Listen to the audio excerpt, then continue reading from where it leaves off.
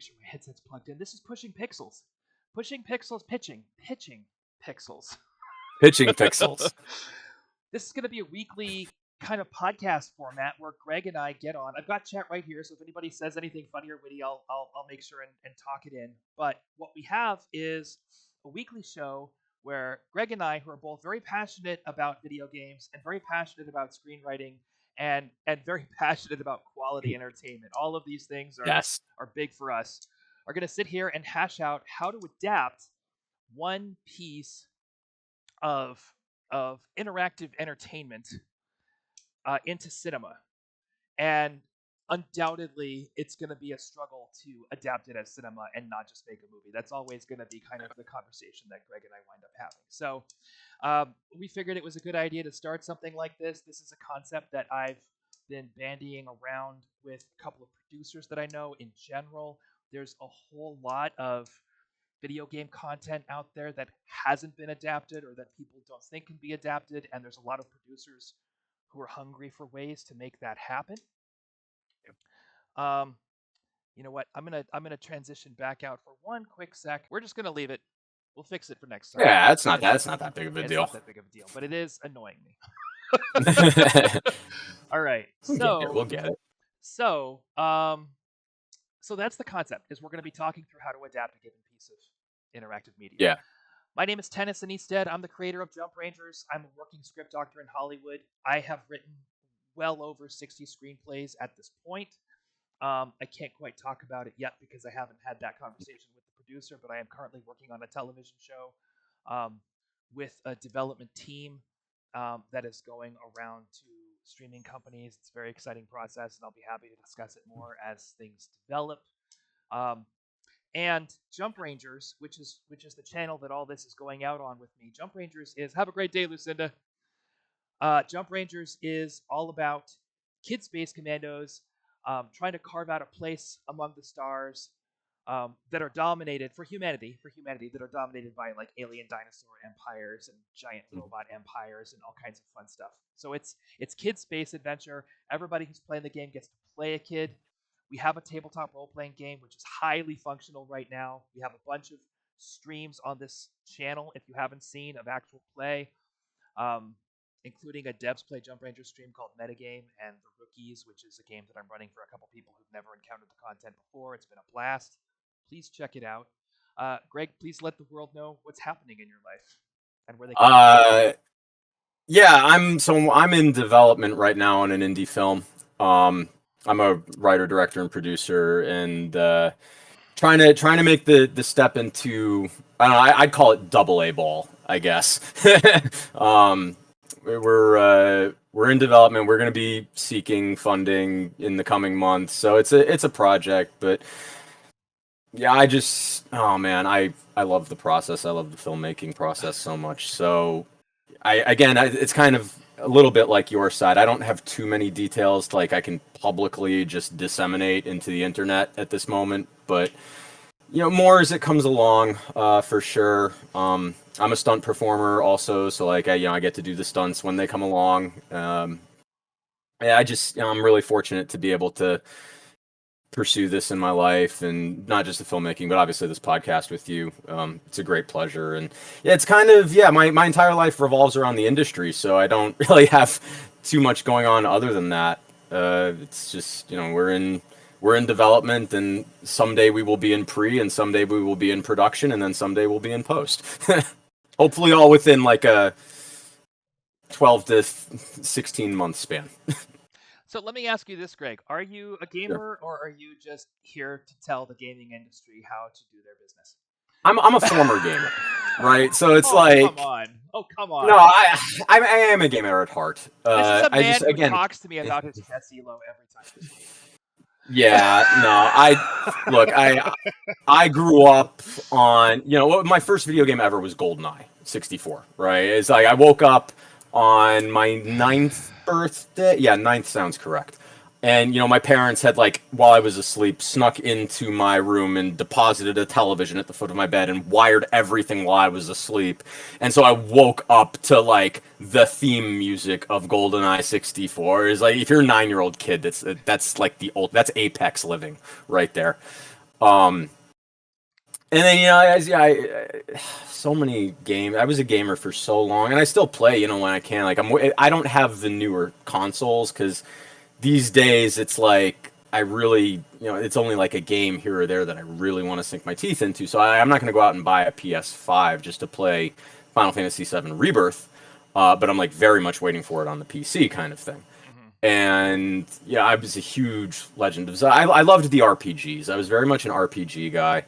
So the Mario games, the Zelda games, Final Fantasy, so much like SquareSoft, Square Enix. Like I'm a SquareSoft guy. That's how far back I go. It was not Square Enix to me. It's SquareSoft, and I don't know. It's just we get older, and I haven't had as much time to play the games as I would like, but. Every once in a while, a game comes around that really charms me. Like, oh my god, like a game I would love to talk about at some point. I don't even know if you've ever heard of it, familiar with it. It's a Steam game called Noida. Yep, Um, I'm familiar with it. I think it's the hardest game ever made.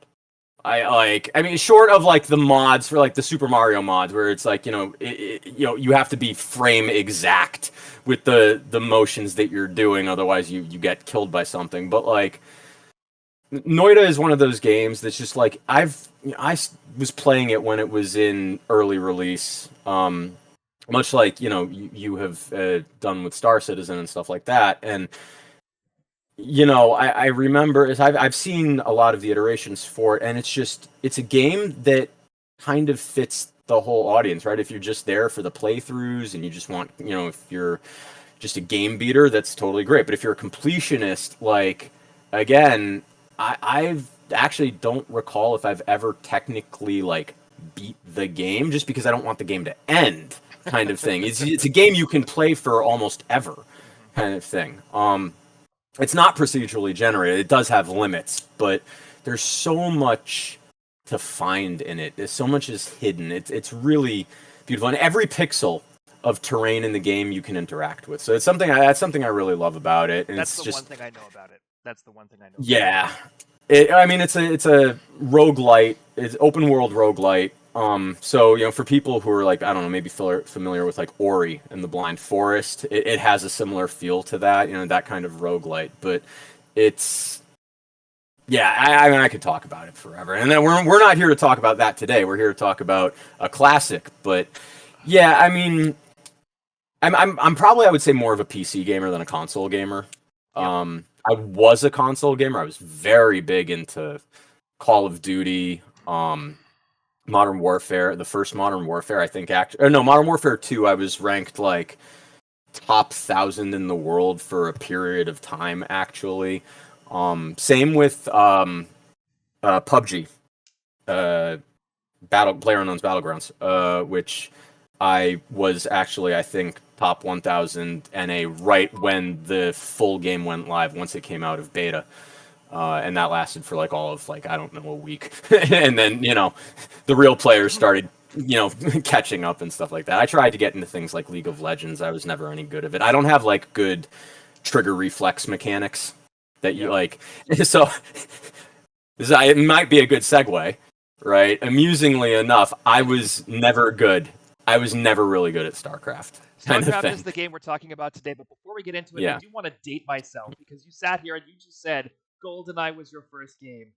The first game that really game I owned, not first game I ever played. No, I hear you, but like the first game that you spent a lot of time with.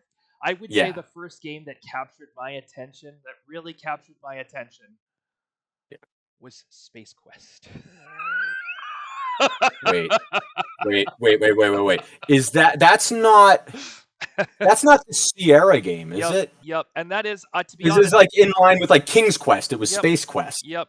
I played that as a kid, so I guess I should clarify that. Like GoldenEye was my first console game. I didn't have any video game consoles for that. But my father was a computer programmer, so we had a PC. Yep. So I grew up on King's Quest 4, which was the Rosella one. Yep. And yeah, I mean, Space Quest was definitely a game I played. I don't remember how many of those did they come out with. It was more 7. than just one, right? They did 7, but the first 2 were the ones where they did specifically the 8-bit graphics and all the amazing artwork, and then they kind of graduated into VGA graphics with Space Quest 3, and then they adopted the new point and click format. And to be honest, I haven't played through the point and click ones. I've Right. started Space Quest 4, and I have to start it again. I got the pack. I think there's 6 actually. I think there's 6 of them. Okay. But I think at some point we should do Space Quest because Oh yeah, and I would love to do King's Quest that'd too, be great. because That'd be great. so I mean, King's Quest 4 might be the first game I ever played in my life. That's what. So my parents, my father being a computer programmer. So my father programmed at the Federal Reserve Bank of Boston. He passed away a couple of years ago, but he did that for 30 years, almost 30 years. So we had an IBM Unix machine. Yep. That was just DOS, right? Command prompt only. And so he taught me how to install. We were installing these games on the 3.5 inch, diskettes kind of thing. Oh yeah. And it was like, okay, there was a CD slash, and like typing in, accessing the actual directories with keyboard functionality only. And then, running these programs. So yeah, I mean, Sierra was it was such a big part of my childhood. I mean, we played, there was a card game thing. I think it was called Hoyle. And you could play like Klondike and Cribbage and Gin Rummy and Hearts. And I learned all those card games from that. And then again, King's Quest 4 was my first. King's Quest 6 was my favorite, which I do believe was a point and click interface. But even 5 was still like type and arrows only movement. God, I loved those games so much. They defined my childhood. We have that in common. My dad was an industrial designer, so he wasn't a programmer, but he did work in the computer industry back when the computer industry was just north of Boston. It was up on Route 28, like Dedham and places. And so you had companies like Sun Microsystems and Apollo Microsystems, and all of these before. As soon as personal desktop computers started becoming a thing, all the industrial stuff started moving out to California. But back when it was all about reel-to-reel stuff, all of that business was in the Boston area. And my dad was one of the people helping figure out what it all looked like, basically. I got to tell you, and you probably identified this. When I saw *Halt and Catch Fire*. When you saw what? Catch Fire? *Halt and Catch Fire*, the AMC series with Lee Pace. Not familiar with that, actually. Whoa, because it is now it's not Boston, it's the Texas Instruments people. It's all the stuff that was happening in Texas. But it's about I've never even heard of this. Yeah. It's about a small computer company coming together and trying to build basically a PC compatible thing to compete with IBM. Okay. And reverse engineering it at the last minute to get it out. And the whole series is now that the first season was fantastic. I honestly felt, for all the reasons we've talked about, that it didn't hold up as well in future seasons. But I will say, like, it scored very well. The dramaturgy, 90%. Yeah, 90% on Rotten Tomatoes. Like you start seeing the people that were around, and they got the culture of the computer industry in the early 80s. Right. So correct. Correct. It's uncanny how good it is. And is it Mackenzie Adams? Is that her name? It's the movie it's the show that got her out there and got her working. It's got Lee Pace in it and a bunch of other. I see Mackenzie Davis. Mackenzie Davis. That's right. Right. And Lee Pace. It's so good. I think you would eat that. Never show heard up. of it. I think I'm gonna put it on the list. Yeah, I'm gonna. And the put it on the list. The composer for that show gets high marks. I would say the opening credit sequence of that show is one of the best I've ever seen. But there's a lot about that show that's really great, and I think that you would enjoy it a lot. I'll have to check that out for sure. I mean, you're always able to drop things that I need to watch, and so the list is growing way faster than I can get through it. Check out. And of course, I didn't know you grew up in the freaking computer industry of Boston. That's ridiculous. Yeah. I mean, so I was born in Boston, and I lived in Newton until I was 5 or 6. I can't remember. We moved in '93, so I guess I was 5. And then we lived in Needham for a while. I lived in Needham until I was 12 or 13. I can't even remember. But then it was just Natick and then Framingham. So I just kept going like one town west kind Yep. of thing. So, but yeah, like, yeah, I mean, I keep forgetting that you're from that area as well. It's like now you're out in LA, but But yeah, specifically no, that community as well. I mean, yeah, I grew up on the Cape mostly. I was okay, born in Newton. For the first year of my life, we lived on Marlborough yep. Street, and I then was on Brookline Avenue. and then we moved. Is it Yep.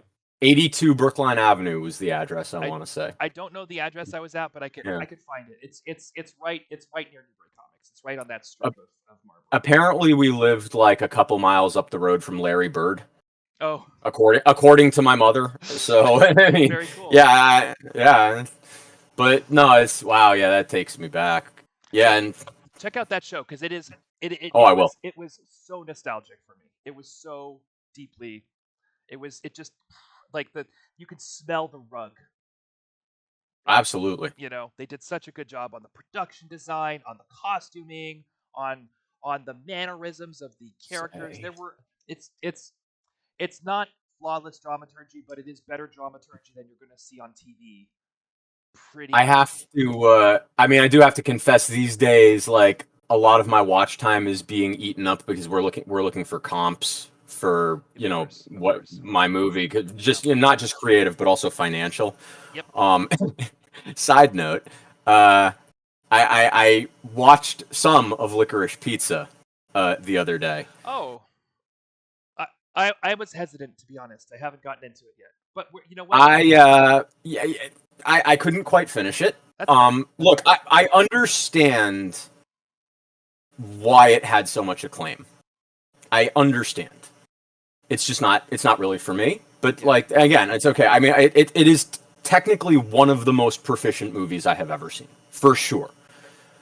But and you and I can talk about that later. That's Yep. beyond the purview of what we're doing right now. Yep. But yeah, so like a lot of my watching, like yesterday, I watched All the Bright Places, which I loved, and um, so it's that kind of stuff that I'm watching right now. But I will definitely put this what you don't know, Halt and Catch Fire Yep. And on the list. it is delicious work from the entire cast. The first season Hmm. is so well written. There's so much to recommend it. I ate it up. I ate it up. All right, I will definitely. I'm kind of my series that I'm kind of going through right now is Better Call Saul because I've actually never watched it. Yep. So I just It's finished the second very season. similar in terms of the scope of the show The and style, the style. yeah, But I think like it has part of the reason why I think um, *Halt and Catch Fire* so much is that it in terms of the commitment to scene work and in terms of the scope of the production design and then the need the they didn't need to sell the era. They didn't need to say, "Hey, look, it's the '80s." They just populated the world well. right. It reminded me a lot of Manhattan, which you know is one of my favorite shows. Which So is what is immediately preceding now Halt and Catch Fire on the watch list because that's another recommendation from you that I have to get to at some point. So, anytime we start with an adaptation, the most important thing is to first start with a log line and to know what movie you're trying to make, right? Oh no, And it might be that log lines. and Oh, it might be that we have a discussion about whether it's a movie or a television show. I think StarCraft is a movie, and and this is hmm. something that my personal um I've this is one of those projects that I have had fantasies about. I'm not Blizzard is very clearly in control of their properties, and Yes. at the same time Yeah. there have been it's not a crime to say very public Yeah. management upheavals and issues with the company. So I can't imagine that they're going to be getting their any. There's not going to be any feature film licensing coming out of Blizzard that I can foresee. Right, And especially after what they did with Warcraft. Let's be fair. well, look, I'm not going to sit here and like I I adore Duncan Jones, Right. and I thought Moon was fucking great. Pardon My my only French. contention with the Warcraft movie is that they just needed to pick their lane, right? Like they tried to do that like hybrid crossover of CGI and live action, and it just didn't. No one Well, liked that. look. But here's the thing. Here's the Yeah, thing that I understand and respect about the production process of that movie is that sure. Blizzard has built their empire on their cutscenes. Oh, absolutely. Like this is Blizzard has a commitment to gameplay in their company culture, which is Yeah, something that they maintain. But the storytelling of Blizzard is a huge, massive part of what attracts people to their properties. And I agree. ultimately, the whole reason for projects like Heroes of the Storm is that they understand that their characters are their bread and butter. They get that, Yeah. and they are deliberate in putting iconic and and relatable characters out there into the field as consistently as possible. Whether or not they succeed or not, that's a valid conversation to have at a later time. But it's part of the That's what I'm saying. Like, if they had just made the whole movie one giant cutscene, I think it would have been very successful. Now, granted, like, I can't imagine the manpower and the money that that would take. Let's be fair. We already know why. I would You know, argue that's what they did, and I would also argue that they just cast actors in it, and I would also argue that from a writing standpoint, a big problem with video game adaptations in general, and we can have a conversation about the degree to which the Warcraft movie fell into this trap, and I will leave that conversation on the table for someone else to have at a later date. But sure. here is the pitfall that needs to be avoided. Okay, it's it's something you and I have discussed ad nauseum. It's the fact that when you're playing a game or reading a book, you can make a story about the things that happen to your characters because the audience is naturally engaged by the fact that they are reading the book or Right. playing the game. They're doing something. So, Yes. so I actually had this exact thought last night when I was just like thinking about things. I had I had my table read last night, and so I was thinking about stuff like this, and it occurred to me that is like, what if, if we're trying to adapt a video game, mhm, right? Especially like an RPG, which is like clearly StarCraft, Warcraft are not RPGs, right, right? And the original ones we're talking about, right? Not yeah, World of Warcraft, not any of that, but and I was like, what's the most like? I kind of leaned into. I plagiarized the line in my own head from Sword Art Online, the anime, which is like, what's the most boring thing in the world is watching someone else play an RPG. yeah, yes, So, yep, and that's the thing, right? Like if you're playing it, you forgive everything because you're so just emotionally immersed yep, in it, yep. and it makes it easy to just keep going and to become addicted. But if you're not playing in it, you're not immersed in it, you don't have that, what do we talk about in film, like the willing suspension of disbelief. And it's, it's similar for video games. It's not identical, No, it's not. but I think there's some some overlap in There's a all of huge that. similarity between literature and video games in the sense that the Yeah. audience is naturally engaged by the medium. They are, Right. and Yes. and Yes. and And but movies are voyeuristic, that's like right. inherently. That Yeah. we have to keep people watching. We don't want them to be Hmm. waiting to see what happens. So, Yes. and this is where Which dramatic. is what and if you're playing a video game, you forgive the game for that. You always forgive the game for Well, that because it's you're in the act of doing. and the cutscene or whatever you're getting is a reward. Yes. It's a reward that you're getting for something that you did. You Whereas if you're just watching, it's just more status quo. You were watching before and you're watching again. It's that yep, Yeah. you're taking a rest. First of all, you've been working, you've been trying to master this thing, you've Yeah. been trying to do this. You probably played the level or whatever, played the sequence Yeah. however many times, and finally you've gotten into a rhythm where you can get through it and win that part of the game. And then it's like, okay, I've got 3 minutes where Blizzard shows me some pretty pictures to cool my jets, and that's what Yeah. happens. Whereas in a movie, you're not playing. You're sitting in a chair. So, Yeah. and this is the nature of acting. This is what acting is, folks. Your job as an actor is to perform an action rather than a reaction. The story can't be about what happens to your character. It has to be about what your character's doing. And talk about things we've discussed ad nauseum. Exactly. because people watch other people doing shit they have no business doing. Yeah. That's what people watch. If something, and this is something I've talked with Greg about, but the relationship between an actor and an audience member is the bystander effect. If somebody's doing something that looks like it's going to fail, and they're putting in all this effort and energy to achieve it anyway, you stop and you watch. Even if it's subtle, even if you're walking down the street and you see somebody working on power lines, you stop and you watch the person long enough to realize they know what they're doing. And as soon as you realize, no, it's fine, they're safe, you move on with your day. You don't think about it again ever. If you see a kid, yeah, I don't. I'm not sure that you and I exactly agree, like verbatim, on what people like become enamored with, just in terms of watching. Because like I mean, you and I have had the discussion before, where it's like there are certain things that like people just don't want to watch regardless. Like, and there's actually I can give one data point on this, just from my time in the stunt industry, which is audiences don't like seeing people on fire. They don't. It's too disturbing, kind of thing. So it doesn't matter. Like, what's the argument? Like, well, if the person on fire is trying to like find water to put themselves out, that's cool. Like, that's a person trying that. Like, that's a character trying to very clearly to accomplish an action. I mean, yeah, there's maybe some reaction to it depending on how they got lit on fire, but that's the kind of thing where it's like people will turn away because it's just too upsetting, kind of thing. So there's a difference between them, like, are they watching through their fingers or not is the question. So ultimately, like, to me, they're not, though. That's the thing. Like, and there's data that shows this. But here's my point. Like, you're right. Yeah. If somebody's trying to put themselves out, that's a reaction. But if you have a story, let's say it's about the Peacemaker with George Clooney. Right? You've got somebody who's trying to identify a terrorist plot, and of course it ends with a last-second effort for them to try and defuse a bomb. That's how it ends. If George Clooney was on fire while he was trying to defuse the bomb,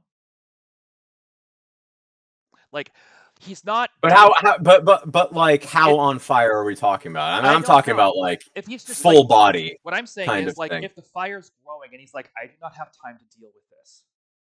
I am going to sacrifice my life to make sure this bomb doesn't go off. I realize that this is going to hurt and it's going to kill me. And I have more important things to worry about. At that point, I think it's a different scenario for the audience than watching somebody. Because the actor who's screaming and running around in flames, or even the actor who's trying to put themselves out, they're trying to sell the burning. They're trying to sell. And that's where... Right. I think but there's something about it. Right, that just like it really disturbs people, and there are things like that. It triggers. So right, yeah, it does. It's triggering to some people, and like it's not just you could talk about it too, like the guy working on the power lines, like you were talking about, right? You're walking down the street, and it's like if the guy's working on the power lines because he's just doing his job, and so that's clearly he's not reacting to anything, he's just doing his job, but then like gets shocked. At a certain point, if he's continuing to get shocked, because what happens if you're getting shocked? Typically, your muscle seize, and then you can't like let go. You can't break the contact with whatever's shocking you. And so at a certain point, people aren't going to be able to keep watching.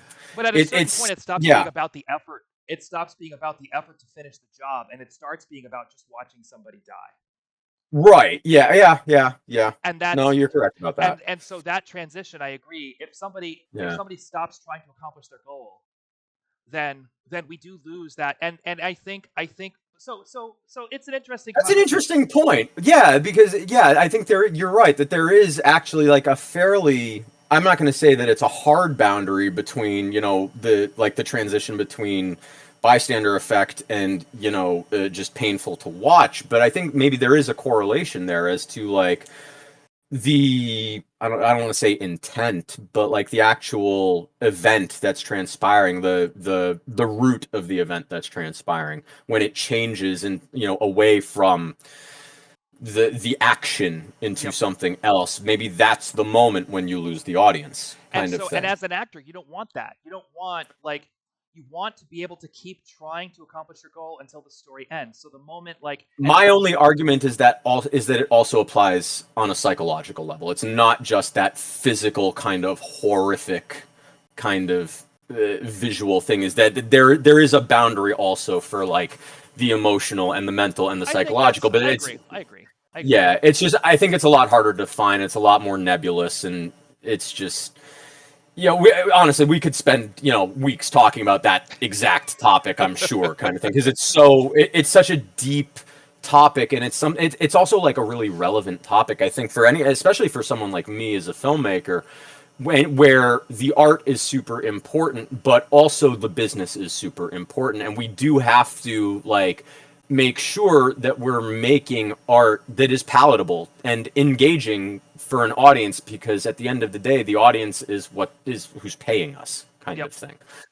We don't have a job without the audience, and so Yep. to me, yeah, the art's really important, but it is critical for me to make sure that at the end of the day, the audience feels like they got their money's worth. And And more to the point, yeah, I don't think those two things are mutually exclusive. I think that I think that some people think they are, and that's a problem. it is a problem. Mhm. Because the art of Mhm. acting is about performing an action to draw the Yeah, audience in and build a relationship with them. That is it's the whole point. entertainment. It is, or It's, or it's not like you said. It can be visceral. It can be something yeah. that forces people to confront. Whenever I make a movie, I think Hmm. that as a filmmaker, there are three fundamental things that I can do to the audience, and whenever I make a movie, I have to pick two of them. Okay, I can delight people, Hmm. I can inspire people, Hmm. or I can challenge people. Now, Yeah, sure. it's going to be gross and weird if I just do one, but it's going to be crowded if I do three. So, like, the I StarCraft. think three can be done, but it's like I think if you're gonna do all three, you're starting to talk about like the grand epics, like the 3.5 hour movies where you Or, actually have the runtime to fit all three but in, in any kind of thing. given sequence or in any Oh, given it movie, like an individual moment. you would only be able to Yeah, fit two. you can't do all three. You got to do two. Yeah. And typically, I don't try to do more than two in any one given log line, for example. Um, Okay. so, but the point No, is, that's a really good observation. Yeah. so you might have beats of this or that, but it's going to be a focus. And ultimately, bringing it back to StarCraft, part of what I'm trying to say here is that when we make video games, we are asking the player to do things and get good at doing things in order to complete the game. So Right. That's part of the experience is like the user learning. we are creating a reactive experience where they have to rise to the challenges that we present them with. And Right, ultimate but because they're involved in it, the reactive experience is okay. Totally, exactly. Yeah, and I think that's what you and I had agreed. That's also why books function the It way they do, it kind of is. thing. It is. Yeah, And so in a different way, and that's a conversation. Well, I'm sure we're going to get into it. So we're going to inevitably do video games that were adapted from literature at some point. It'll be a conversation. But yeah. here and now, you're giving characters different battles to win in StarCraft, and you're creating a narrative through the reasons those battles are occurring, and you're using the sequences, the cutaways, to reward the player for reaching certain basically waypoints in the game. So ultimately, My argument with StarCraft, and I'm sorry, just to yeah, drop this in real quick, is that StarCraft's brilliance comes from the narrative and the cutscenes, and that I had identified, at least for myself, this was probably when StarCraft 2 came out, so like back in 2010, that the narrative was cinematic enough for the cinema, kind of thing. I absolutely agree, and I will also, and at the same time, like if we're going to talk about the brilliance of StarCraft, Yeah, we have to discuss the gameplay balance between the three factions. This game became the national sport of Korea for 20 years. yeah, Like, like yeah. the balance of this game was so good. It's the origin of esports. It is the origin of esports. This is the game that like started esports. Yep. Esports, I mean, yeah, let's be fair. Esports probably do end up existing without StarCraft, But not in the but same way. we're not in the same way, and it's obviously further behind, on the timeline kind of thing. StarCraft, BattleNet, right? Like Yeah. BattleNet was revolutionary. So this was revolutionary gameplay, and the level of Mhm. forethought and balance that went into developing this gameplay Yeah. was and Brood War was the cherry on it. But I think narratively, Yes. Yes. um, I think narratively it is the first game, and ultimately, um, I will also. So what the point that I'm making, and go just to touch on it real quick, is that the key to adapting these things is to find the thing that the protagonist was doing and trying to achieve through all the fighting. If you were to tell the story as something that belonged to the protagonist and was ultimately that they were accountable for, the thing that they Right. did that they were accountable for that belonged to them, as opposed to I'm going to tell you what I think that thing is, or do you want to tell me Okay. what you think it is first? Well, so there was I wanted to revisit one thing real quick where you said you had thought this was like very clearly a feature. Yeah. And I Oh think yeah. it totally could be. I think it totally could be. Right? Like you can totally do a movie. I think honestly though it would deserve more than one because I like the truth is that the narrative is just so wonderful all the way from again chapter 1 of the original all the way up through don't tell me, oh god. See, I didn't play the last one in StarCraft 2. I played Heart of the Swarm, and I never ended up getting the last one. What was the last one called? Oh. Oh What was dang. the Protoss one? I don't remember either. I don't remember the name either. I I'm did blanking play on it. it. I did finish the game, but let me. And I just think that you know that's too much to fit into a single movie. And if you could somehow convince studios to let you make a 4-hour movie, I don't think there's enough time. And there are too many major dramatic beat changes in the story. And we're allowed to like spoil story here, right? Like we're not. Yeah. Yeah. Legacy of the Like Void.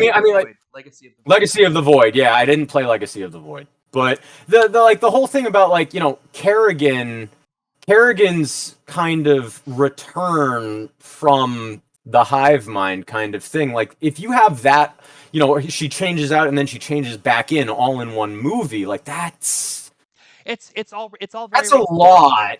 You're asking a lot from the audience, I feel Well, like. I think it's that it is more passive than the original story. I think like so to touch on it. Well, yes, but the original story was the foundation for everything, so I feel like it can get away with some of that. Well, and at the same time, I think Yeah. that there are more clean lines of action to be dug out. I think that if so, Yes. first of all, I think that I putting aside the Arcturus Mensk problem for a moment, because the big Sure. challenge is Arcturus Mensk. He's a dictator. He's taking over Terran space, and the problem is that He's the status quo bad guy, which is the problem. He's in power, and the only thing he wants to do is maintain the status quo of his power. And as the player, he Yeah. tricks you into helping him build that power base, and then he puts you in a position where you need to lead the resistance against him. But Yeah. the key to the movie, I think, and so first of all, why is it a movie? I'm going to go ahead and say, I think that this is content that benefits very strongly from taking big production risks, and those risks are not sustained. Limited series can do that too, though. I think that, but I think they are production risks that you don't necessarily want the content to be burdened with forever. If I was going to make a StarCraft movie, and I've discussed this with you, my first call would be to Brian Henson. Okay. And I would want to build a StarCraft, maybe trilogy, using the Henson Studios. I would want puppets. I would want physicalized Zerg everywhere. I would want. Oh yeah, we had talked about, and yes, yeah. You want it to be like I want Zerglings coming out of the ground with people like the original Xenomorph, right? Like how they built the original Xenomorph kind of thing. I'm going to go ahead and say, I think because of the art direction of StarCraft, we have more room to take it in a Dark Crystal kind of direction, but with live action actors. I think that the Zerg should be a little bit fun. I think that they're going to be the big Just to be clear, like for the viewers, we're not talking about like the Muppets puppets here. No. We're talking about like the nice big full scale beautiful like things you would find at like Comic-Con and stuff like that. Yes. I do think you want more slime in the sense of Alien. I do think we want buckets of like liquid latex. I think that we want tons of but I think that we want the creep to be physical. We want it to be a physical. Oh god, a physical creep would be amazing. We want just Could you imagine? Just sets covered in goop that people actually have to slog through. Could you imagine if there was a way to actually make real life self-propagating creep? There's got to be a way to do that. There's got to be some kind of like science fair experiment thing, like like the volcano. You put the baking soda in and it just erupts. There's got to be a way to make self-propagating creep. I think you get to do most of it physically, and then you just deal with the animation itself. It's scene extensions. Yeah, exactly. Yeah. I think the animation is going to be done in the very same way as the effect they used for Venom in Spider-Man 3. I think that the creep just kind of pulls its way across the landscape, but then you've got people just making their peace with the fact that it's moving, and you've got most of the scenes just in a very shallow tank where people actually have to walk through all this stuff. I think it's going to be so much more effective. I understand this is Brood War, but how do you deal with like lurker spikes? Right, because you can't. You have to have the lurkers in some portion. Oh, I think that's an iconic. It's an iconic unit. Well, I think that you actually have springs under the set, and you have like special. Just give the special effects department 10% of the budget and tell them to run wild. You have little buckets full of foam and rocks where the spikes are going to come out, and then you have rocks flying everywhere, and soldiers having to dive out of the way. I absolutely do want a can you imagine flagpole height spikes? How cinematic would that be? Because that's another thing too. I think that based on how the camera operated in the game, right, where you were always kind of like that, like angled bird's eye view, you were never on the ground, right? So there's a cinematic perspective that you can tell this story from, and this is the director in me speaking, and what little I know of cinematography. I have a wonderful director of photography who does all of that kind of specialist thing. But could you imagine if the lurker spikes were the height of a high school flagpole kind of thing? Yep. That changes no pun intended, but the gravity of the situation, right? That's scary all of a sudden, because anyone who's played the game knows how that the lurker attack operates, kind of thing. Or the banelings, right? Imagine if the banelings were not the size of I don't know, a German Shepherd, a Volkswagen, but rather a Volkswagen Beetle, or an elephant, maybe not an elephant, because then that's probably more ultralisk sized, but a Volkswagen Beetle, right? And they roll up and they go to, and then they explode with all this actual spooge that just goes over the set. It would be so awesome. And then nice Indiana Jones Raiders of the Lost Ark effect of people just melting. Kind of thing. Exactly. And then when the lurker finally comes up out of the ground, it's stop motion. I think that you've got such an opportunity to keep the battalion-sized scope of the story intact, and then in those moments when you pull back, you have stop motion siege tanks on a ridge, just like the whole thing. Well, the thing is, it can be that localized scale of intimate, intense, close quarter combat, and it can also be that crazy epic Avengers Endgame scale. For when they're attacking the Overmind at the end of the first game, and stuff like that. You can have that breadth of scale. To me, that I'm not going to say it's integral, but that is a very strong step toward what do we all love to talk about and what are we all seeking for? Broad appeal, right? So here's my comment about why it should be a movie. It's because, and this is stuff I've all thought about, so please feel free to disagree, but this is just where my brain's always been at, is that what we're discussing here is already not a cutscene. It's already not something you can hand to the cutscene department. It's not. It's not that. I don't think that Blizzard should give up that level of creative control over the property. What I think, though, is that if they did manage to trust somebody with the property enough to let something like this happen, it would set a new standard for their narrative department, and it would set a new standard for how they understand. So ultimately, I think it would be a teaching tool. I don't think that they need a television show. I think the television show should belong to them, and it should belong to their cutscene department, and it should. Well, I would have said limited series. To be fair, I'm not talking about network, ongoing weekly. I'm talking about 8-episode season, like The Witcher, right? Maybe Game of Thrones. But that is how television works now. So ultimately, not exclusively. I mean, look, I still get paid to be on Law and Order and Blue Bloods and the procedurals like that. But that's never going to be But the point of the series is to produce as many seasons as possible and to maintain an ongoing investment. And I don't think that Is it? yeah, the Witcher only got shut down because the I mean, creators. well, what about things like Queen's Gambit, right? Yes, Queen's Gambit got a second season, but like that was designed initially only to be the single season That was kind of thing. designed to be a single season because that was part of the rights acquisition. The writer insisted on it. Oh, was it? It was an original IP. It was not an original IP. I mean, no. yeah. So things I didn't know. Okay. And whoever was an executive in that department at that time felt so strongly about acquiring those rights that they were willing to make compromises with the writer. So got it. So it's not about that. If you're going to invest in it, and the pressure to create more content and develop what they'd already sort of won, the pressure to do that was so strong that they actually had to go and do a second season. They had to convince the writer.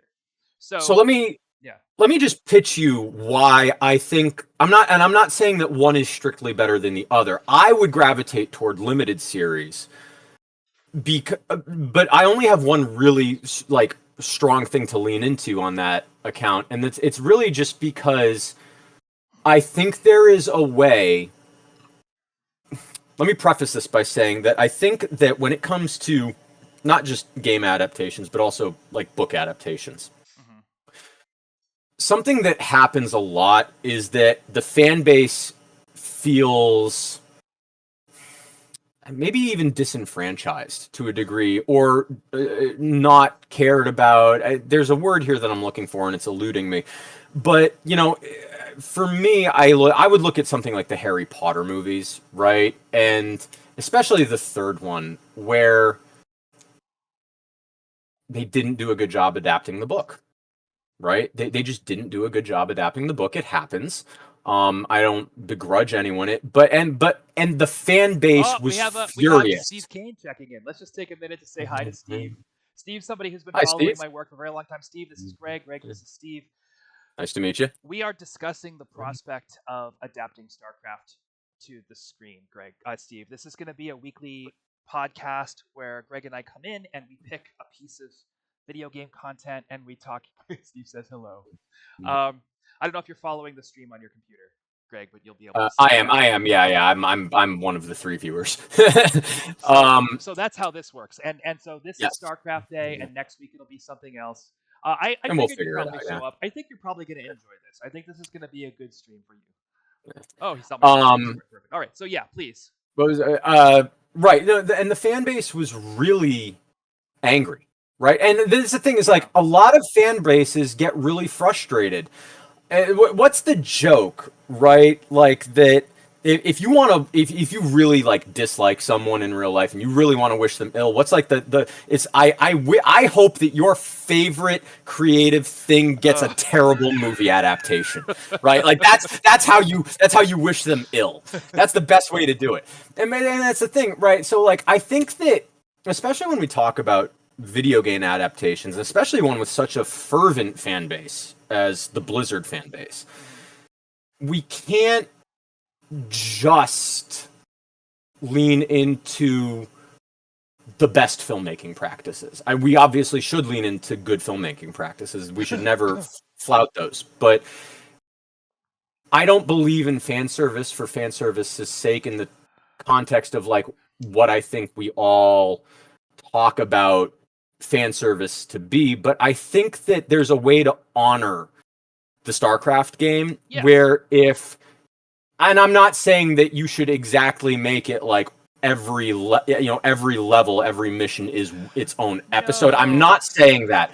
But I do think that there's something to be said for that kind of structure. Well, let me take a step back because I agree with you and I disagree with you. I think that you're touching on something here that's really important. Steve says the fandom. Yeah, I don't think it's a full. I'm not saying it's a complete, conceptualization, but I don't believe that you need to change the narrative in order to adapt content. I don't believe that. Well, I agree with you on that. I don't think you need to change the narrative. And I think if you don't change the narrative, you're going to get 2 responses from fans. I think it's not about creating a story that makes a good movie out of StarCraft pieces. It's not about that. Right. It's It's about digging into what happened in the story and finding what the characters did and telling the story of what they did in the context of what happened. So oftentimes these stories are going to wind up hitting a lot of the same mileposts along the way, and at the same time we wind up cutting things out that maybe seem um, that maybe Just extraneous. they're extraneous to that story, Yeah. and at the same time, and so Yeah. what the audience will see is, oh, they edited this, but it worked really well.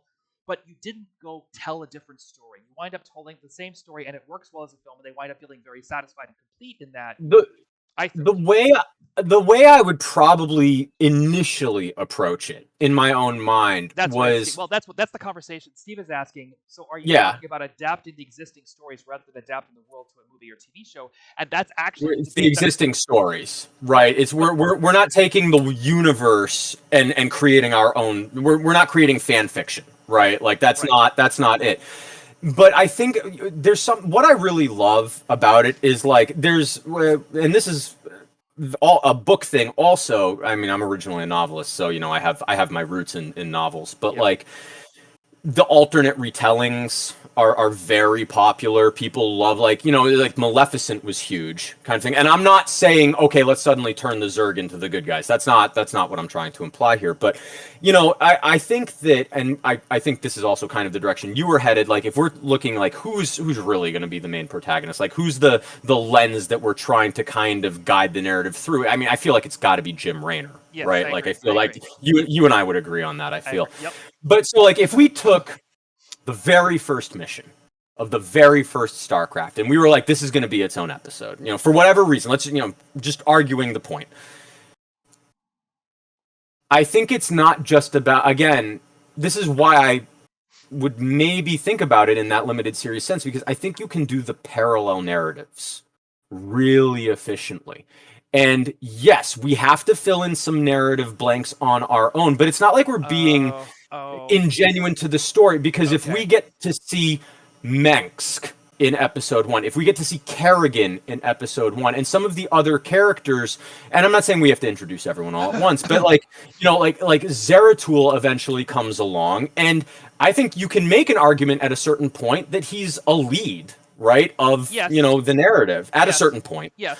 And he deserves his own focus. That the Protoss narrative, which he's the clearly kind of the hero of, deserves its own focus. And towards the end, we have the converging storylines. Okay, let me hit. That's how I would approach it. Let me hit but you yeah, no, go ahead. Let me hit you with my pitch then. Sure, I see exactly what you're saying, because I don't think Raynor's action is to win the war. Oh, I agree with that. I don't think Raynor's action is to win the war at all. His action is to get Kerrigan. And after he meets her. But he meets her in the first mission. Is it the very first mission? She shows up. She's the ghost who's been sent by Mengsk to help clean up. So it's either the first or the second. That was the very first mission. Okay, I thought it was like the second, but yeah. I think the story starts the moment Raynor starts working with Kerrigan. The moment he's like, "Hey," and she's like, "Do your job." Like, right? Yeah. No, like, absolutely. That's the moment the story starts. Now, fundamentally, I think the story gets into the second act when Kerrigan so basically Raynor's trying to impress her. He's working with Mengsk to try and impress her, and then he's trying to free the colonies to show her what kind of man he is. He is literally fighting a war. Like, this is not sustainable. And because it's like she's given him renewed purpose or whatever it is, basically. Yeah. And then she becomes a Zerg. She gets captured through Mengsk efforts. That's the 8th mission in the human campaign, right? I'm trying to remember. Of Act 2. Now, the okay. Oh, you're talking about in feature film format. Yep. Okay. So, okay. Or in the arc of a season or whatever. But I think that his efforts to get Kerrigan become their most broken when he works so hard to get her back that he pushes her to basically like lead invasions and start waging war against everybody else. Like that sounds like the script I just wrote. There's a lot of similarity, and in order to actually like create a workable relationship with Kerrigan, You he know, has to then accept that she is not the person he wants her to be. She's the person she is. And he can empower her to realize her potential by leading her in a fight, by giving her the chance to be the hero, and by at giving her the chance to win on ire. at what point do you find the shift in Raynor to occur where the intent then becomes to end the war so that he and Kerrigan can have the happily ever after? Oh, that's going to be the beginning of Act 2. Like, he has to win. Okay. He has to Okay. win. He has to win so that and that's the whole reason he joins forces with Tassadar, is because he needs to create an environment where Kerrigan doesn't need to keep fighting, and Mengsk is going to help him do it. But is he seeking out? So in the line of active action versus reactive action, is he seeking out Tassadar? He's either seeking out, he's either seeking out Tassadar, or he's trying so hard to beat Mengsk because that's what winning the war means to him. He has to defeat Mengsk so Kerrigan doesn't need to keep fighting. Well, he doesn't have to defeat Mengsk until Mengsk sacrifices her, though. I feel like he's very much on the same side as Mengsk until Mengsk sacrifices Kerrigan. Right, but he figures, okay, this is all broken. I need to make things right. I need to bring Earth back to a place where it can be Kerrigan's home again. He's trying to give her back her home. And he tries so hard to do that he demands Tassadar's attention. So it can be a situation where Tassadar's like, I see that you've driven everyone away. There's an interesting comment by your guy, which I think maybe kind of supports the structure I was going for, where we get the old and we get the new. And I don't mean to like derail what you were pitching there, because I mean I definitely, I'm picking up what you're putting down, but I think that there does need to be a degree of like honoring the old while still contributing the new kind of thing. And maybe I'm a weirdo, right? But I actually really liked the fourth Matrix. I thought it was the second best of the four. Obviously the original is the best, and like that's not debatable. But like I really liked the fourth Matrix because I thought it did a really good job of honoring the old, but still making it, God, I hate this word, industry buzzword, fresh. All right, like they made it fresh, but still, you know, it did, you know, the people like me who saw the original, who were blown away because what they did back, you know, in '98 was so revolutionary in terms of the visual storytelling. Yeah. That, you know, I just personally, I really do like that hybrid approach of adhering to the source material and adding something new while not deviating from the source material. And that's what I think we're doing. I legitimately think we're picking out the subtext, and so he picks the battles he gets into, and your question about whether he's reaching out to Tassadar or Tassadar is reaching out to him. Like, the fact is, Raynor is, like, but to me, based on, you know, conversations we've had where it's like the action needs to be active, if Raynor and like the only way that in my brain that works is like Raynor and Tassadar both know each other exists, both decide they need each other, and both decide simultaneously that they're going to seek each other out, as otherwise one is reacting to the other's. I don't think so. I think that Raynor can make himself such a problem for Mengsk that Tassadar has no choice. I think that Raynor can. So we're at this point. We're talking about after the Kerrigan betrayal. Right. So maybe let's say, for example, that Raynor takes the fight to Mengsk. Okay. Which he does, and there's a number of battles in which Raynor like pushes and pushes and pushes to undermine, and like he's getting people killed. The colonies are starting to like be like, whoa, this is going too far. Like, and Raynor is the one pushing that. He's like, I don't care. You have to have him. So the you turn Raynor into the bad guy though if you're doing that. Well, he is acting like a dick. He's not. He is fighting a private war. He is. Yeah, but that's not even, to me, like. But he's also leading people into these battles through his inspirational nature, and he's reminding people of what independence means. So maybe you're talking about this almost like in kind of like a Walking Dead kind of faction way. No. It's pulpier than that. It's more Shakespearean than that. So ultimately, So ultimately, and this whole thing is very Shakespearean. He pushes so hard. People are saying, Rainer, Rainer, Rainer, like please, and he's like, we can do this. It's not do what I say. It's listen to what I'm telling you. And at the midpoint of The audience know that Rayner has the right of it, right? Like that Rayner is justified in what he's doing. But he's not doing it for sustainable reasons. His problem is that he's chasing a girl. That's totally. I don't mind them not doing. I don't mind doing a character doing anything for unsustainable reasons. That's a human nature thing. Like we all do that. We're all nuts. He's trying to be the paladin. He's trying to be the paladin, and he's picking the right fights. But like he's trying to. But he's failing because he's doing it by himself, kind of thing. He's not stepping back. He's not stepping back from the problem. Oh well, yeah. Character has to push the gas pedal down harder, right? Like that. You and I are in agreement on that. So he's pushing this fight to the point where like people are like, Rainer, I can't. Like we've lost, and he's like, and at that point, and that's the first pinch, and we would look through the narrative to find that point. It happens, and Rainer's like, no, trust me, and it's like, no, Rainer, you are losing. This isn't going well, and that's when Tassadar says, you've piqued my interest. And that's but then doesn't so I'm again like I'm still on board with it, but like doesn't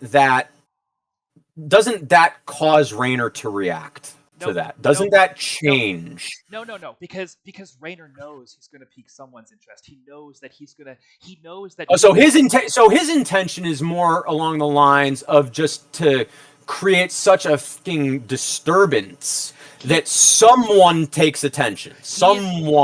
Rayner is trying to give people something to believe in, and the point is, and he doesn't care who. He doesn't, and ultimately, he's pushing past the point where people are like, "But I don't believe in it." He's like, "You will watch me," and they're like, "Rayner," and then Tassadar's like, "I'm watching," and he's like, "Okay." You still haven't sold me on why this is better as a feature than as a limited series. Because to me, the arrival of Tassadar to me, that's an amazing way to end an episode. Right? I don't think so. Because Rayner's arc is all about him chasing Kerrigan down. I think that first of all, if you're going to do a series, it needs to be the war story, and inherently the story breaks down in a more reactive way. I did want to ask you at a certain point, because we have really we just dove headfirst into the narrative here. Yeah. But if we are gonna eventually start thinking about log lines, to me it's like we have to decide what genre this is, right? And I think it's Shakespearean space war opera. Sure, but I'm thinking about it in more kind of maybe like more basal terms of is it a horror? Right? Is it a suspense? Is it a thriller? Right? Do we want it to have kind of the genre feel of Alien, or do we want to have it have the genre feel of Saving Private Ryan, or is it what is it really? What does it want to be? And when we were talking, let me just pitch you on this real quick, right? So when we were talking about all of the beautiful special effects opportunity, the practical special effects, and which are very different for anyone listening, very different from visual effects, right? Very different. Henson was a company we were talking about. Yeah, exactly. We're talking, and you had said liquid latex, which for the Baneling explosions. 100%, that's what we would want, right? As just my producer brain, my director brain, I know we want that liquid latex explosion for Banelings. But again, if we're talking about the 40-foot high lurker spikes, and whatever people melting like that, to me that's kind of horror, right? Let me ask you this. And Steve's saying no, it's The Expanse. I think it's less procedural. I think that we lean into the cartooniness of it a little bit. I think if you're to ask me so before we dive into this, my question is, do we use Brood War units? Well, I think you use Brood War units once you get to the Brood War story, which I think is not the feature. I think that's a sequel. Okay, so you're not seeing the entire IP as a single movie, no, right? You're seeing this as a series of movies. I think you do. I think you do the first one and you see how it goes. I think that Rayner's efforts to get Kerrigan fundamentally do end with her victory at Ire, because he's like, you know what? you're the queen of the swarm. I fucking hear you. Like, let's. Right. So I mean, you're talking about basically the end of episode 3 from the original game, essentially. Yes. And yeah, and so like that, I'm in agreement that that would totally work. I think when you were saying feature, I was thinking like I feel like we would end up trying to shove too much into a single 2.5, 3 hour feature. But if we're like considering willing to pitch this as like, look, we're gonna make the first one and we'll make it self-contained so that it is its own story and it doesn't like it's not gonna leave open-ended things that will leave an audience dissatisfied if they don't get the sequel. Yeah. You know, but the dream is to have it be 5 movies, one for each of the main games that came out. I'm not sure. I'm not sure it would last that long because, as we've said, I think the narrative of the sequels, even Brood War, the narrative is not as strong. It's not, in my opinion. But I'm not gonna. No, I agree, but I don't think it matters. Yeah. Because I think if you, and this is the thing, this is something that you, like, again, when you and I first met, actually, and we were talking about the relevance of having an original IP versus an established IP. Yeah. Right? If you just blow the roof off the house with the first one, right, and you make a beautiful, outstanding, compelling, rewatchable movie. You have a lot of trust at that point. You have so much trust, and the thing is, as long as you are authentic enough in the story in the first one, people, I genuinely don't believe that an audience would fault anyone for adhering to the narrative because they are like you're not defying some crazy expectation. You're not pulling the rug out from underneath them. Exactly. They understand that what they're going to see, and so the fact that the narrative is a little weaker isn't going to be something that they fault the filmmakers for. I don't think. I could be wrong. I could totally be wrong. Or at that point, you can take bigger risks and say, okay, Blizzard, like, here's where I think the story is in, for example, Brood War. Here's where I think we have room to work. And Brood War is Zeratul story. Oh yeah. Yeah. Well, but also what the first the first game in StarCraft 2 is Protoss, right? So that's also Zeratul's story, kind of thing. The first game in StarCraft 2 is the Terrans. Is Terran? It's Raynor. What am I thinking of? Where is it? No, maybe it's Brood War that starts with the Protoss campaign. Yep. Okay, I'm sorry, I'm getting a little mixed up. It has been a little bit since I've played the games. I apologize, but yeah, all right. So then it's Brood War. Brood War is very clearly Zeratul's story, and it's the thing, right? But it's like the other characters are still involved, and so, but that's like there are wonderful cinematic, dramatic beats you can lean into. Whereas if you have Brood War and we're telling it through the lens of Zeratul, Raynor's re-entry suddenly can be this huge, like, again, Comic-Con cheering moment for the audience, kind of thing. The other thing that I like about that is that it stops Brood War from being a white savior story. If Zeratul's like, I need someone that I can work with here. I'm doing things that I'm not supposed to be doing. I'm rebuilding Protoss society. Yeah. I'm going to teach this human how to fight properly. And then Raynor becomes the student instead of the teacher. Like, I think that's so much better. I think Steve just made up a good point, right? It's like these days, though, given the state of Blizzard, they should have as little involvement as possible. That I would say that's actually what we're doing here. Yeah. Is if we're using the content they have already established, they don't need to be involved. That's right. Because they've already greenlit it, kind of thing. Exactly. So I mean, that is kind of I think what we're talking about here to a degree. It is. It's about them learning to trust the craft of screenwriting and acting with stories that they've already told, as opposed to letting us reinvent what they've done. You know, I kind of would like to just try and figure out the genre problem a little bit, right? I think it's a heavy metal comic. I don't think you can make it comical. I think you will put off audiences. I think the suits of armor should be more similar to what you see in the game, and as a result, they will be reminiscent of what you tend like what Fallout did, kind of. Yeah, because Steve had brought up Fallout, but absolutely. You know, I think if you look at what people are doing at Comic-Con, right? In terms of the stilts, in terms of what power armor looks like when someone physically puts their head into the, you know what I'm saying? Yeah, the marine suit. Yeah, I think the marine suit should be done with as much fidelity as possible, and you build it. Oh yes, You put. but I don't think we need to I don't think we need to caricaturize anything. Is what I'm saying, I think no. right? I think the style of. I think this. My point is, I think the style of StarCraft is Yeah. already caricature. It is already like. Right, we just need to make that realistic, is Yep. what I'm saying. We Yep. can't just lean into the caricature of it. Let it be what it is for its own sake. And then, Right. but what I'm saying is, it's not reasonable to have power armor have Right. such big football shoulder pads, and let's not hide from the football shoulder pads.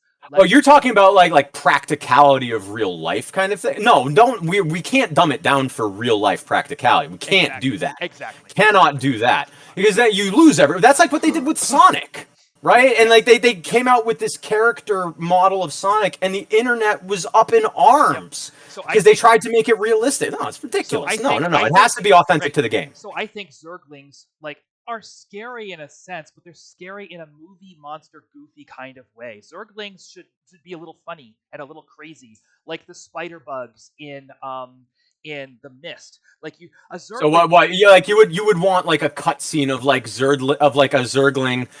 Like what am I trying to? There's it's the cutscene at the end of Thor, The Dark World. Yeah. You know what I'm talking about? Whereas like there was this big monster that that had come through the portal, and then the cutscene they have like after the credits is it's just rampaging around that vacant lot in Britain trying to chase like a bird or a seagull or something like that. You know what I'm talking about with that? Zerglings. So that's how you see Zerglings? Again, Jim Henson Company. Zerglings don't roar in the sense of an Ultralisk. They shriek.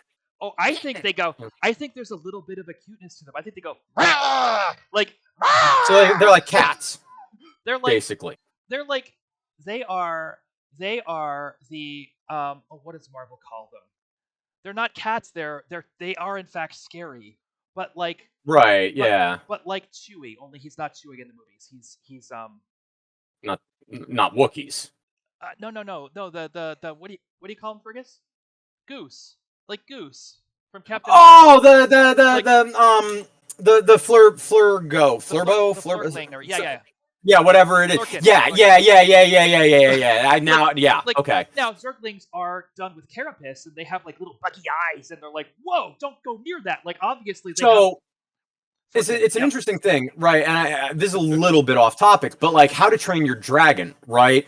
You know, Darkness was modeled after a cat. It was modeled off of, I want to say, like the lead animator's cat or something like that. Yes. And it'd be a really interesting concept to have each of the Zerg units like modeled after like an animal kind of thing. Like, so let's be fair. What do we see Ultralisks at? I kind of see Ultralisks as like woolly mammoth kind of thing. Right, I think that Ultralisk, yes, and then obviously a Hydralisk is built like a Cobra, except it's but huge, right? So like the what is it, the Midgar Zolom in Final Fantasy VII? Maybe not that big, but like that's maybe like a Hydralisk kind of concept thing, right? Yep. And do you know what I'm talking about? That the big serpent. Yeah, and I think Hydralisks are like the size of. You don't want them to be too big because you want the Ultralisk to go whoa. You want the Ultralisk to like smash a mountain out of the way and just scare people. But I think I see Hydralisks as being like. I don't know of any like animals I could really comp them to, but like 10 to 12 feet tall. Hydralisks are Hiss tanks from G.I. Joe. They are Hiss tanks from G.I. Joe. That's what they are. I only saw. What was it? Was it Rise of Cobra? Was that the second what one? It was called? Actually had a Hiss tank in it, and it made me so happy. But the point is, I didn't see the first one. It does tower over a person. It yeah. does tower over a person, but like an Ultralisk would think twice about engaging a siege tank if it wasn't. Well, like, siege tanks need to be enormous, right? Because like again, we're talking in the future, so they can't be a siege tank can't be the size of like an M1 Abrams. No, but it's maybe twice the size of it. It's not a siege tank is not so unthinkably large that it can't get picked up by a carry-all. So ultimately, like or like a drop ship. Yeah, exactly. So Yeah. you want the siege tank to be manageable, and so what I'm saying is Ultralisks Here's a question then, Yeah. right? Actually, I think this is a really good talk to have. Like, what is the actual physical scale of the world, right? One of the biggest things that I've always had a problem with as a gamer, and especially as a movie person, is like this idea that one city is the entire planet kind of thing. Yes. Disney Star Wars drives me nuts with this, where it's like, I adore Rogue One. I think Rogue One is the best movie in that franchise, but that's just my opinion. But like that said, Jeddah is one city. Yeah. And they refer to it like it's the entire planet. Like there's nothing like Tatooine is like we don't even start learning about the other, areas of Tatooine until what, Book of Boba Fett kind of thing. And again, it's now we're at what, like the two major cities and one like sparse settlement, Mos Logos, is that what it is? Pogos? I don't remember, but yeah. And that's the entire planet. And that's something I loved about Star Citizen, which is that it is a whole complete, each of the planets are whole complete worlds. But so if we talk about StarCraft, right? And I you gotta forgive me, I don't remember the names of all the planets, but like, it's so important to me to not lean into that. But that means that you have to have proper scaling, right? Yeah. So my question is to you, and I think this is a good way to kind of discern this. How big is a battle cruiser? Is it a Star Destroyer? Is it a Super Star Destroyer? Is it, it's not a Super Star Destroyer. A battle cruiser is a Star Destroyer. A battle cruiser is probably the size of 4 miles long. No, I think it's the size of the Enterprise D. I don't know the scale of the Star Trek ships, I'll be honest. So I think a battle cruiser has a handful of hangar bays. I think a battle cruiser has one primary weapon and a number of smaller light anti. We would have to give it the Yamato gun. You can't not give a battle cruiser the Yamato gun. You would piss off the fan base to no end. No, correct. But the Yamato gun doesn't destroy a planet. Tarsonis, good example. Yes. So Tarsonis does have a capital city and probably lots and lots of farms, and then probably lots of undeveloped.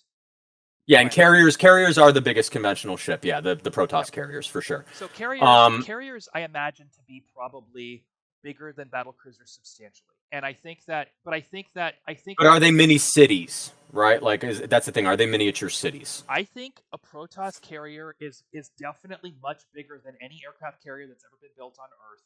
I don't think. Well, I would say that any battle cruiser is bigger than any aircraft carrier that's been built. It's not Manhattan Island. It's not. It's okay. It's Coney Island. A battle cruiser? Or bigger than maybe. I could see that. I could buy that. Yeah, Coney Island. But a carrier is Manhattan Island? Is that what we're kind of going for? A Protoss carrier is Coney Island. And a battle cruiser is like Block Island? Yeah, exactly. It's you can fit a few hundred crew members on a battle cruiser and bunk them. You can. But it's not okay, yeah, 2 to 300, sure. But it's not comfortable. Yeah. It shouldn't be comfortable except for the captain. Like the captain does have an enormous, obnoxious, space gobbling, like, because this is the Terran Empire. Like the person in charge is like, they have a jacuzzi in their bathroom. It's ridiculous.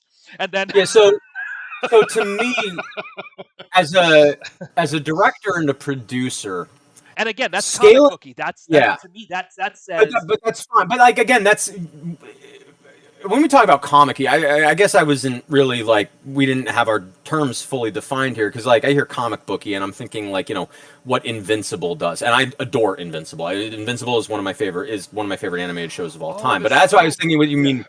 Yeah, when you mean comic, you mean like kind of like MC. Right, there's a level of satire. Whereas like the MCU is, I think, kind of closer, like original Iron Man, right, and stuff like that, with like how crazy the suit is and stuff like that. This thing is satirical about fascism through production design. Like the eagle of the Right. Terran Empire is like, we're Nazis, don't pay any attention. Oh yeah, absolutely, absolutely. It's more Starship Troopers than Starship Troopers was. Yes. Okay. Yeah. Sure. Like. But yeah, so to me as like the director, the scale is so important. Yeah. Because it's so easy to make something inauthentic just through negligence of scale, right? Yeah. And so I'm always hyper. Yeah, I mean, you know what I spent all of last year doing with the series I was developing, and it's just like getting the scale right is so important. And for anyone who doesn't know, which is probably everyone, I spent all of 2023 developing an action fantasy limited series based off an IP that I created, my own IP, over a decade ago. And the scale was such an issue because it's so important. Like scalability, right, is big too. I was starting small and I needed to be able to expand in something bigger.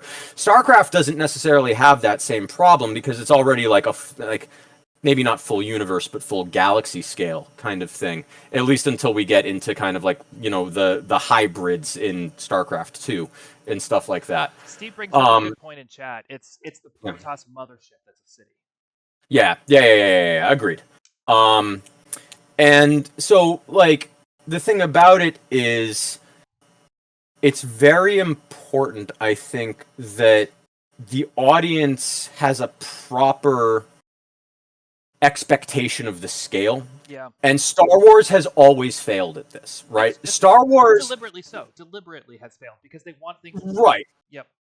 Bigger than they really are, but even Star Wars, Star Wars has the most famous line of exposition ever, I would say, a long time ago in a galaxy far, far away. But they specifically use the word galaxy, right? They are making it galactic scale. And even like shows like Star Trek, right?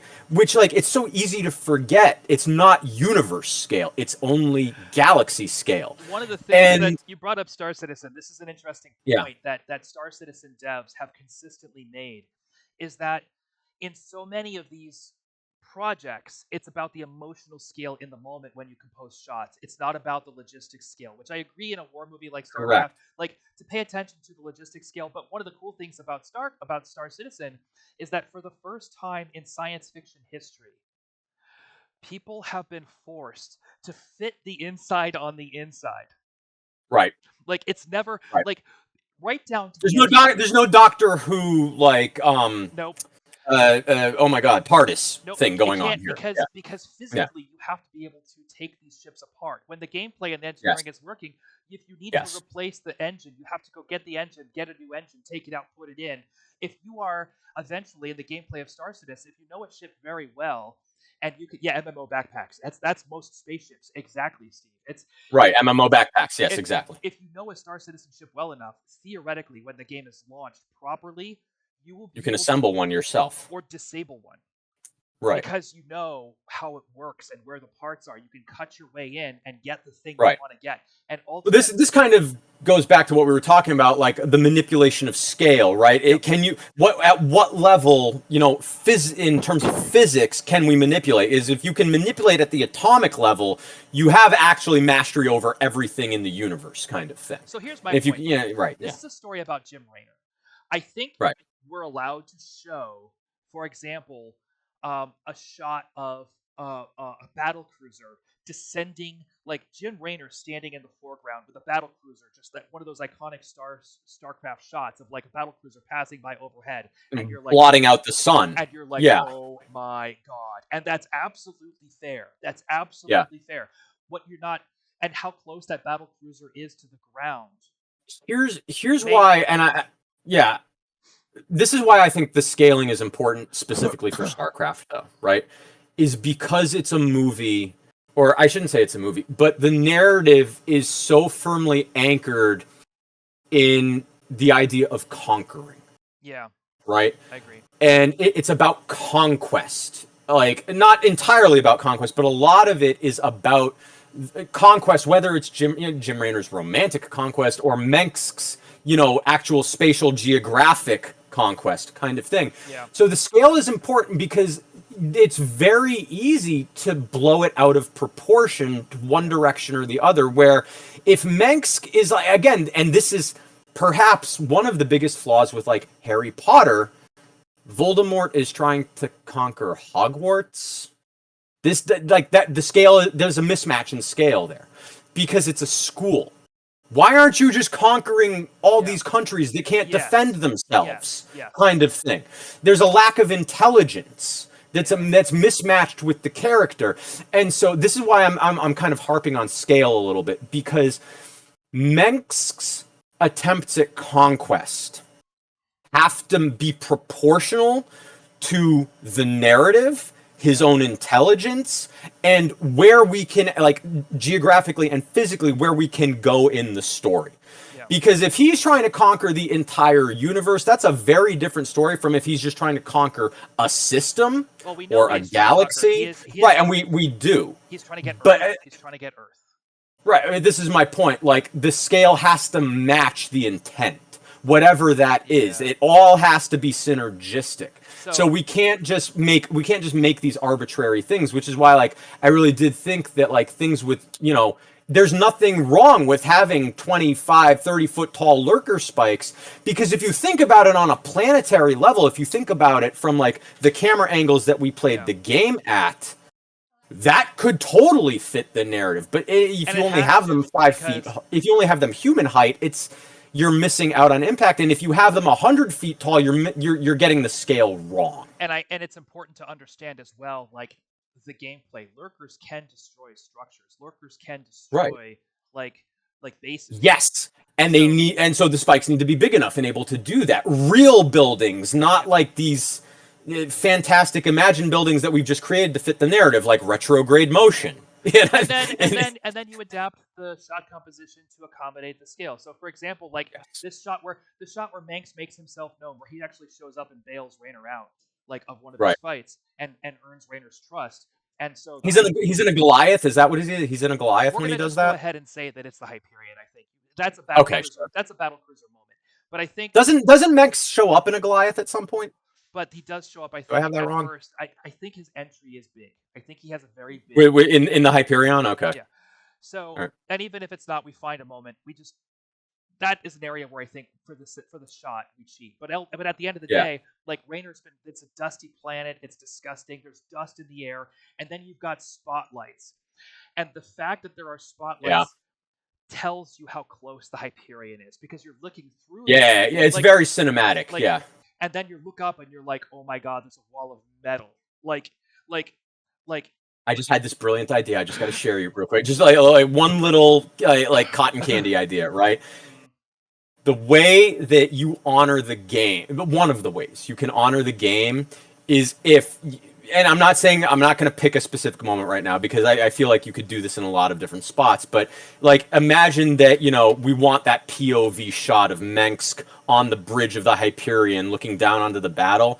You could replicate the original game camera angle and get some footage that looks like so, like, again, remember what, like, Last of Us did in that very first episode, where they had that huge oneer between the two seats. So but that's like the gameplay almost shot for shot in terms of, like, the sequence. You could do that in theory with StarCraft, and you would the fans would adore you for it if you did it right. You have to do it right, but, like, you know, because it would bring that nostalgia, right? It would bring the nostalgia of playing the game into the experience, and it would make people feel like they were playing the game again. A little bit, not a lot. Let me ask you this. Do you remember the first time you saw Blade? No. I have seen it, but I don't remember when it was. And I have not seen Blade 2, but I have seen Blade 3 because I love Ryan Reynolds. Please rate on a scale of 1 to 10 your relationship with Vampire the Masquerade. I don't know Vampire the Masquerade. Okay, I mean, I'm not familiar with that. But it's a tabletop role-playing game. from the early 90s Okay. by White Wolf Publishing, who did a lot at the time to kind of revitalize what Dungeons and Dragons was in people's minds and to change how Okay. people, like, it was much more storytelling based, and they brought it into popular mythology and made this huge effort. They made some wonderful games, and it's This sounds familiar now at this point. Now that you're explaining a little bit, I feel like I have heard something about this in my lifetime. You can credit Vampire the Masquerade with the Vampire Renaissance of the 90s. You 100% Okay. can. And Well, Blade was a comic first, though, right? Yes, like it Blade was. wasn't a movie. No, Yeah. But there's a shot in the car chase where Blade is following the vampires back to the vampire hangout.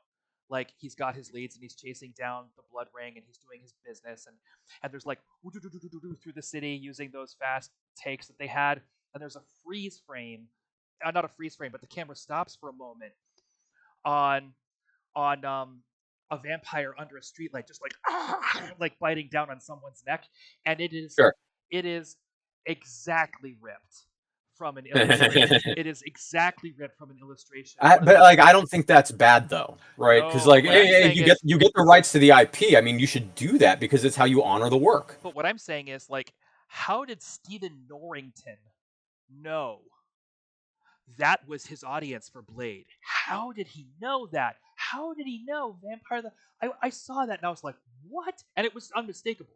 Anyone who was familiar, because it was from the second edition book. Well, it was like, is that extrapolation to make? That seems like an easy extrapolation to make to me. I don't know. But at the time, you have to remember, tabletop role playing was so counterculture, and Steve Norrington was it Steve Norrington? I forget his name. The guy who directed the movie. It was a studio movie. It was Marvel's first proper movie. Yeah, it was like the first one, right? But it was, excuse me. But it was New Line Cinema. It was a decently sized feature film production, and it was just unthinkable to me that they would even know that work, let alone be like, check this out. And Blade was full of, like, it was so rewarding.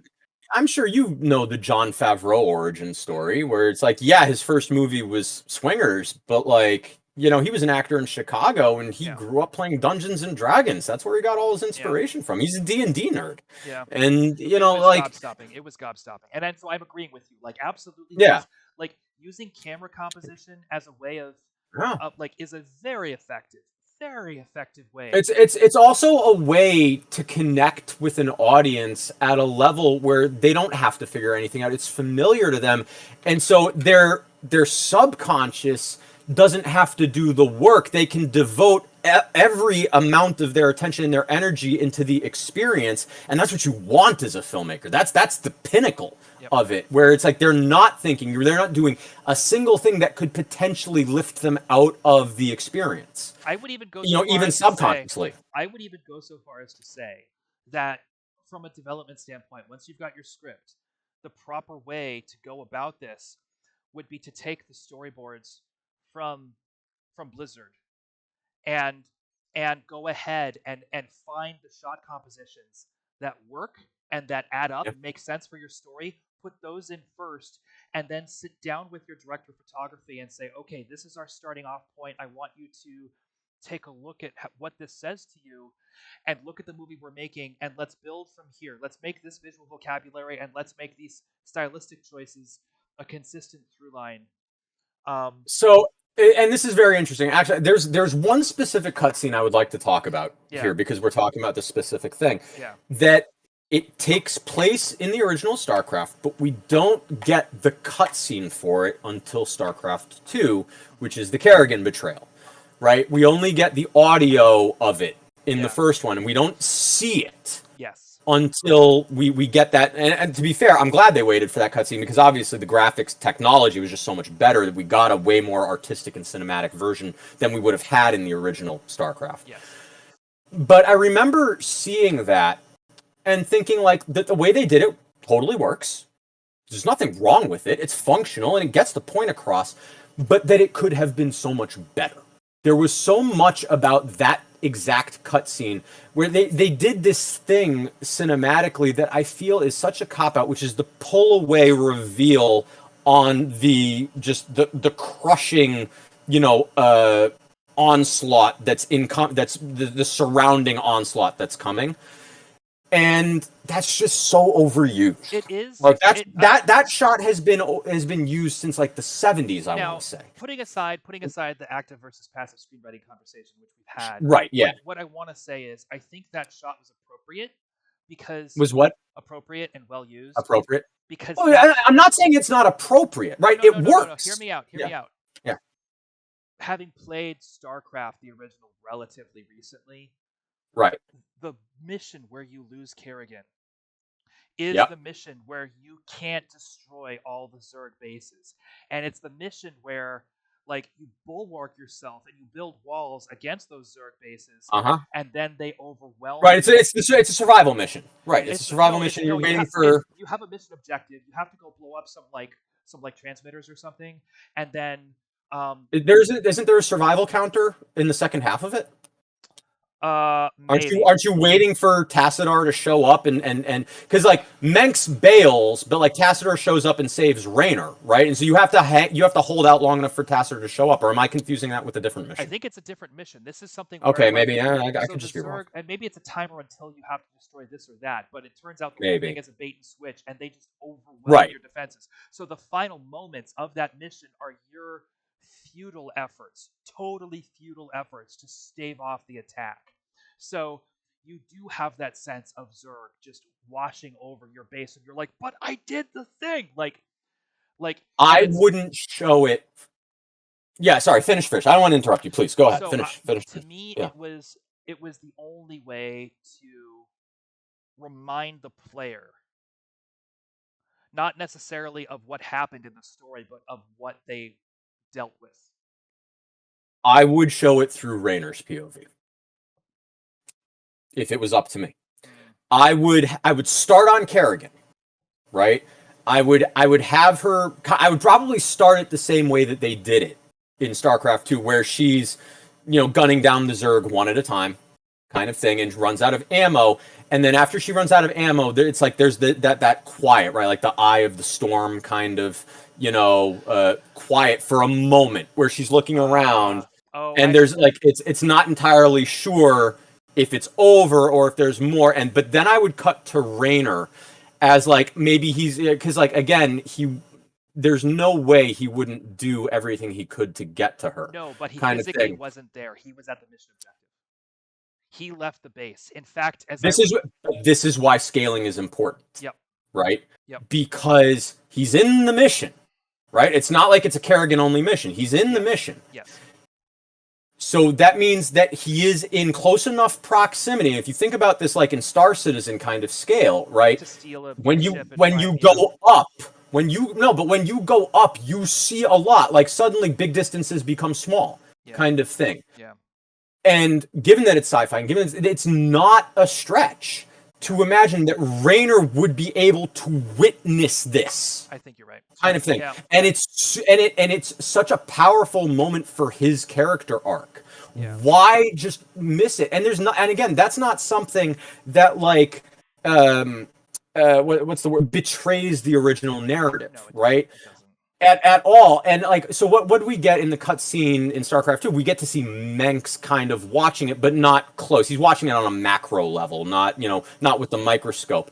But that fits Menks, right? Menks wouldn't care about the person. Menks has that Stalin mentality of like, if you kill one man, it's a tragedy. If you kill 10 million, it's a statistic. Yep. Raynor would. Mm-hmm. And so there's this beautiful, I feel like, sequence of compositions that can juxtapose Kerrigan's experience in the first person, Raynor's experience in like kind of that very close microscopic third person, and then Menk's experience in that macroeconomic sense. And there's so many good opportunities for just visual storytelling there, where you don't need a word of dialogue, except of course you would have Raynor, screaming and like pounding on the glass and stuff like that, whatever kind of thing, whatever is decided that is the most, appropriate and cinematic. But there are so many beautiful things that you can add like that enhance the thing. And this is why, to me, this was the scene that made me want to make it a movie back in 2010 when StarCraft came. It was this exact cutscene, because I was like, it's beautiful. And yes, the way they did it is really good. Yeah. I'm not saying it's not good. I'm not saying it doesn't work at all. It does, but it can be even better. And that was what I looked at it as. This can be enhanced further. Yeah. And that to me you're right about that. You're right about that. That's whether it's a movie or a series of movies or a limited series, to me, that's what it has to do.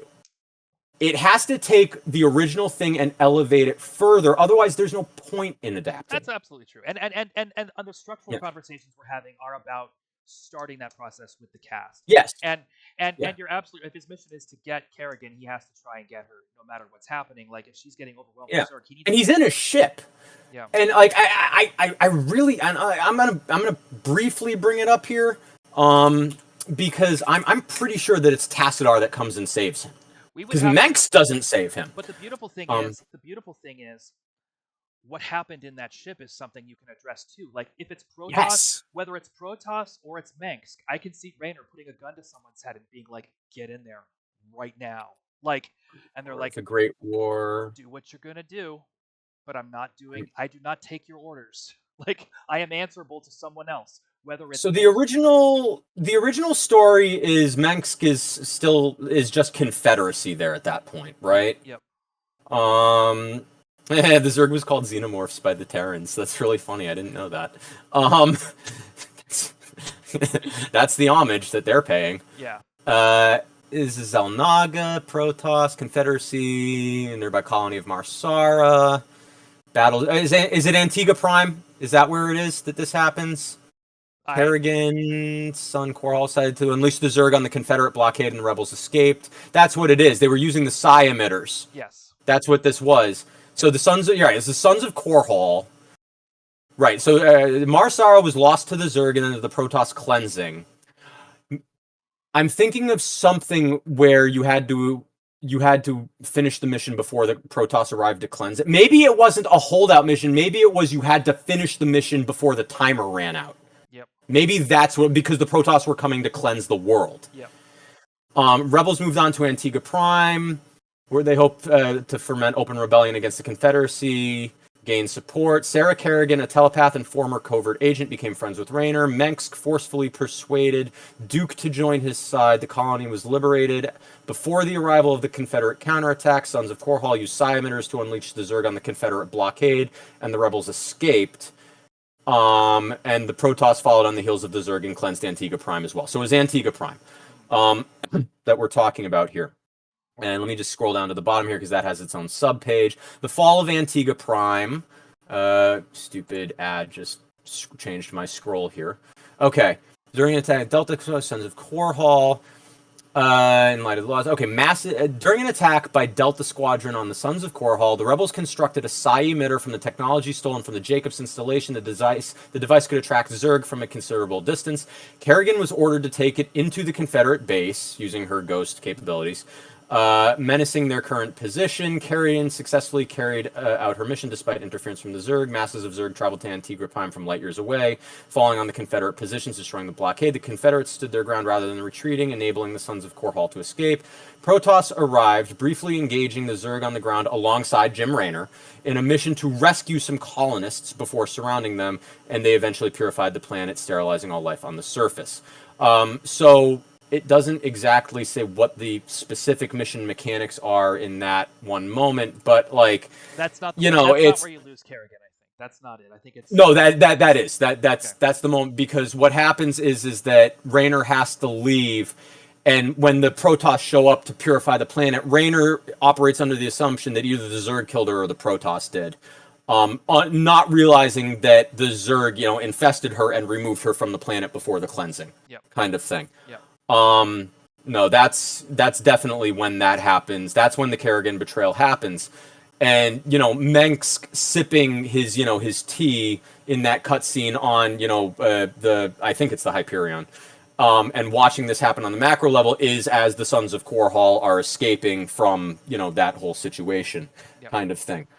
So I don't remember whether it's either Tassadar or Zeratul that that gets Raynar off the planet. Because like Menk's goal here was also to have Raynar. Zeratul doesn't show up in the story until the third act, I believe. I think Zeratul. Okay. I think Zeratul. He doesn't show up until the Protoss campaign. He helps with the liberation of Ire, and he might. Okay.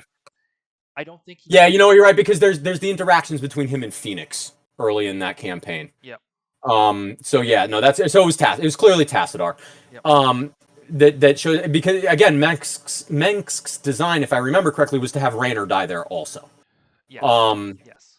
And so yeah, so I mean, again, it's even better. I think it's even more compelling and cinematic if Raynar is not in command of the ship and he's trying, like maybe he's threatening Tassadar to go and rescue Kerrigan, or maybe kind of thing. Maybe, I mean, Tassadar wouldn't necessarily be flying the dropship that catches Raynar, but if Tassadar, well, he wouldn't be flying, but he's in command, kind of thing. But yeah, but I'm saying, like, if it's just some Protoss pilot, and like the problems that it would cause with Tassadar to put a gun to that Raynar could mutiny it by himself, solo mutiny kind of thing. Well, I think at the end of the day, the Protoss are willing to die for their Praetor. So absolutely. There's their base unit is called a zealot. There's no way Raynar's gonna succeed. He could try and kill the Protoss and take over the ship, but he doesn't know it's a Protoss ship. Like, you're done. Right, and they would restrain him or whatever, right? Like there's so many like easy fixes and solutions to that we don't have to worry about it. Right.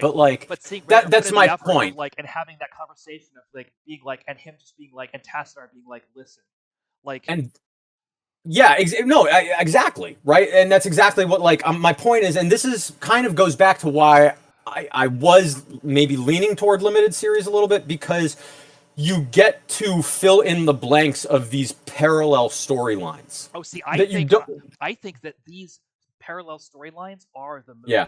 I think that these moments are the movie, and winning battles should take up about 20 or 30% of the screen time. Like, actually battling, like, it should be action. It should. I mean, it's an action game. It should be an action movie.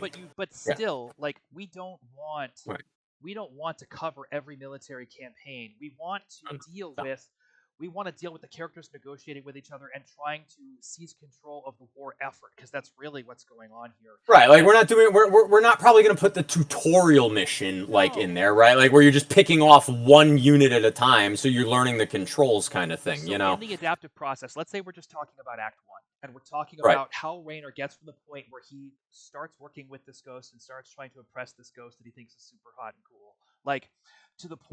What's your end of Act 1 again? What did you say it was? It's the point where Raynar pushes the fight to where he basically acts like, through his own blindness, betrays Kerrigan and makes Mex the totalitarian. Just through his actions, he enables Mensk and expands the scope of what's happening, kind of thing. He hands the Confederacy over to Mensk, and he enables Mensk to take the actions that result in the Kerrigan betrayal, essentially. Yep. Kind of thing. So okay, yeah, I buy that. So because now he's fighting a war on 3 fronts. Right. He's got 3 enemies, and he's got a. Yeah, Steve made a good point. The Dark Templar don't show up until the Protoss chapter. Exactly. So yeah. So what are the things that Raynar, putting aside the campaigns, putting aside the beats of the story, what are the things that Raynar needs to do? First, he needs to prove that he's a decent fighter to Kerrigan. So we've got that battle, and then he's got to advance Menk's reign and show Kerrigan that he's a good fighter for the side that she's trying to, and then he's got to prove his leadership skills. So you've basically got 3 fights in the first act. We have to say, okay,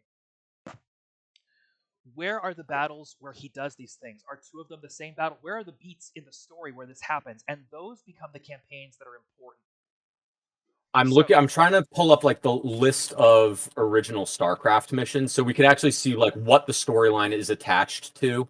But a huge part of it is going to be the debriefings, because he's got to pull Kerrigan back and be like, I like what you did out there. I think we can improve here and here and here. And she's going to be like, I don't work for you. How are you telling me how to do my job? And he's like, because I'm better than the guy you do it for. Right. Yeah. Like it's his chance to charm her Here we in go. his country way. You know what I'm saying? And like woo her Mm-hmm. over. Like and then and then and then and then they get sent on another mission or whatever, and he's in a dropship being like, like this is how this is gonna work, and she's gonna be like, no, this is how this is gonna work, and he's like, wait and see, just wait and see. Like those, Yeah. So we're forgetting the tutorial, the boot camp thing. yeah. But Um. and we don't necessarily need to solve this problem right now. We certainly can, but do you see what I'm saying? It's not about my larger point is that we don't want to build a roadmap for the story out of the sort of um, signposts that define the The game. campaign. Yes, we don't want to do that. Right. We we build a roadmap out of the signposts that define Raynor's arc, and then we look to the game to see where those signposts sit and where they exist. Right, And and you fill in the blanks between them. That's kind of what I'm looking at because I'm trying to yes, think like what do we? I mean, perhaps I misuse this phrase, but like it did. Steve says what all are the story what? came in the mission briefings. Absolutely, Yeah, absolutely. all the story comes in the mission briefings, but what are the set points, the set pieces, right? Like that's what that's the term I was taught. When you Yeah. talk like if you're writing, if you're writing a comedy, right? You talk about like what are your set pieces, right? Because those are the big moments that you're pitching your tent on, kind of thing. I Um, I hear that. but I don't subscribe to that method of film development. I don't either. But I think that if you're trying to build a blueprint for an adaptation, that's a good place to start, But kind here's of thing. but I think those things will naturally fall in line because one of the most memorable battles in the game is the battle where Raynor loses Kerrigan. It is. Oh So yeah, but that's arguably the biggest I would say, other than maybe the Battle of Ire kind of thing. and the Battle of Yeah. Ire is where Kerrigan claims her birthright as the Queen of the Swarm. She does. Is it her birthright? I mean, she's not born Zerg. I mean, they Well, but she is her she, efforts. she becomes So invested. let's take a second here because I think Yeah, there's one other structural element that we're overlooking before we start diving into this stuff. Two, actually, sure. three. Now that I think about it, so Raynor is defined. We can agree on some level that it's at least a good approach. That Raynor is defined through his efforts to get Kerrigan, and like you said, he has to realize the second arc that if he's going to serve Kerrigan, he can't try and own Kerrigan. He has to let her go and be who she is. Um, and and that's his arc. That's his effort. But we haven't talked about Kerrigan's arc, and we haven't talked about, and I think the trickiest of the bunch is Tassadar and Zeratul. Um, I and think Zeratul is less tricky.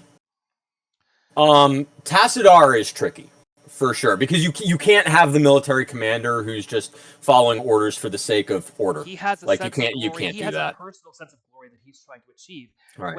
When he's exterminating humans, he's doing the same thing as Yeah. this, and this is the problem, Steve. This Steve brings up she's reborn as Zerg, and that's a huge problem from an acting standpoint. The truth is, from an acting standpoint, Sarah Kerrigan, as a ghost, she enlisted in the ghost program. She subjected herself to tests in order to become this person who was lethal on the battlefield because she was trying to accomplish X. And when she became Zerg, she didn't stop doing what she was doing. She still kept, and there's evidence of this, and there's a ground for it. Like you But could, what's her end game? yes, what's her end Right. game? And I think realizing the fullness of her potential is part of it. I think that she clearly, which is why she's evolving. It's why she embraces the idea of evolution. It's also Yeah. why she challenged herself to become a ghost in the first place because she Yeah. saw a perfect warrior inside herself that no one else saw, and she forced the academy and whoever's conducting these experiments on ghosts and all the other stuff, she pushed her way through that to become this paragon of lethality. And then But again, though, but like to what end? to what end? Right? Like, Now, is it yeah. just to become the perfect predator? I don't think so. Right, because that's not a goal, right? Like that's No, that's it like can saying be. my goal. That's like saying my goal is money, right? It Like is. I want power, I want money. Some So like some Mengsk, people. I don't. Yeah, I agree. I don't think Mengsk, I don't actually think is as big a problem as you might perceive because I think that if you make Mengsk's goal to like because he's I mean he's clearly delusional and crazy. If you make his goal to become God, Yeah, He wants Like, he wants his stamp on history. He wants to own the human race. And the truth right, well, is, he wants to be in total control of everything. and Yeah. I think that the problem with Manx, and this is kind of where I started the conversation, but the only reason I mentioned it as Yeah. a problem is that his arc defines the game. And letting it be Raynor's story does change the narrative in the ways that we've been talking about. But now that we've settled on that, there's no issue with Manx. Kerrigan, however, Yeah. Kerrigan is, Kerrigan's tricky. and so is Tassadar. So Kerrigan's mission, but she is trying to become the perfect predator because of why. And you're right. I think it's not now. It is possible that someone is obsessed with just scorekeeping. That does happen, but I don't think that's Sarah Kerrigan. I think she has a higher calling. Right. I mean, I agree with that. Right? It's like, yeah. What's the, what characters are in it for the revenge? I think you could make. I mean, that's got to either be Tassadar or Zeratul. One of them has to be in it for revenge. I think revenge is always the means to an end. I think that, and this is the John Wick Well, problem. yes, but revenge. Like, I look at revenge like how I look at Drax from Guardians 1 Yes. kind of thing. Whereas, like, it's what the character wants presently and consciously versus, like, the character's Drax identity. is trying to build a family. And the problem is that Right, his old family was killed and he's trying to earn them back with violence. Exactly. Exactly. So that's what I mean when I say revenge, right? Like, Okay. with either Tassadar or Zeratul, and honestly, I need to play the game. I would need to play the games again. I but don't think that either Tassadar or Zeratul is bent by revenge. I think Tassadar. I thought didn't Zeratul lose people that were like lose Protoss people that were really important to him? He did. And Yeah. at the same time, when he approaches Tassadar and makes himself available to Tassadar as an advisor, like, he's doing it in good faith.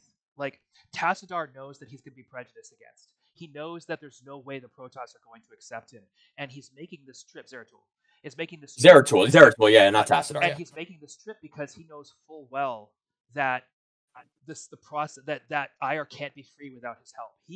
Zeratul is trying to free the Protoss people, and the question for Zeratul is, how much are they going to let him do that? Is he going to be able to free the Protoss people from themselves, or is he? So this is why I think there's a really good storyline in that. There is, right, where that is separate from Raynor in the beginning. But this is where Brood War comes in. We don't have to worry about that right away. So like, but that's again, I'm just clarifying from it. The original StarCraft is its own movie. Yep. Those 3 campaigns. Yep. Okay. So we don't have to worry so much about Zeratul, but that's his. When he's coming in, he knows that they're gonna pin him to the freaking wall. He knows that he's a Judas, and he's ready to do the work anyway. So I just thought of something. He's easy peasy, and his effort to complete that arc is what Brood War is about. But I just thought of something that we had been talking about before, but it's a small thing, but it's a fix that just popped into my head, and I realized it. We were talking about, like, the Brood War units, right? The Lurkers, oh my god, I'm blanking on what, like, the Terran new units were, and stuff like that, and the Protoss new units. But yeah, I mean, because Lurker was the only one that people cared about. Yeah. Oh, stop. First of all, medic. And that's right. Medic was a Brood War unit. That's right. And the Valkyrie, what is it? The Valkyrie. The Viking and the Valkyrie both. The Viking was a Brood War unit. The Viking was so good. I think it's just, again, time passes, so new technologies emerge. But for the Zerg specifically, where they are more biological than anything else, they're not technological. I think that you can create a really compelling argument that it's Kerrigan's responsibility. Kerrigan, like, mutagenized, through her knowledge of both Terran and Zerg, figured out a way to, like, mutagenize Hydralisks in such a way that allowed them to evolve further into Lurkers, kind of thing. And then whatever the flying unit was that Mutalisks evolved from, which I'm blanking on. One was air only and one was ground only. Guardians were the air to ground units that had the outrageous range that could, like, outrange every unit in the game. But does this happen before she has the resources of the Overmind?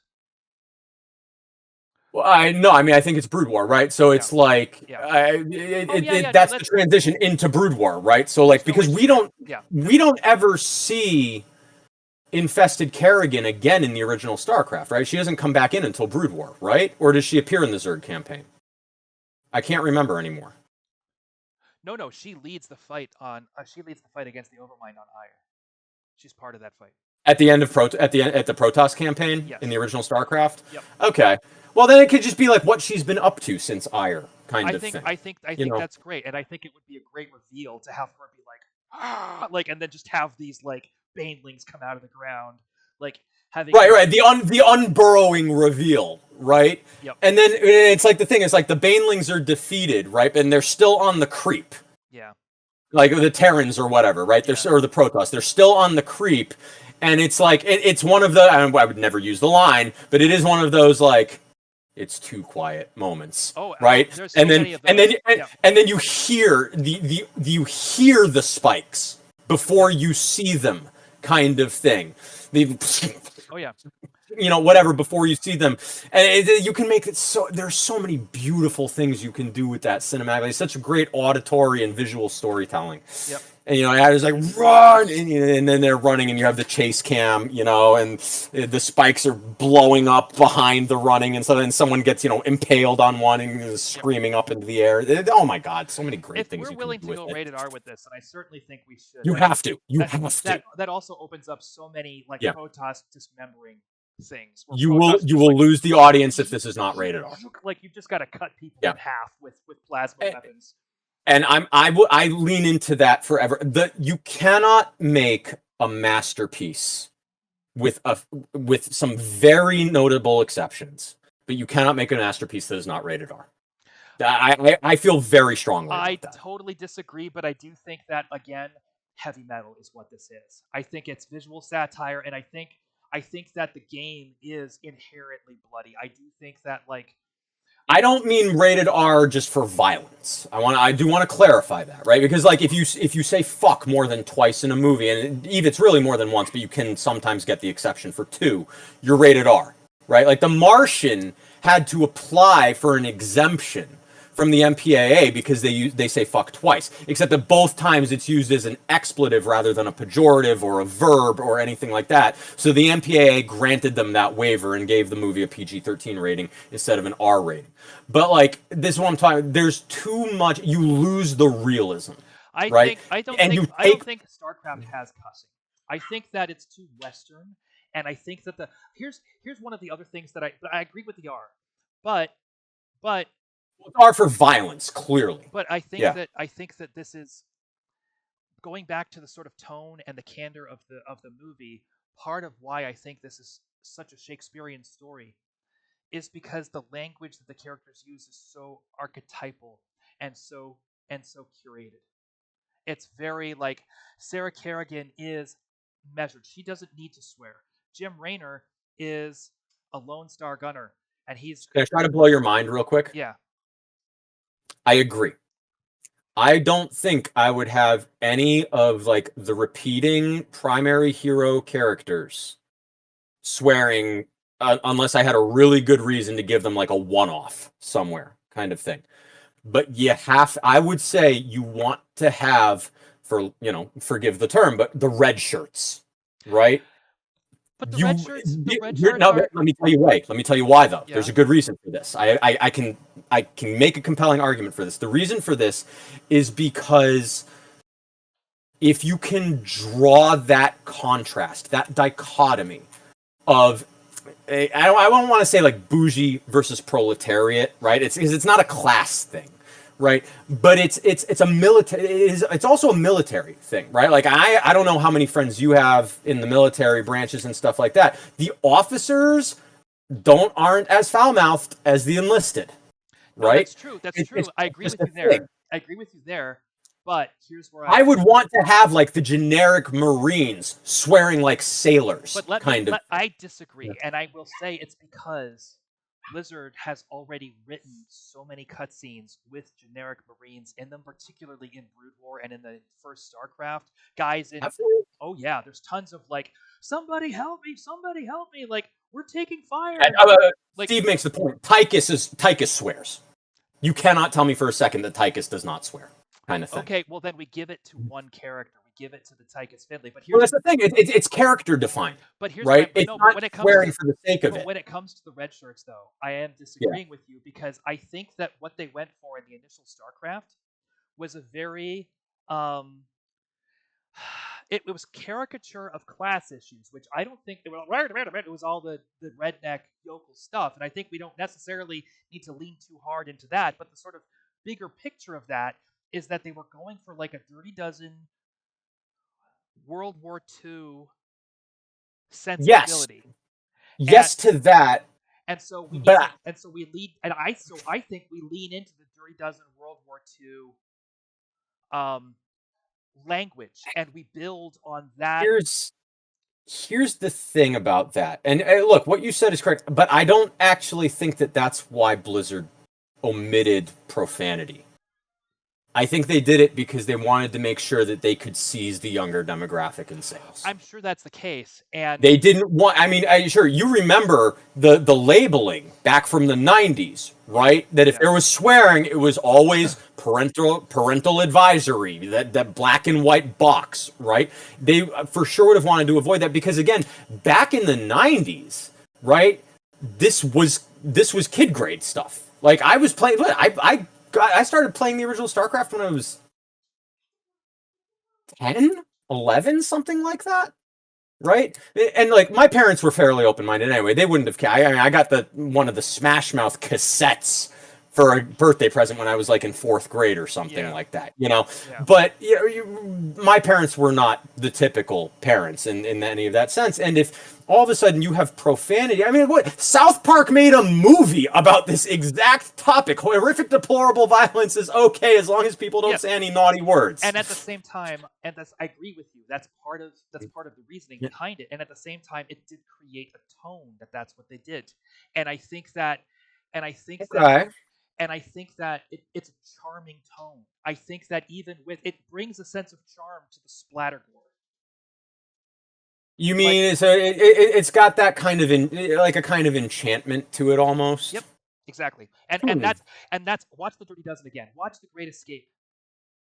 Like watch any war movie with Charles Bronson in it, like or Steve McQueen, like. Yeah, but then also like watch Saving Private Ryan. I mean, yes, but that was which is my pick for greatest war movie ever made. It is, but it's not charming in the same way, and the language is part of the reason. Like, yeah, no, I agree. It's real. It's real, and this. See, I'm obsessed with that level of realism. Right? Like, I agree with you that is a good thing, but in this movie, I think we need to adopt a realism for the performances that reflects the realism of the design. And I think the design that we're picking is a little arc. It's you can't build power armor this way. You obviously cannot. Like, and yet we will, and yet we do. Fine, great, okay. But whoa, no. We can't build that right now. No, but right. But again, StarCraft takes place a couple hundred years in the future, kind of thing, right? Is it 2200 something, or is it 30? Is it 3200 something? I can't even remember at this point. Like. There's no way to know. I mean, like, look, when Da Vinci invented the helicopter, everyone called him insane. Right, but here's my point, though. Yeah. Like, engineering is all about reducing the number of moving parts. We know the number of what? Moving parts. The more moving parts something has, the worse a design it is, and the more likely it is to break. By the time we have the ability to put a human being in power armor on the field, we're going to have better solutions than football armor. We're not going to have giant shoulder pads. We're not going to have beefy, like Arnold Schwarzenegger arms on every dude. That's not the point. What if? But now I start thinking about like silly things beyond the purview of this talk. But like, you know, practical engineering applications. Like, if we consider that power armor is, you know, larger than human size, then it's more like mini mech kind of thing, which I think is kind of what it is really in the lore anyway. You need some kind of shock absorbing thing because like it could be that you need that size just for shock absorption with like gyroscopic spring kind of things. I agree that those things are necessary, and I think that the design will incorporate those things as simply as possible rather than as goofily as possible. And this is my point. I think you're like the bigger you make something, the bigger of a target you're making it. So like I get that. And I'm not even saying it doesn't need to be that big, but I'm saying when you make something that big, you're going to find more innovative solutions, more simple, basic, proper solutions to the engineering problems that you wouldn't have, for example, in that armor. You wouldn't have the pilot's forearms in the arms, because the arms are a different size. You wouldn't have like Tychus Right, like right. you wouldn't have these things. Like if you're going to build a mech suit that needs to be a little bit bigger, you're going to find a solution that's probably more akin to what you're seeing in anime or something. It's not going to be the same. So, and it's okay. It's okay. I'm not like I again heavy metal. I mean, I guess for me, I don't see it So here's the point. As universally unrealistic, No, right? it's realistic in the context of Yeah. the world that they built. And what And you're saying that the context of the world doesn't carry that language with it. I think that we are bending. I think that we are doing the context a disservice if we don't honor the pulp. And Okay. and I think that being careful about the language in a movie that's already been so completely disregarding of its MPAA ratings, like taking a step back and being like, yeah, but we're trying to be. Right. I'm just trying to be a decent folk out here in the. Look, I'm not gonna go. My mama taught me not to cuss. Don't you like? Don't we have? No, right. That's the thing. It's like I feel like you're kind of implying that swearing almost doesn't exist, kind of thing. It's not something that people are abstaining from. It's almost like it's not part of the language. That's kind of. Is that what you're trying to convey a little bit? We've said that Tychus does swear. Right. So, and I accept that as part of the universe. So I actually think, like, the way to explain why these Marines out there in the field, these guys with these trucks just trying to kill some Zerg, I'm just trying to get my job done out here. Look, y'all don't need to get in this kind of trouble. Like, that person, and we don't necessarily need to do that. I think that that's a little bit wrong, like, from a classist standpoint, right? But the person who's writing Doesn't mean there aren't people like that, though. No, but I think we can pick and choose our archetypes a little more carefully. That's fair. I think that, and this was the 90s. Sorry, you just said that made me think of this really amazing moment in Rick and Morty. Like, you get out of here, go steal my gosh darn mega fruit. You think I commit to this rural character so that I can watch you all come of age and stuff like that. Like I think that we can have like characters defined by their efforts. You know what I'm saying? But we will give characters that kind of pulp, that kind of arc. And if these characters aren't, we could write a Boston guy out there who's just, I mean, shoot, put Bill Burr in the movie. He'd do it in a second. Yeah, he would. But let him. He'd be a great Marine to have. But don't let him swear. Like, have him talk around the swear because he's a Marine. He's been trained. He's representing Earth. He can't afford to be like, they take it seriously is my point. Like, they've taken on the mantle of a higher calling and they believe in it and they're just trying to do the best job they can, gosh darn it. Like, that's the Marines. Like, even though they're willing to kill people, even though, like, and that leads into the satire of it. Like, it feels a little Mormon to me, but why not, right? Like, I'm open to anything. It's the military. They are indoctrinated. It is a little Mormon. Have you listened to Marines? Yes, and I know lots of Marines. But those crayon eaters, them. Well, first of all, like, the Marines in this game are the Army. Yeah. They're not the Marines. Right. No. They're not the USMC, right? Like, I know. This is. I am referring to the USMC. Right, and I'm saying yes. I know plenty of Marines, and this is clearly the Army because the Marines are generally speaking smarter. But Steve does actually bring up a good point here. A lot of Marines are criminals, so the armor is partially prison. That's true, but there are terms to their release. Right. And they're so like no swearing for good behavior kind of thing, maybe. Yeah, totally. That's a dynamic I buy.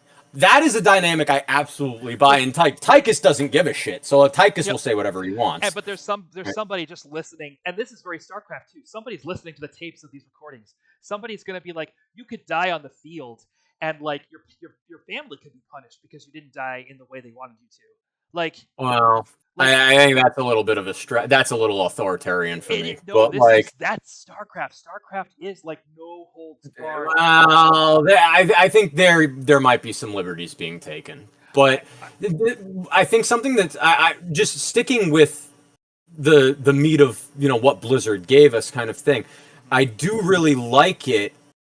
I love it as the idea as like if the for the people who are like Marines as prisoners kind of thing, and you have to not swear so that you can get released on, at the proper time. Like what do they do? What they do in Andor, right? Where like the countdown days and stuff like that. What's your tab kind of thing. Yeah. That creates, if we were to end up getting to StarCraft 2 with all of this, right?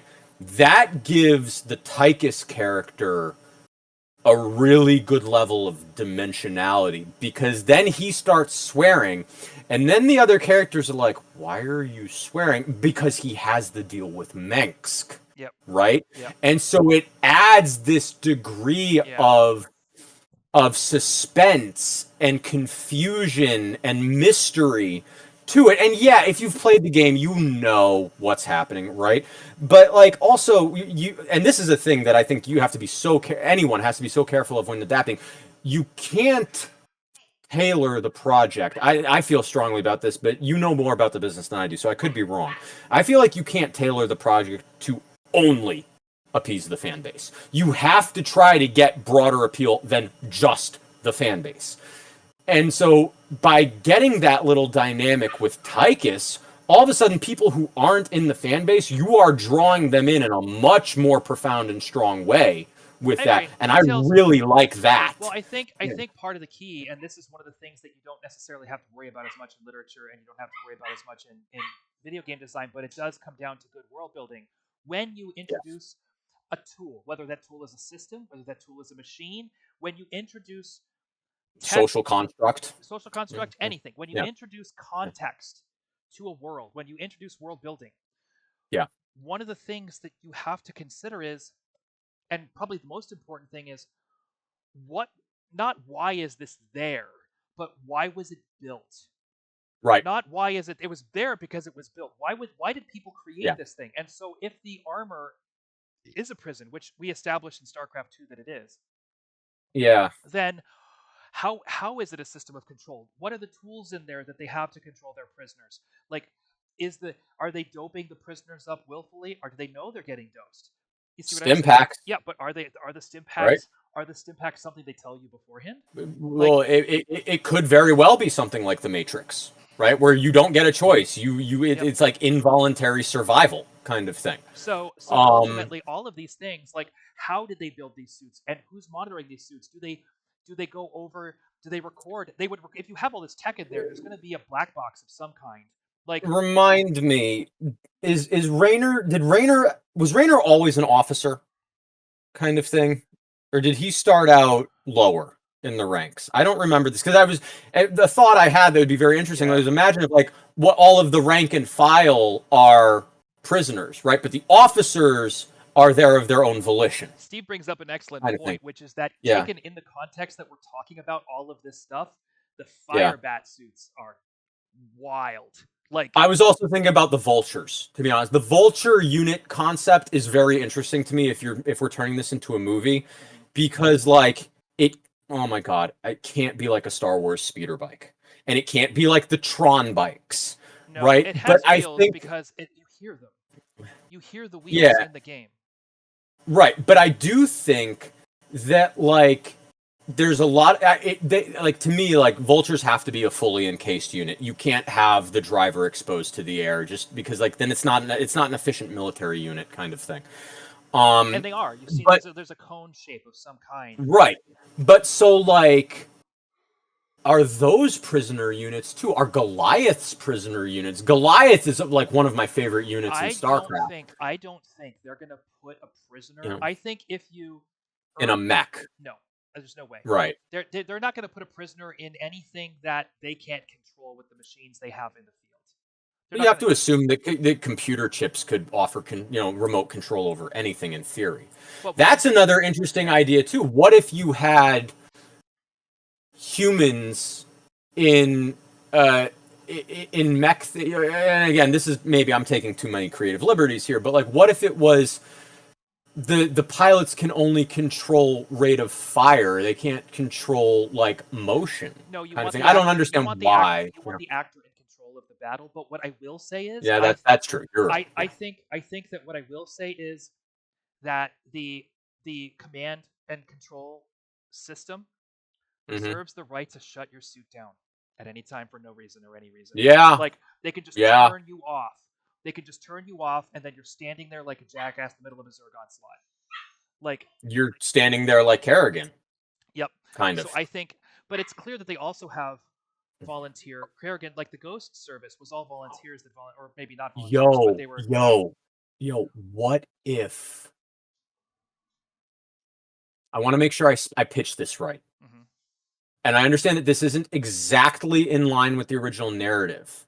But what if, because again, this is a thing that, I think very, closely about all the conversations we've had in the past and about like reacting to situational things rather than cause and effect, kind of. In the story, Kerrigan runs out of ammo. That's just kind of a happenstance thing, right? Like, I mean, yes, she clearly would, have some control over how efficiently she's using her ammo, but she runs out of ammo. And then when she runs out of ammo, she gets overrun. And it's just like, but what if Mengsk gained control of her rifle or her stealth armor and shut them down? I think you're gilding the lily. I think that maybe it might be too much. I think the reason she was overrun with ammo is because she was overwhelmed with Zerg. Like, there was no way she wasn't going to run out of ammo. It's just that's the moment when she. Yes, and yes, that could just be it. You're right. But to me, I'm like, that's not, that idea that I just had isn't something I would just dismiss out of hand. I would spend time thinking about that. I hear you. Because there is something very powerful in that. Not just in the drama of it, but in the way that we can communicate the story. Because there's a level of visual storytelling there that, like, you enable foreshadowing of that by seeing it just done to a regular red shirt unit kind of thing. And then, like, there can be, a little side plot for Mengsk's character where he's trying to gain the control over not just Kerrigan, but Raynor's suit and stuff like that. I think that's rewriting history a little bit. It might be, I'm not saying that's the direction we would have to go, right? I'm just saying that I think it's worth thinking about. I hear you, and I am processing it. My problem with it is not so much on any level. It is active, and it works from a narrative standpoint, but it's one extra step that we need. Number one, and number two, the feeling when Kerrigan was overwhelmed in the initial game when you played that mission out, there were two beats to that experience for me, right? And I think this was pretty universal. It was before she ran out of ammo, and it was after she ran out of ammo. Well, you didn't know whether or not she ran out of ammo. What happened was. Oh, in the original, right. We didn't learn that until the cutscene, yeah. So, but she would have had to. Mm-hmm. It made perfect sense. But here's what it was. Well, unless she just got overrun before she ran out of ammo. But I think, yeah, exactly. But it gives her credit of being able to hold them back long enough to run out of ammo. But the problem is that, like, in the edit, she ran out of ammo in such a cinematically perfect moment. Right. Like, that was a little bit gimmicky, and it kind of, the idea of gimmicks works its way in there. But here's my point. There were two beats. You're right. It's bad action choreography. That's what it is. You're correct about that. Yes. So the initial beat was, wait, is the game broken? Oh my God, you threw her to the wolves. Right. Oh my God, Mengsk. Oh my God. You're talking about the player experience, not the Kerrigan experience. Yes. Got you. That was it. That was how you understood. The first was, is the game broken? Why can't I click on anything? You're right. And then yes, and doing it the way I suggested, you lose that dramatic beat. You're right. You're like, you motherfucker. So it's just the process of like, and you're right. We don't even need to show her running. Like, you're right, because that is actually kind of the reveal of Mengsk as the bad guy. It is. Because before that, he's not really, he kind of is portrayed as a good guy prior to that. Yep. But that's when we see that he's very much ends justify the means, and he's psychopathic, and he doesn't care who he has to sacrifice to get what he wants. But it's also inefficient to sacrifice. Like, he doesn't need to replace her ammo. He's just turned a whole planet of Zerg against her. It's over. There's no. The truth of the matter is that the way she should run out of ammo is that the Zerg should never stop coming. That's exactly. And she should be fighting them off with the empty rifle. Kind of thing, and beating a couple of them with the empty rifle as they're at. That's how it happened in my imagination the first time I saw it in the right game. And that's why I was saying, like, that moment can be better it And was great for what it was, but it can absolutely be better. you're right. And Yeah. we don't shoot that.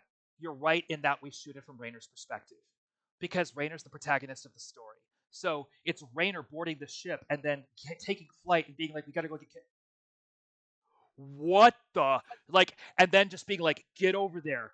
And Tassadar's like, "Do not deviate from your flight plan." And he's like takes out his gun, puts it right to that Protoss head, and Tassadar just says, "Raynor, if you kill that pilot, you're going down." Like, Yeah, I would still need to have something from the Kerrigan POV, and I'm not saying first person, third person Kerrigan POV, but like, well, Raynor's gonna I watch and try and figure out what he can do to stop it, and so you're gonna get well, Raynor. I don't think you. I agree. I agree that at a certain point you cut away from Kerrigan and you never go back. Yep. But I do think you need to see her shooting them while she still has ammo. Yes. And I think we need to see her run out of ammo and start beating the hell out of them with the gun. But I think that she can be actually kind of surviving that for, call it 30 seconds or so.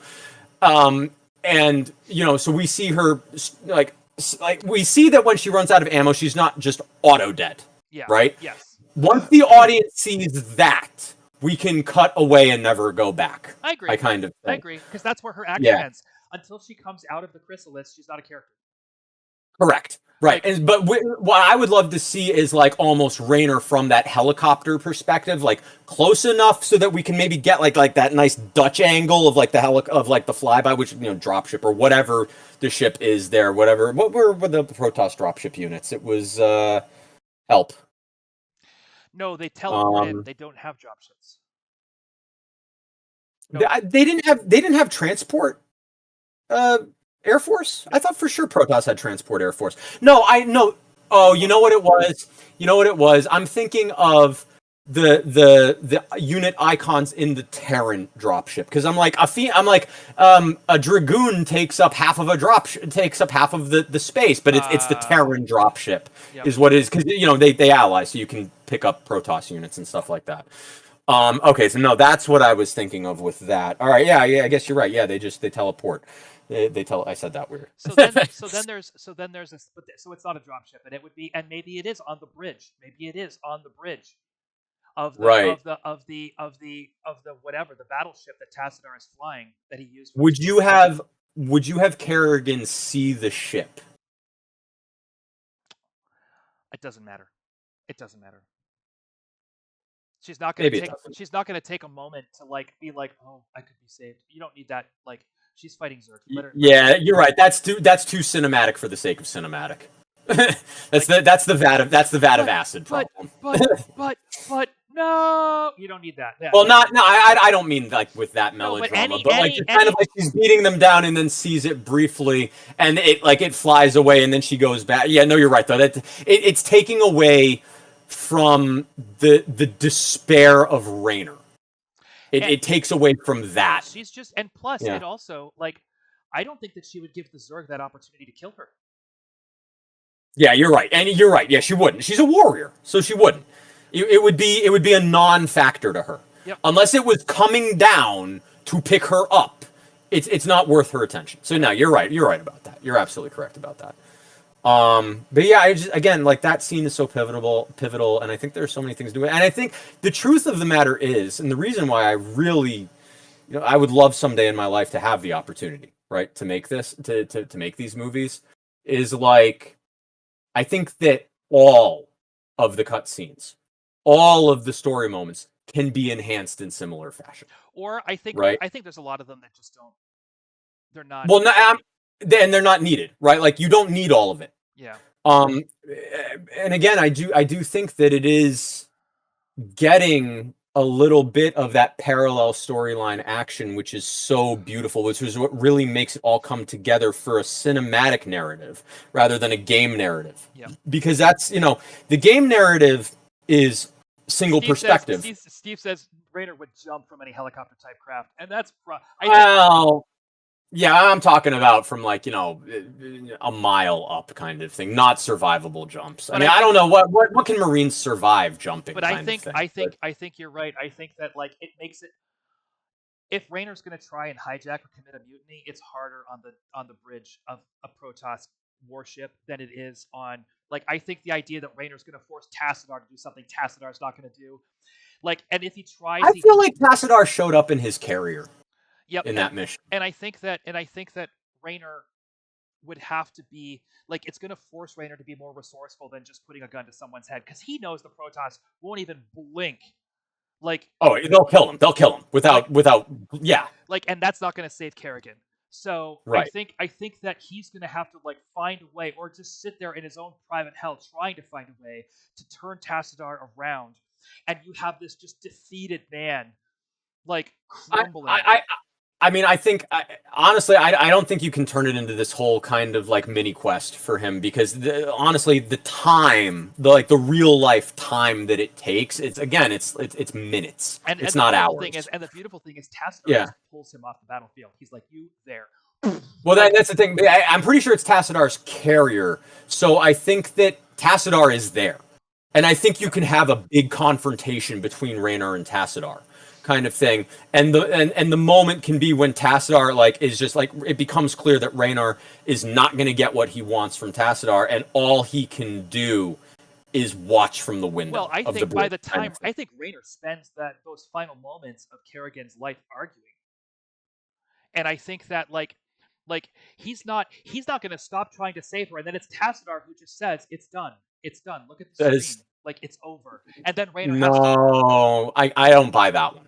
I don't think Raynor's going to waste. I only buy that if everyone is in agreement that at that moment in time, Raynor is not yet in love with her.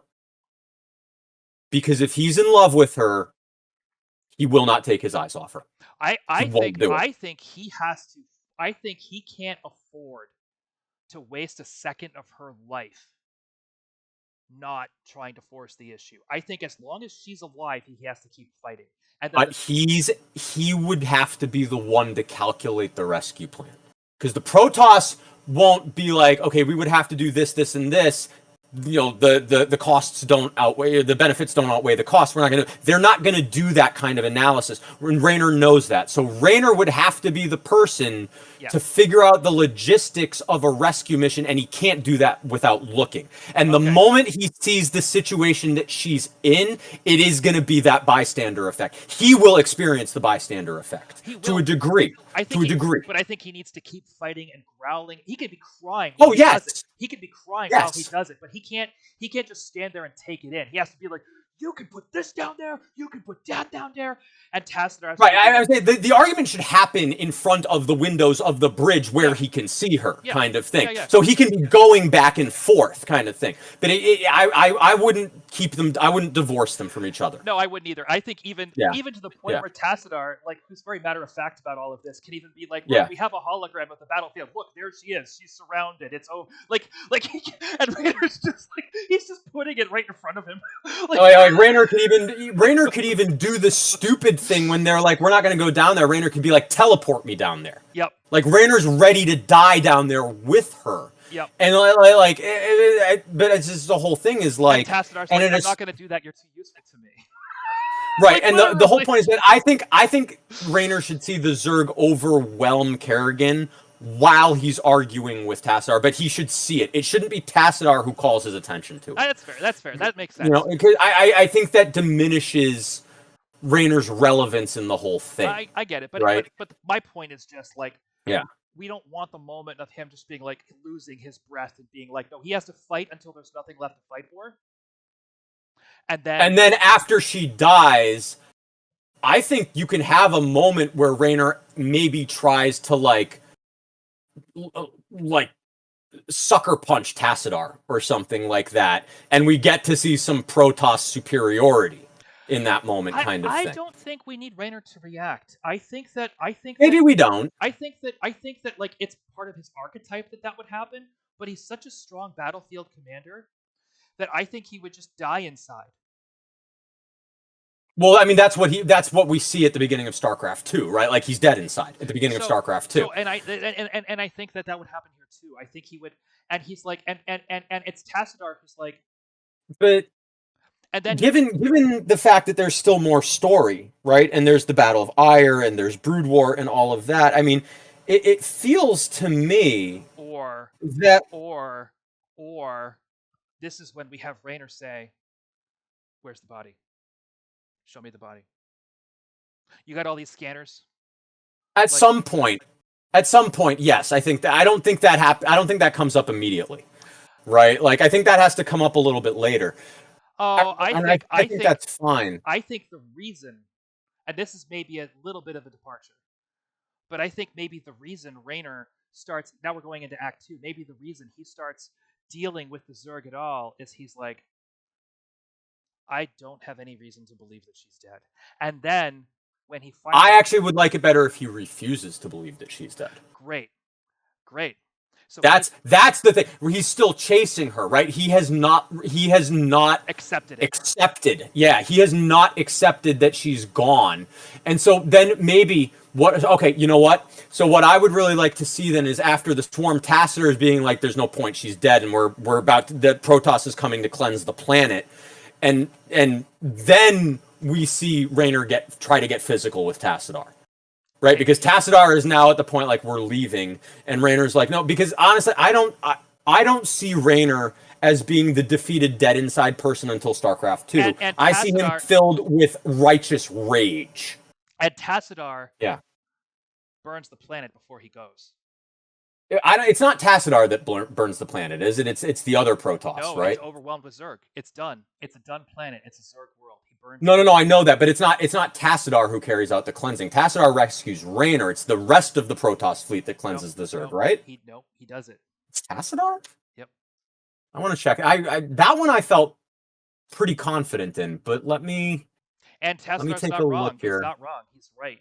No, he's not. No. The Protoss is very clear. The issue with the Protoss is that the Protoss are like the hyper logical, emotionless. Like this is what am I thinking of here? There's like they're samurai. It's not a trope. It's not a trope. No, it's not. That's not what I'm thinking of. There was like in recent. I don't know, something recent in pop culture where there was, I don't know, a faction or something that was just totally singularly logic-minded. It might have been something in Guardians of the Galaxy, where it's just like, you can't think. But they're not driven by honor. I mean, they're driven by their definition of honor and not by their definition of logic. They are brilliant strategists. That's true. They are fanatics. You're right. They are. They are extremely emotional, and they are extremely good at rationalizing their emotions. But it's all self-contained. It's all in their own beliefs rather than anything else. Yes. Okay. So let he's gonna burn. Like, there's nothing left to do here but burn the planet. Tassadar's not gonna pull that punch, and he is the leader of his ship. He is. I forget what. Well, the carrier, yeah, but it's the entire Protoss fleet shows up, though. It's not just his carrier. It is one ship, and it is his ship, and Let's see here. It's not the entire Protoss fleet. I did get a date, so there is the colony world of Chowsara is 8 December 2499. So that's where we are in the future. Battle for Caprulu, Antigua Prime, followed the infestation. The Caprulu expeditionary fleet. Okay, so here we are. Tassadar began taking a more proactive role, even as Terrans were abandoning Marsara. Tassadar personally led a landing party to Firebase Chimera and fought the Zerg. At the base, he encountered the Terran Marine Andre Madrid, I don't know any of this, who was being infested. At the Terrans' request, Tassadar euthanized Madrid. At Chowsara, Tassadar ordered the sterilization of Marsara only once he was confident there was no further hope. The Caprulu expeditionary fleet followed the infestation to Antigua Prime, which is the relevant world. Again, the Protoss gave the Terrans time to escape. So that's clear. The mission is a countdown mission. So clearly you have to beat it before the timer runs out. Yep. Even offering an alliance against the Zerg.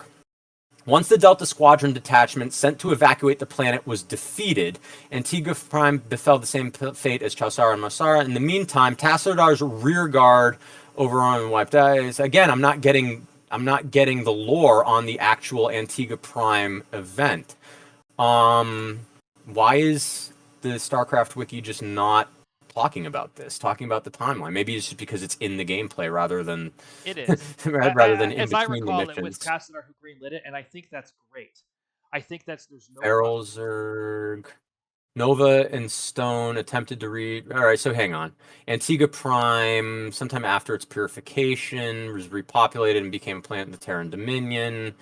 Dispatched. Full conflict. There's a NORAD 2. What just happened here? Why did I get a weird, crappy pop up? Yeah, NORAD. What was the NORAD 2 ship? Who was captaining the NORAD 2? If it wasn't Mensk. I don't remember that one. Oh, there was. Oh, it was Edmund. It was Edmund Duke. It was Edmund Duke. Yep. General Edmund Duke. That's what it was. And full scale result. Command center only destroyed by Kerrigan and Raynor's forces. Blueprints of a Confederate psi emitter were sent to free the colony, show their good intent to the Antigua cannon and to infiltrate. They killed the Confederate officer. Strike force only to be destroyed by their forces. Conflict escalated to full-scale revolt around the colonies and sent the Confederates into a state of panic. As the Zerg's assault on the Antiguan planets escalated, NORAD 2 was attacked by Zerg flyers above the planet and crash-landed on the surface. General Edmund Duke transmitted a Priority 1 distress call to Confederate headquarters. After intercepting the transmission, Mensk sent Raynor to save Duke, whom he convinced to join forces with. In response, Confederacy dispatched the Colonial Fleet and Confederate Army to deal with the rebellion. Three-way fighting ensued for months between the rebels, Confederates, and Zerg. Confederacy discovered the Sons of Korhal, which is the rebels' position, and sent a large strike force to establish a base camp within their defensive perimeter. 2 hours later, Mensk called a meeting where he ordered Kerrigan to plant a psi emitter in the Confederate base camp. The Zerg descended upon the unsuspecting Confederates and annihilated them, allowing the Sons of Korhal to make their escape. The Kaprulu Expeditionary Force incinerated the planet from orbit. Confederate forces were forced to retreat, withdrawing to Halcyon.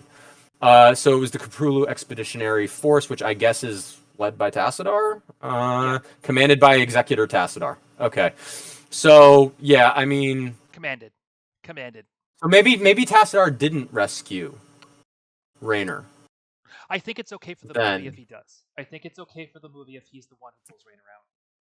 Antigua Prime. Tassadar obeyed his orders to eradicate the Zerg infestation during the pursuit to Tarsonis. However, this was done in a way to minimize human casualties. And over the time, the fleet's intervention became bolder. On Antigua Prime, the fleet deployed ground troops to aid Terrans on the surface and waited for as many colonists to evacuate as possible before purifying the planet. So, all right, that all fits then. That does all fit. So, Tassadar can, honestly, it would make sense to me with Raynor being commander of the forces on the ground there, that Tassadar maybe would rescue Raynor personally, kind of thing, or at least send a ship to rescue him to bring him, bring him back to Tassadar's flagship, kind of thing.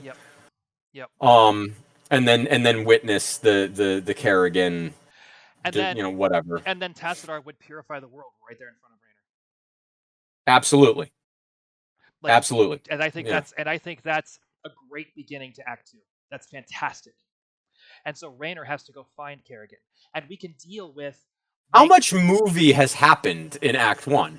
Like, how long is this movie? I mean, let's talk about the thing you and I had briefly discussed, right? Because, if we're talking about this in terms of, production logistics, right? I don't think this could be, this has to be like Lord of the Rings. This has to be a 3.5-hour movie. 3 minimum, right? How do you write this script in under 180 pages? That's a good question. And there would need to be some breakdown work to figure that out. And again, the first step absolutely. But the answer to the question is not what are the plot logistics in moving through the beats of the Terran rise to supremacy in this, how not the beat logistics of how does Arcturus Mensk seize control of the colonies, not that, but how does Raynor win Kerrigan's loyalty and love? How does he win? Here's my point in this, because I do think that this is important, right? In the story, right?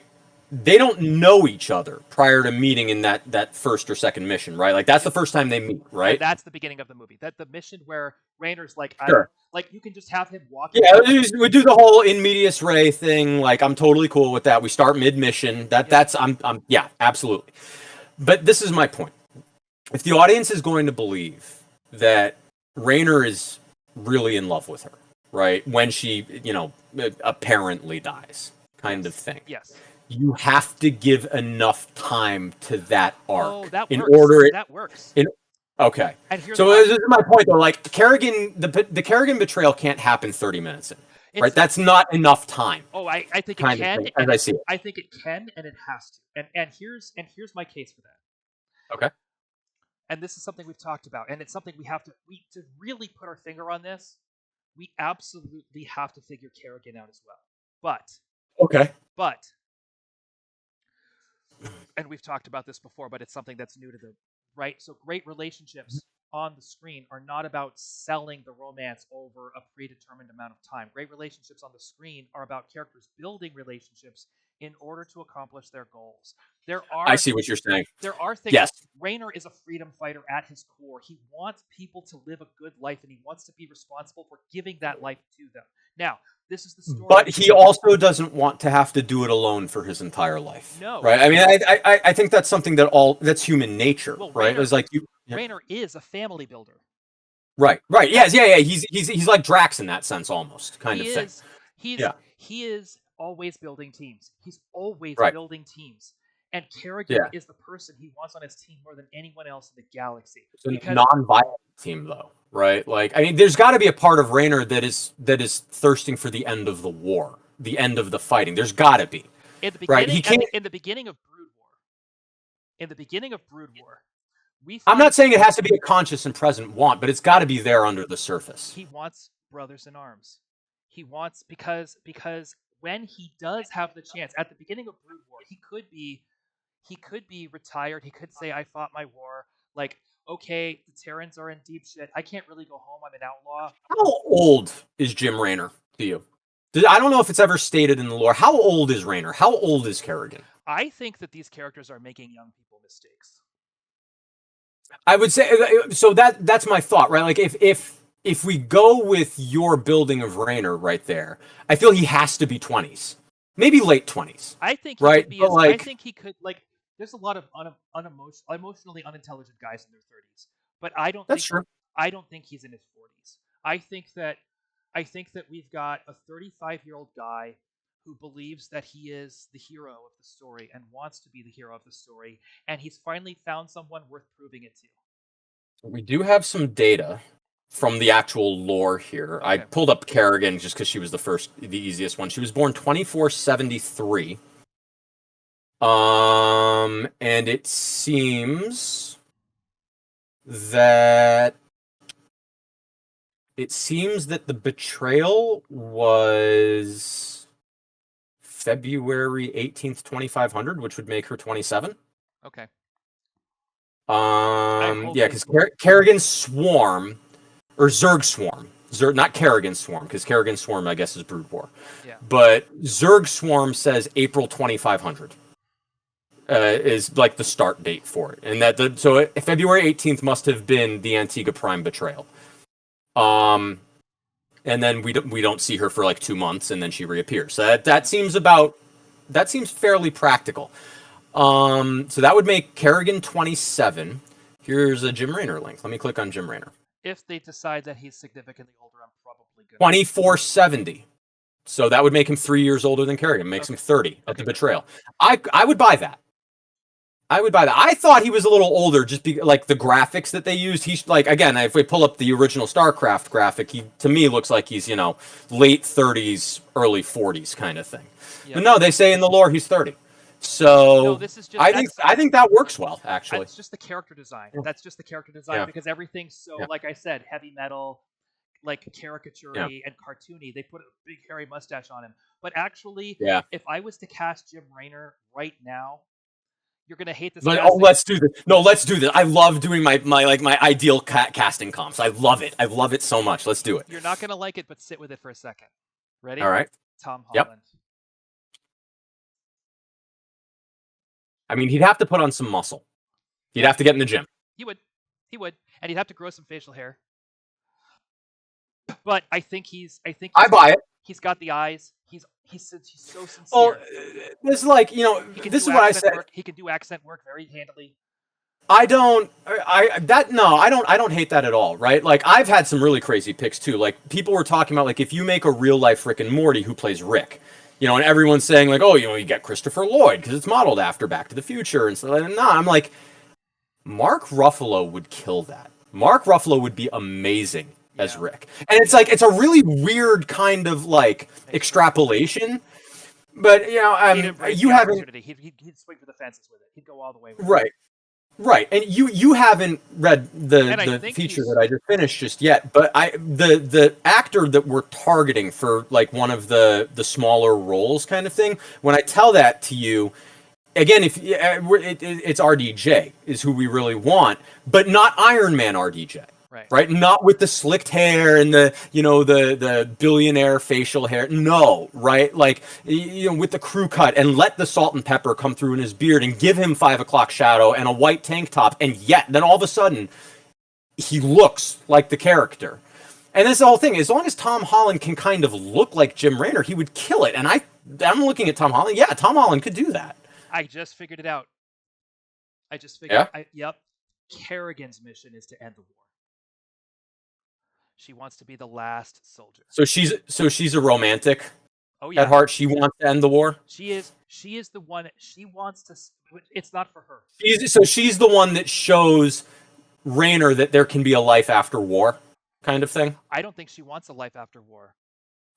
I think she wants to be the one to do it. I think she wants to give that to everyone else. Kerrigan's mission is to be the superhero. Yep. She wants to finish the war so it doesn't have to be fought anymore. I mean, I guess I would want to. I know this is not relevant for the cinematic process, but for the building of it, I would want to know why she thinks like that. But you and I have had to talk about how it's not, the why is not important to show the audience. Because she's not a soldier, she's a warrior. I'm going to tell you why, Greg. Okay. I'm going to tell you why. Because she's not a soldier. Right, yeah. She knows she can. That's why. She knows it in her heart. She knows that she's capable of doing this, and she knows that no one else has it. She knows that Jim Raynor, he can't. Audiences don't like that. Stop it. I don't think audiences like that one. Nope. The I know I can. Right? Because I think the I know I can only works if it's something that's actually like attainable. I'm going to give it to you this way. Audiences like I know I can if it comes from a man. If it comes from what? A man. No. Yep. No, because like again, where it's like attainable. Here, she makes it. People don't like Drax's.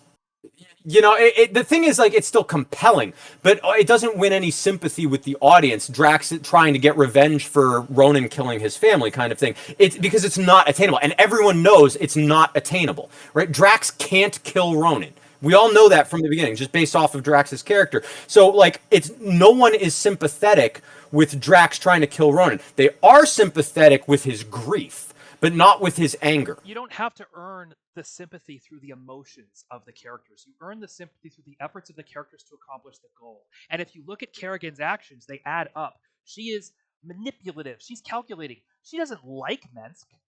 She doesn't even believe in Mensk. Mensk is a means to an end for her. That's exactly right. He's the means to an end. She's calculating her relationship with him. She knows she can end the war. I'm going to win this battle and this battle and this battle.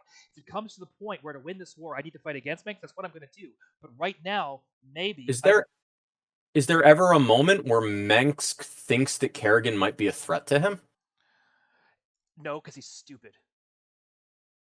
Yes. He's not. He's an evil genius. No, I see Mensk is evil genius. Then yes. Okay. And that's why he betrays her. Okay. Then yes. He, all right.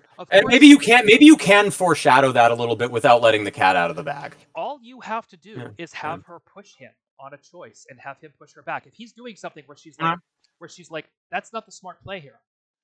Thanks, Steve.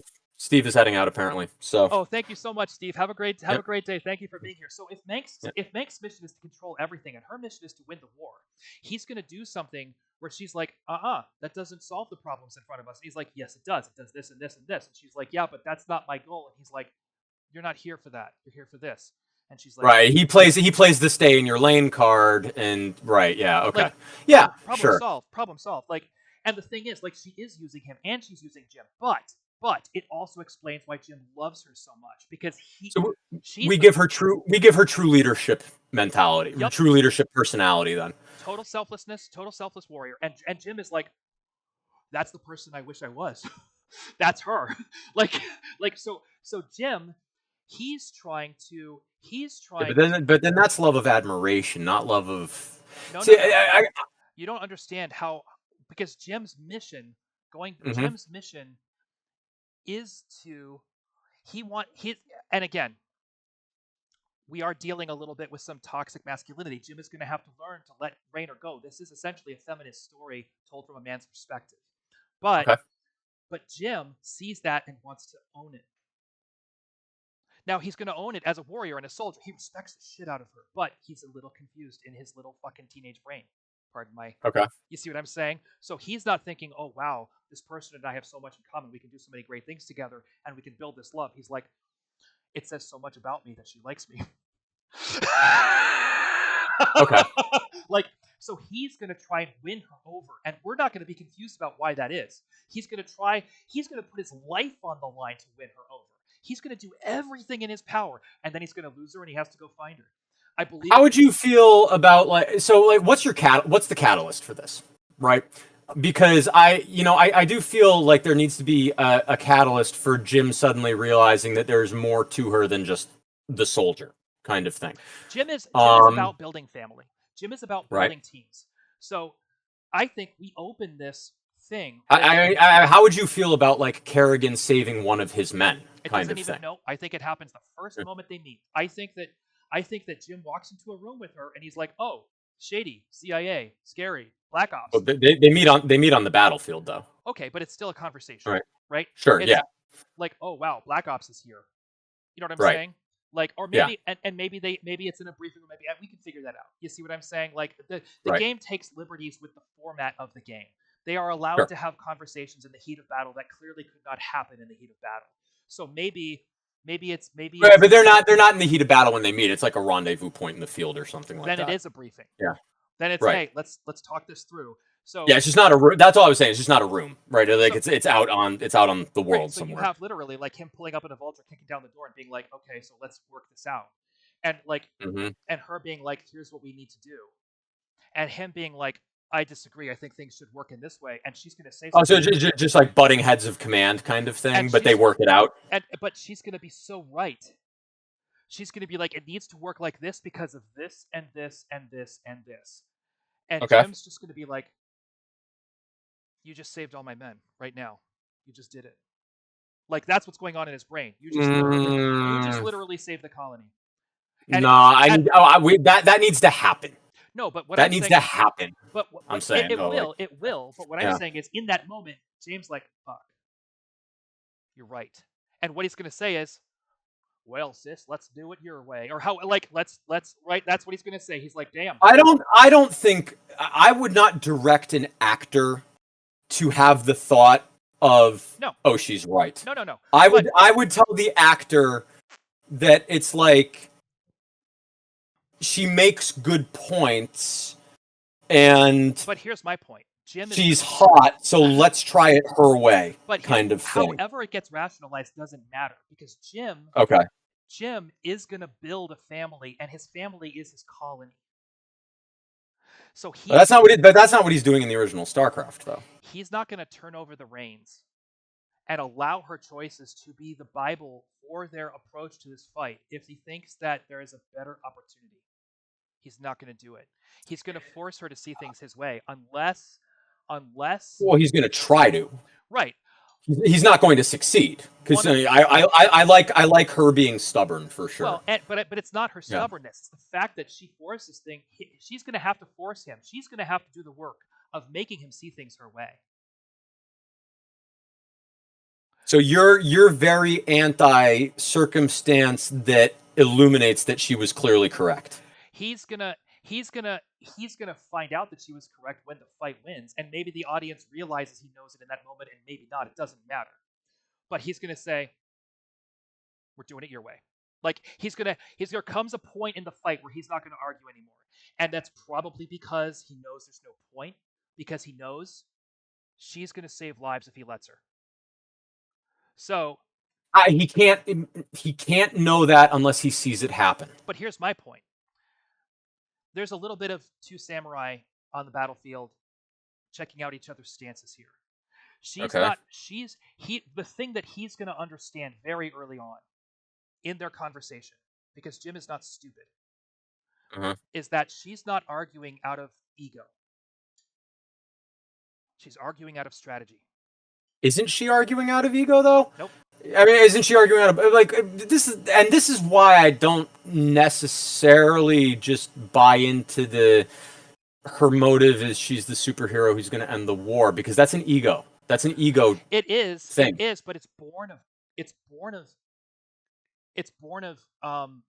confidence, not of. But then why is she not just, accepting of Raynor's, way of doing things, right? Like because she sees Raynor, and she's right. She sees Raynor as limited in his thinking. She sees Raynor as and that's totally a valid perspective, but that doesn't make her right. No, because there's still an objective right in this that the audience can observe. And my point is, she sees that objective right more clearly than Raynor does. But what she lacks, and what Raynor brings to the table that makes them such a good partnership, is battlefield leadership skills. Raynor is the one who's going to get the soldiers to do what she needs them to do. She can't do that. Okay, that I like, and that I buy, but I don't buy Raynor just going along with it if she's doing it from a place. The thing that matters here is that, like, people don't know what they don't know. Hang on one sec. We're going to continue this in 1 second. I need to excuse myself and go AFK. Yeah, me too. I got to refill my water bottle and all right, we'll take a quick sec. We'll be right back. And one real quick. I'm back. Testing. Before Greg gets back, I think this is a good format. I think this is a fun discussion. Ippy Looney likes it. I think this is Yep, we're going to do a different game every single session. There's a few in there that are going to be, ones that probably are more focused on gameplay than story. We're going to talk about how game properties that maybe don't have as strong or as present a narrative might be adapted to cinema. It's about the challenge of the work more than anything else. And this was just a great one to start on, because Greg and I both know the game very well. We're both very passionate about it. Some of these are going to be harder to crack open. But it is an opportunity to share the film development process. It's an opportunity to talk about gameplay and game mechanics and how they work. And I'm happy with the way it's going so far. I think it's been really good. If Ippy Looney's entertained, then we know we're doing something right. I'm back. What were we doing right? Welcome back. I was just taking a brief moment to talk about why I think this format is working. Why I think it's a good show. Oh yeah, it's a great show. So I think that here's the point. You make it Kerrigan's job to convince Raynor, and being better at saving lives than Raynor is what's going to win Raynor over. That's how you make him your friend. And I agree with all of that. I'm still hung up on the Genesis, which is like, there has to be, to me, I don't see the initial conflict, the interpersonal conflict, not like the war, but like the interpersonal stuff between Raynor and Kerrigan is authentic. The way it's been posed. I think that they were always kind of at each other's throats until Raynor realized that she was the one for him. No. I got to start at the beginning, right? I don't want to try to extrapolate this into their entire, chronology kind of thing. Yeah. Like, so I'm all right. So they meet on the battlefield, right? And like, there's a mission, and they're butting heads over how to execute the mission, and that's fine. Like, I'm totally with you on up to that point, and I'm totally with you on how that specific event gets resolved. Like, yeah, you know, clearly Kerrigan had the right of it when they were talking about it, you know, for whatever happens, and Rayner has to convince his men to go along with her plan, and that's how everything can grow from there. I'm fine with that, but it's what comes between that I'm hung up on here. Here's my point. Yeah, I don't think Rayner's a bad enough commander. He's an excellent commander. Here's my point. Right. Yeah. I don't think that he would sign his men up for a death sentence in order to make room for someone else to be right. Correct. So he either agrees with her or he's going to do his own thing. And she's I think there's just too much stubbornness in this, right? It's like, to me, it sometimes feels like... Here it is then. Okay? And I agree, personality-wise, yes, he's stubborn, okay? He doesn't have to... So is she. Right. Clearly. But here's what I'm saying. He doesn't have to tell her he agrees with her. So what is it? But like, what's the point of concealing it? To save face in front of his men? Like, that's such a cop out. That's such a cop out. That's overdone. No. It's boring. No one likes that. No. What I'm saying is, if he doesn't agree with her, if the problem is that his stubbornness isn't present enough, then fine, he's stubborn. He's not going to sacrifice his men to an inferior plan. If he knows she's right... Well, that I'm totally fine with, right? But I don't think this is just I think this is more nuanced than perhaps you're posing. That's my only point in this.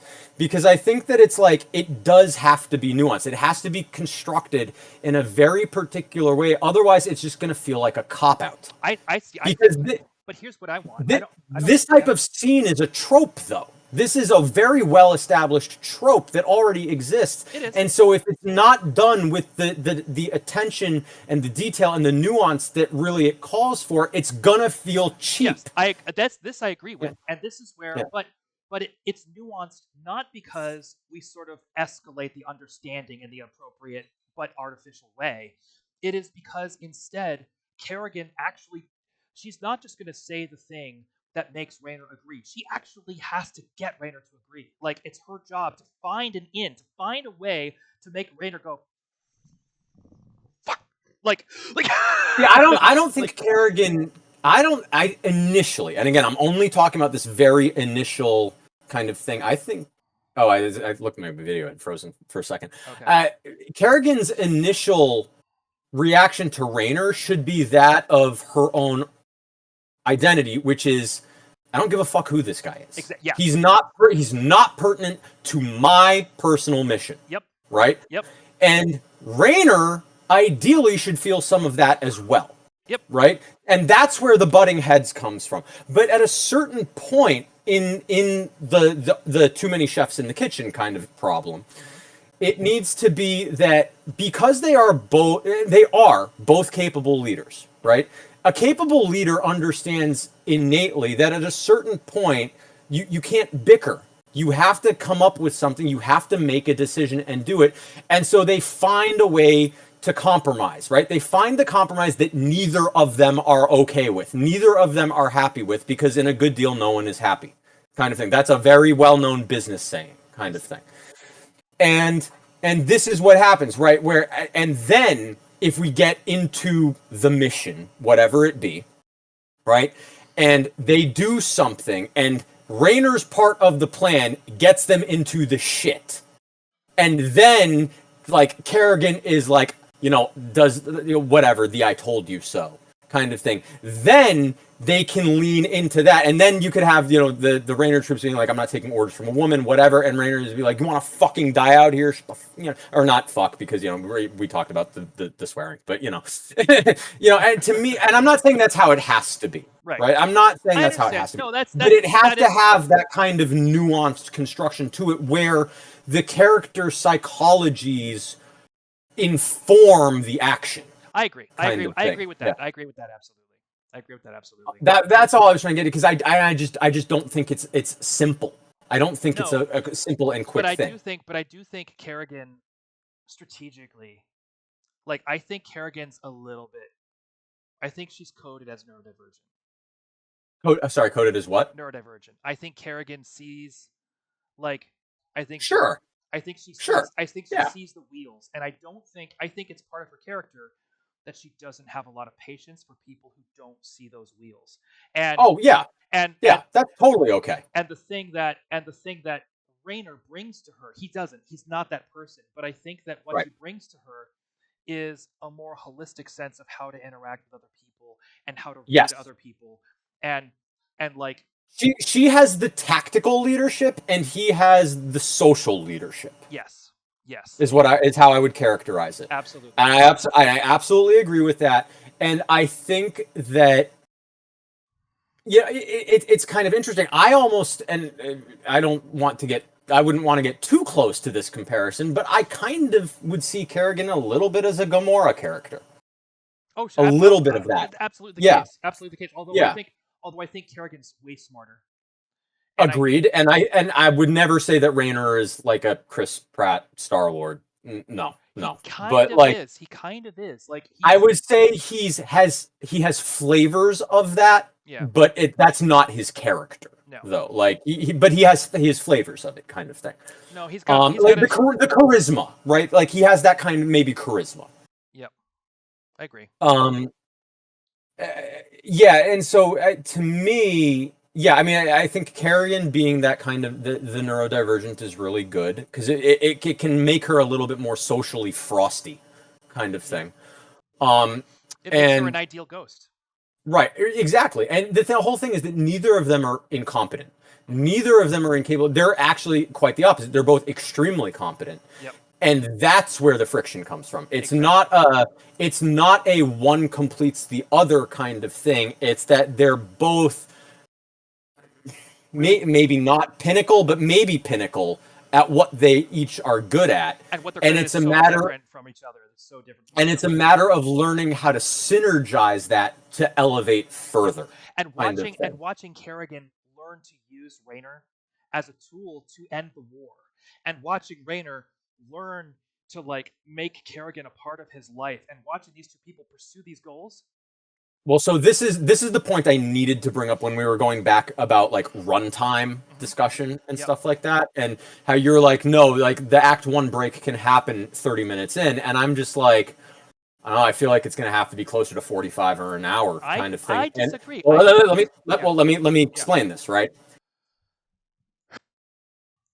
We agree that at the betrayal, the only way for the way that we have at least conceptualized it to work is if Rayner is fully in love with her at this point, kind of thing, right? Otherwise, he's not going to have that kind of visceral emotional reaction. But he doesn't need that to we have talked he about. doesn't need to have admitted that he's in love with her. He just needs to be in love. No, correct. He not. It could totally be subconsciously, Yep. right? But that needs to be a thing. Yep. My argument is that you can't get to that level that quickly without some kind of reciprocity. And it doesn't have to be surface reciprocity. It doesn't have to be, oh, they've made out or anything. It doesn't have to be any of that. But the spark has to be there. The chemistry has to be there. And she has to be physically looking at him, giving him facial expressions that are softer, that are not only noticeably softer to the audience, but that are so blatant that he can pick up on them. Yep. Too, to deepen the connection. And so, absent of that, it can't happen in 30 minutes. That's my argument. I absolutely agree that that's necessary. Now, there's a couple. Okay. There's a couple of things that we have going for us in this regard, and the first and most important thing is the genre that we're dealing with. Yes. This is pulpy Shakespeare, right? This is like it is the arc of Kerrigan becoming queen and Rayner like tearing. It is very Shakespearean. He's tearing the galaxy apart to get this woman that he loves. Like literally tearing. It's an epic space opera. It's an epic Shakespearean space opera. Yeah. So, we don't need to dwell on procedural detail on any particular point. It's not about the procedural details. Now, I'm not What do you mean saying by procedural detail? what I mean to say is Yeah, characters fall in love faster in this in world, movies, in in this this world. specific world, than they do in real life. I think Unless you're asking. I think you're asking the audience to make a concession there. no, I'm not. I'm not because it's baked into the world building. Like what I'm saying Okay, is all right, okay. How is it established then? because Prior to the betrayal. because everything's a little bit arc. Because the characters are wearing shoulder pads. Because the accents are a little bit thicker than they would be in real life. The Because writer in me has to at least give a flavor of it somewhere. yes. So it's through the actions of the characters. First of all, the spark is But there. not Rayner and Kerrigan. Not Rayner and Kerrigan. It has to exist elsewhere. No, it's gonna be it's literally in everything. Okay. If it's literally in everything and there's a way to show that it's literally in everything, then I buy it. The logic Yeah. of this world is conveyed through the fact that power armor has these goofy forearms, like we said. Like why? No, but I'm talking specifically with the love thing, right? Again, because you're talking about if we're talking about it, it doesn't translate perfectly with the power armor because we don't have power armor in the real world. Well, for example, but we have love, right? So Manx's power plays, sure. Like people can't tell he's a fascist. People okay, can't, yeah, sure. Like why can you not see that this is bad news? Like do you not see the costume he's wearing? No. But I would have production. I would make the request of production design to make it so that it's hinting at like that kind of totalitarianism. But we want to sell that he's a good guy until he isn't. Yes, kind of thing. But he is going to be Manx pretending to be a good guy, and it's still going to be obvious. What am I trying to say here? I wouldn't want Manx to come off as Coin from the Hunger Games. No.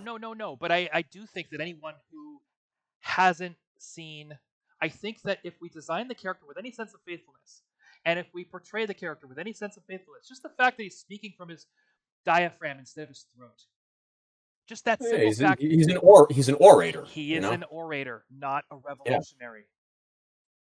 Yeah. But revolutionaries can speak from their diaphragm. Okay, but I'm saying it doesn't add up, and ultimately, we don't. What I'm saying is we wouldn't want to let the cat out of the bag to the audience before it happens. That should be a rug yank.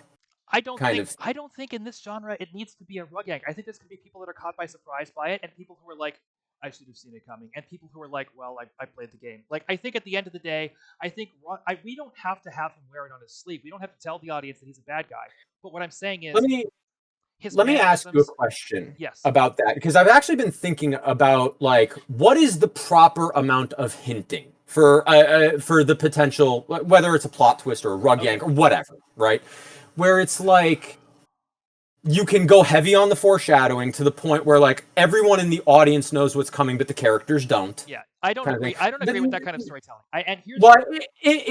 If the storytelling is fully omniscient, I think it's fine. But I think if you're waffling between limited and omniscient, that's when it's a problem. I think that's a literary way of looking at a dramatic problem.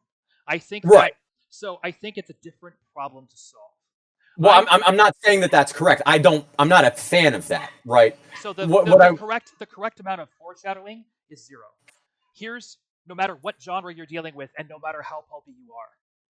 I don't agree with that though. But I think it's going to come out naturally. Is my point. I think that if you have Arcturus Manx pretending to care about the people, pretending to care about the little guy.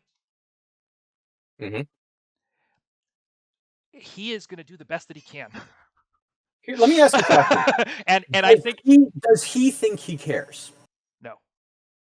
So he knows he's a bad guy? He's a self-aware narcissist. I don't think he knows he's a bad guy, but I think that he knows that he doesn't have empathy. I think that so he's like the guy.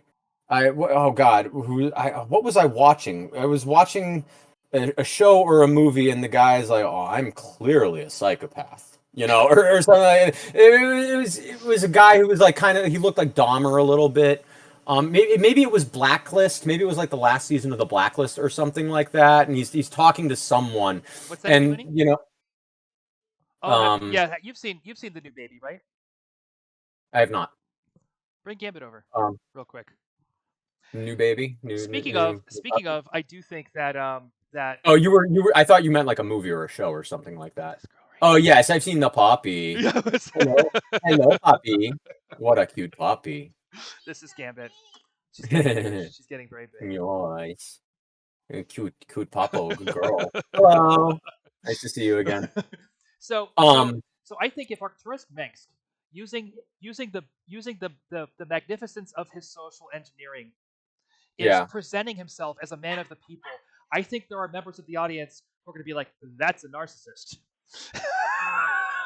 and I think that there's members of the audience who are going to be like, "Oh, okay, this is good. This is helpful." I think that As a director, I would try to shield the things that make people go, "Oh, he's a no. narcissist." But I disagree. I disagree because you want him to use his best efforts to accomplish his goal. What I'm saying is, Oh, I agree with that. I just don't wouldn't show them no. But immediately. what I'm saying is, don't give him empathy to fool the audience, Mm-hmm. right? No, you're correct about that. Yeah, Like, okay, that makes sense. Yeah. don't give him tools that he doesn't have in order to sell what he's trying to sell, because that's you lying. So what I'm saying is, Arcturus Mengsk is going to use his best efforts, Well, not he could fake empathy. to the best of his ability. Right. And that's Right. where we as screenwriters have to sit down and say, what words I can have we to use? figure that out. That's Yep, the job, that's the right? job. Like So that's yeah. what is his what words does he use on the fly when he's not thinking? And if he's presenting himself if he's caught up in a moment and he's going to say something like, is he going to forget to call somebody by their name? Is he going to do this? Is he going to do that? Like, it's going to say, get those people. Like So yeah, I think we're kind of on the same page with how we would attack something like this. I yes. mean, the way that my preference for anything like this is to make it so that if you're watching something through the first time, Hmm. it's unless you really are super attentive and just really observant, it's really hard to pick up on it. But the moment you know and you're watching it through like maybe a second time, then you're saying, "Oh, I get it," and you pick up on all the little things Now, that are happening. I think there's a lot of different viewers who are going to have a lot of different experiences, and something to keep in Yes. mind is that the audience is the last character in a performance. The audience is Yeah, always the and, last and character. obviously, what I just described, you can't achieve that unilaterally, and I No, understand that. and You know, I think people are also becoming more attentive to how narcissism works in political circles. I think that it's going to be harder to hide in Arcturus Spansk today than it just a was. little. Like, so, and I don't know. I feel comfortable like, and that's something like in my own writing, and I'm not trying to like gloat or brag or anything, but like I feel that doesn't feel like that would be difficult for me. I'm not That feels like concerned. something I'm very comfortable writing, And kind of at the thing. same time, we also want to be truthful to the genre and the world. Arcturus Mengsk Yes. is somebody who is building a totalitarian regime. He's comfortable Hmm. abusing people. He likes abusing people. He's Hitler. He's Hitler. He's a 26th century Hitler. Without the art Yeah. school. Like, Right, without the art school and without like I guess maybe the racial prejudices, but like but speciesal prejudices. I he's don't know. and at the same time, like, he is not someone who thinks of other people as people. And Yeah, he yeah, no, and he is the Alexander dehumanize or Caesar, I guess, yeah. dehumanizing for the benefit of his soldiers, kind And of thing. and Yeah. he doesn't even care about his soldiers. He will Right. No, dehumanize, he doesn't. They're tools. like, They're tools. at the end of the They're day. currency. And he's already in the habit of using people in this fashion. So Right. when we put him in a situation where he's got to convince people who genuinely care about other people that he's one of them, when we put him in a position where he has to do those things, I'm not saying we cheat their perception of him, but what I am Just saying make it is, make it awkward.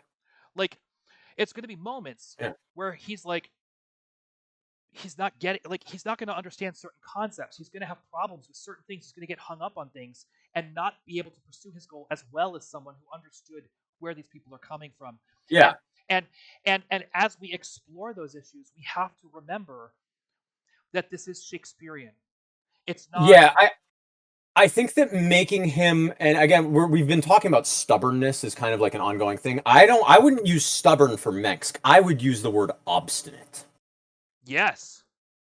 I Yes. would say that Mengsk is very obstinate. And what I am saying is he will Yeah. be a walking collection of red flags. And Yes. and it's okay. It's okay. And how, as long as he's able to convince Rayner and Kerrigan, Yep. then he's going to be able to convince a certain byproduct. Like, because let's face it, neither Rayner nor Kerrigan are social scientists. Neither of these people. Well, we did kind of say that Rayner had that social leadership He prowess. he is going to suspect Manx before Kerrigan does, which tracks because she knows Manx better than him. He does in this. He does in the lore anyway, Yep. right? Doesn't he Yep. kind of get a little? He Absolutely. starts feeling a little iffy about Mengsk like a couple missions before Antigua Prime. But his mission is to win Kerrigan. His mission is not anything but Right. It's so he's not paying enough attention to Mengsk as he should be, kind of thing. He's like, okay, Yeah. well, Kerrigan trusts him, so I'm going to trust him to show Kerrigan that. But Kerrigan doesn't actually trust him. Kerrigan is using him as a tool, but because all that communication can't occur in the situation or the scenario, the time frame, whatever. He does think he knows Sarah better than he really does. He does think he knows her better than he really does. And that's a flaw I love a character to have. Like, that's a great flaw because everyone does that in real life. So there's a way so an audience immediately will gravitate into that kind of thing. Yep. And that's the end of the second act. That's the end of the second act when it all comes down to ire. Like, Kerrigan's going to be the one who's like, stop fucking trying to save me. This is me. This is me. I'm doing the thing, dude. Like, this is infested, but this is infested Kerrigan. Yes, well, yes, but he finally gets her back, and she's not leaving the Zerg. Like, he finally finds her. Well, that's StarCraft 2, though. No, I mean, like, he finds her on Ire. They come together on Ire.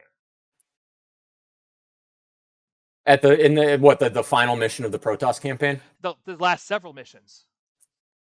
Right, like the big ending mission. So the thing is, it's like she's the one who tells them that they can kill the Overmind. What's the Zerg campaign arc? I'm blanking on it. What is Kerrigan taking control of the hives and seizing control of the Zerg and from the Overmind? Slowly separating the Overmind from certain. She's building her own spawning, her own. Right. So it's her ascension toward Queen of the Zerg. Yes, that's right. Okay. But that's not. All right. So that's all building toward. That's all building toward how she comes to help defeat the Overmind and Ire and everything. And like in Rayner's efforts to get her back, he's going to start finding evidence. You see what I'm saying? He's going to be battling Zerg, and he's going to be finding. He's trying to save her. He's going to go. So do we go through the Zerg campaign timeline from Rayner's perspective still, kind of thing? And I would say yes. Do we ever go to Kerrigan's perspective during it? Are we ever showing the split storyline? I don't think so. I think that it's going to hurt more. Like, I think that we let Rayner, as an investigator, start piecing together what's happening to Sarah. I think he battles his way to the empty chrysalis chamber and sees that something's hatched.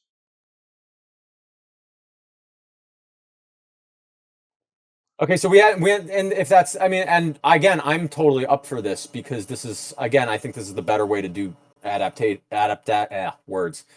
storytelling. But again, I do like the parallel storylines. I think it's super important. And so if we're seeing Rayner's storyline during the Zerg campaign, that fits, right? Because we're still honoring the source material, but we're getting the new. Yep. And this is the story. It also enables us to have the nice, bigger, dramatic reveals that are good for cinema. And I think something that is important with the whole Kerrigan storyline is that we don't want to essentially create that weak carbon copy of Gandalf and Lord of the Rings. And it creates a new dimension to the beginning of Act 3. Because Rayner is forcing Tassadar to help him. Like, he's convincing Tassadar. Like, he's using the intelligence that they're gathering. He's using all the information that they're going after. And maybe they catch a glimpse of Kerrigan from afar. You know what I'm saying? Like, and maybe they even exchange a glance as she leaves. Like, there could be all kinds of things that we can do here.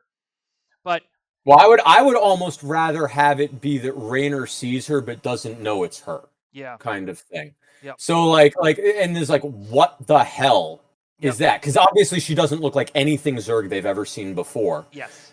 And then it becomes, then there's like, it's again, he thinks he has two separate missions. One of them is find Kerrigan, and the other is deal with whatever this new horror is. But it ends up being the same thing. What if in Act 2, as he's conducting... That's very Shakespearean, by the way. It is. What if in Act 2, as he's building this investigation and building this profile of whatever the Zerg have been doing with Kerrigan, what if he's the one who names her the Queen of Blades? Because that's what she looks like. That'd be great. But not knowing it's her. Not knowing it's her. Right? He just names the creature Queen of Blades. It's this feminine figure that is all the blades and stuff like that. And he doesn't know that it's her because he hasn't seen her face. Yep. Right. And that's the only way they'd be able to tell that it's hers, by seeing the face. Because even her hair has been replaced by these kind of, reptilian tendrils. Yep. Queen of Blades. I think and he's pulling Tassadar along. He's demanding Tassadar's help. Right? And they finally find Kerrigan. They finally find her. And he gets his answer, and Tassadar's like, now you have to help me save Ire. Like, it's a whole new, and it's like, Raynor's just like, but this is... Tassadar kamikazes the carrier into the Overmind. That's at the end, right? That's how it all goes down? Yes. Yeah. And Zeratul emerges as the lead Protoss in the series from there. Right. Yep. So I think that you've got something really great there, because Raynor is putting himself deeper and deeper and deeper into debt, and then finally he gets his answer, and Tassadar's like, "This is as far as we can go, dude." Like, my only question is it really practical for Raynor to not put 2 and 2 together? If his psychology is so firmly entrenched in the idea that Kerrigan is alive, he doesn't want it to be her. He doesn't want it to be her. He's just like his psyche is just in denial that it even might be her, kind of thing. Absolutely, I think Tassadar suggests it. I think, and that allows us for greater tension between Raynor and Tassadar again, kind of thing. And the bigger the tension between Raynor and Tassadar, the better the finale is. Because they with Tassadar doing and Tassadar doing the ultimate sacrifice. The greater the tension between the two, the more heightened that impact will be. No pun intended. This whole movie is awesome. This whole movie's awesome. You see it, and you've got all of these puppets, and you've got these. I knew this was all going to be awesome 15 years ago, kind of thing. I've been. So now the question, right now is the big kind of important. I'm just gonna go ahead and say Guillermo del Toro should direct this movie before we talk about anything else. Say who? Guillermo del Toro should direct this movie. Me. Me. I mean, I'm not kidding when I say I want this project. Yeah. Right. Like I understand that I need to do my progressions in the industry and scale up to it. But if there were ever a phone call, be like, hey, and they just hired us as writers, I would immediately say, let's get Edgar Wright or Guillermo del Toro. I would be more apt for Edgar Wright, to be honest. I just like his style better. I mean, I'm a huge fan of his. I like Guillermo del Toro. It's less my cinematic style kind of thing. I think where he would really get it is in treating the characters, the animals and the puppets like characters. I think you would not have and the human characters are so pulpy. Like, this is Hellboy. This is so Hellboy. Let me ask. Let me pose a really outlandish suggestion here. Okay. As a director. Yeah. Assuming that, we had some justifiable sense that when I name this person, he would not just go off the rails with the project. Tim Burton. I think you're going to have a lot of pushback between Blizzard's design team and Tim Burton's design team. Yeah, that's fair. So I never got to tell you who my pick as an actress for Kerrigan is. Oh, yes. Number one for me is probably Emma Stone on that. If we were to make it today, right? Assuming that, obviously development and then getting this up is a multi-year process kind of thing. And then maybe by then she's a little too old. I think if you're making this movie today, it's Zendaya. No, can't do it. I can't have Zendaya and Tom Holland starring opposite each other again. Not Zendaya, maybe if Tom Holland is not Jim Raynor. Okay. But it's just, again, then it's just like, what are they? They're just trying to be the MC. When I was originally planning this all out, I do like Zendaya as a choice, though. When this was my initial sort of brain thing back whenever, it was George Clooney as Jim Raynor. I wanted Nicole Kidman as Kidman as Kerrigan would be a good pick back in the day, for sure. And I wanted Denzel Washington as Tassadar. Oh, I would have picked Forrest Whitaker over Denzel. I mean, look, Forrest Whitaker, I didn't actually realize how incredible of an actor he is up until a couple of years ago, kind of thing. That man's a delight. He is so skilled. Yeah, he is. I mean, just, him as Saw Gerrera is incredible. Yeah. Such a performance. He would be an amazing Tassadar. I would rather have him than Denzel. I love Denzel, but I would just rather have him than Denzel. Who would I pick as Raynor? Like, I feel like there got to be some really good choices for that. I mean, I'm a big fan of Will Poulter. I love him as an actor. I don't know if you're familiar. He was Adam in Guardians 3, the gold guy. Who's like kind of that petulant, immature mentality, like child character. That is not a bad call. I like him a lot. I'll be honest with you. Yes, I'm a little bit high on Elle Fanning right now because I did just watch All the Bright Places, but I think Elle Fanning would rock it as Kerrigan. But if not Kerrigan, Nova. Yeah. I think the unequivocal best person to me to play Jim Raynor at the age that we're talking about is Aiden Ehrenreich.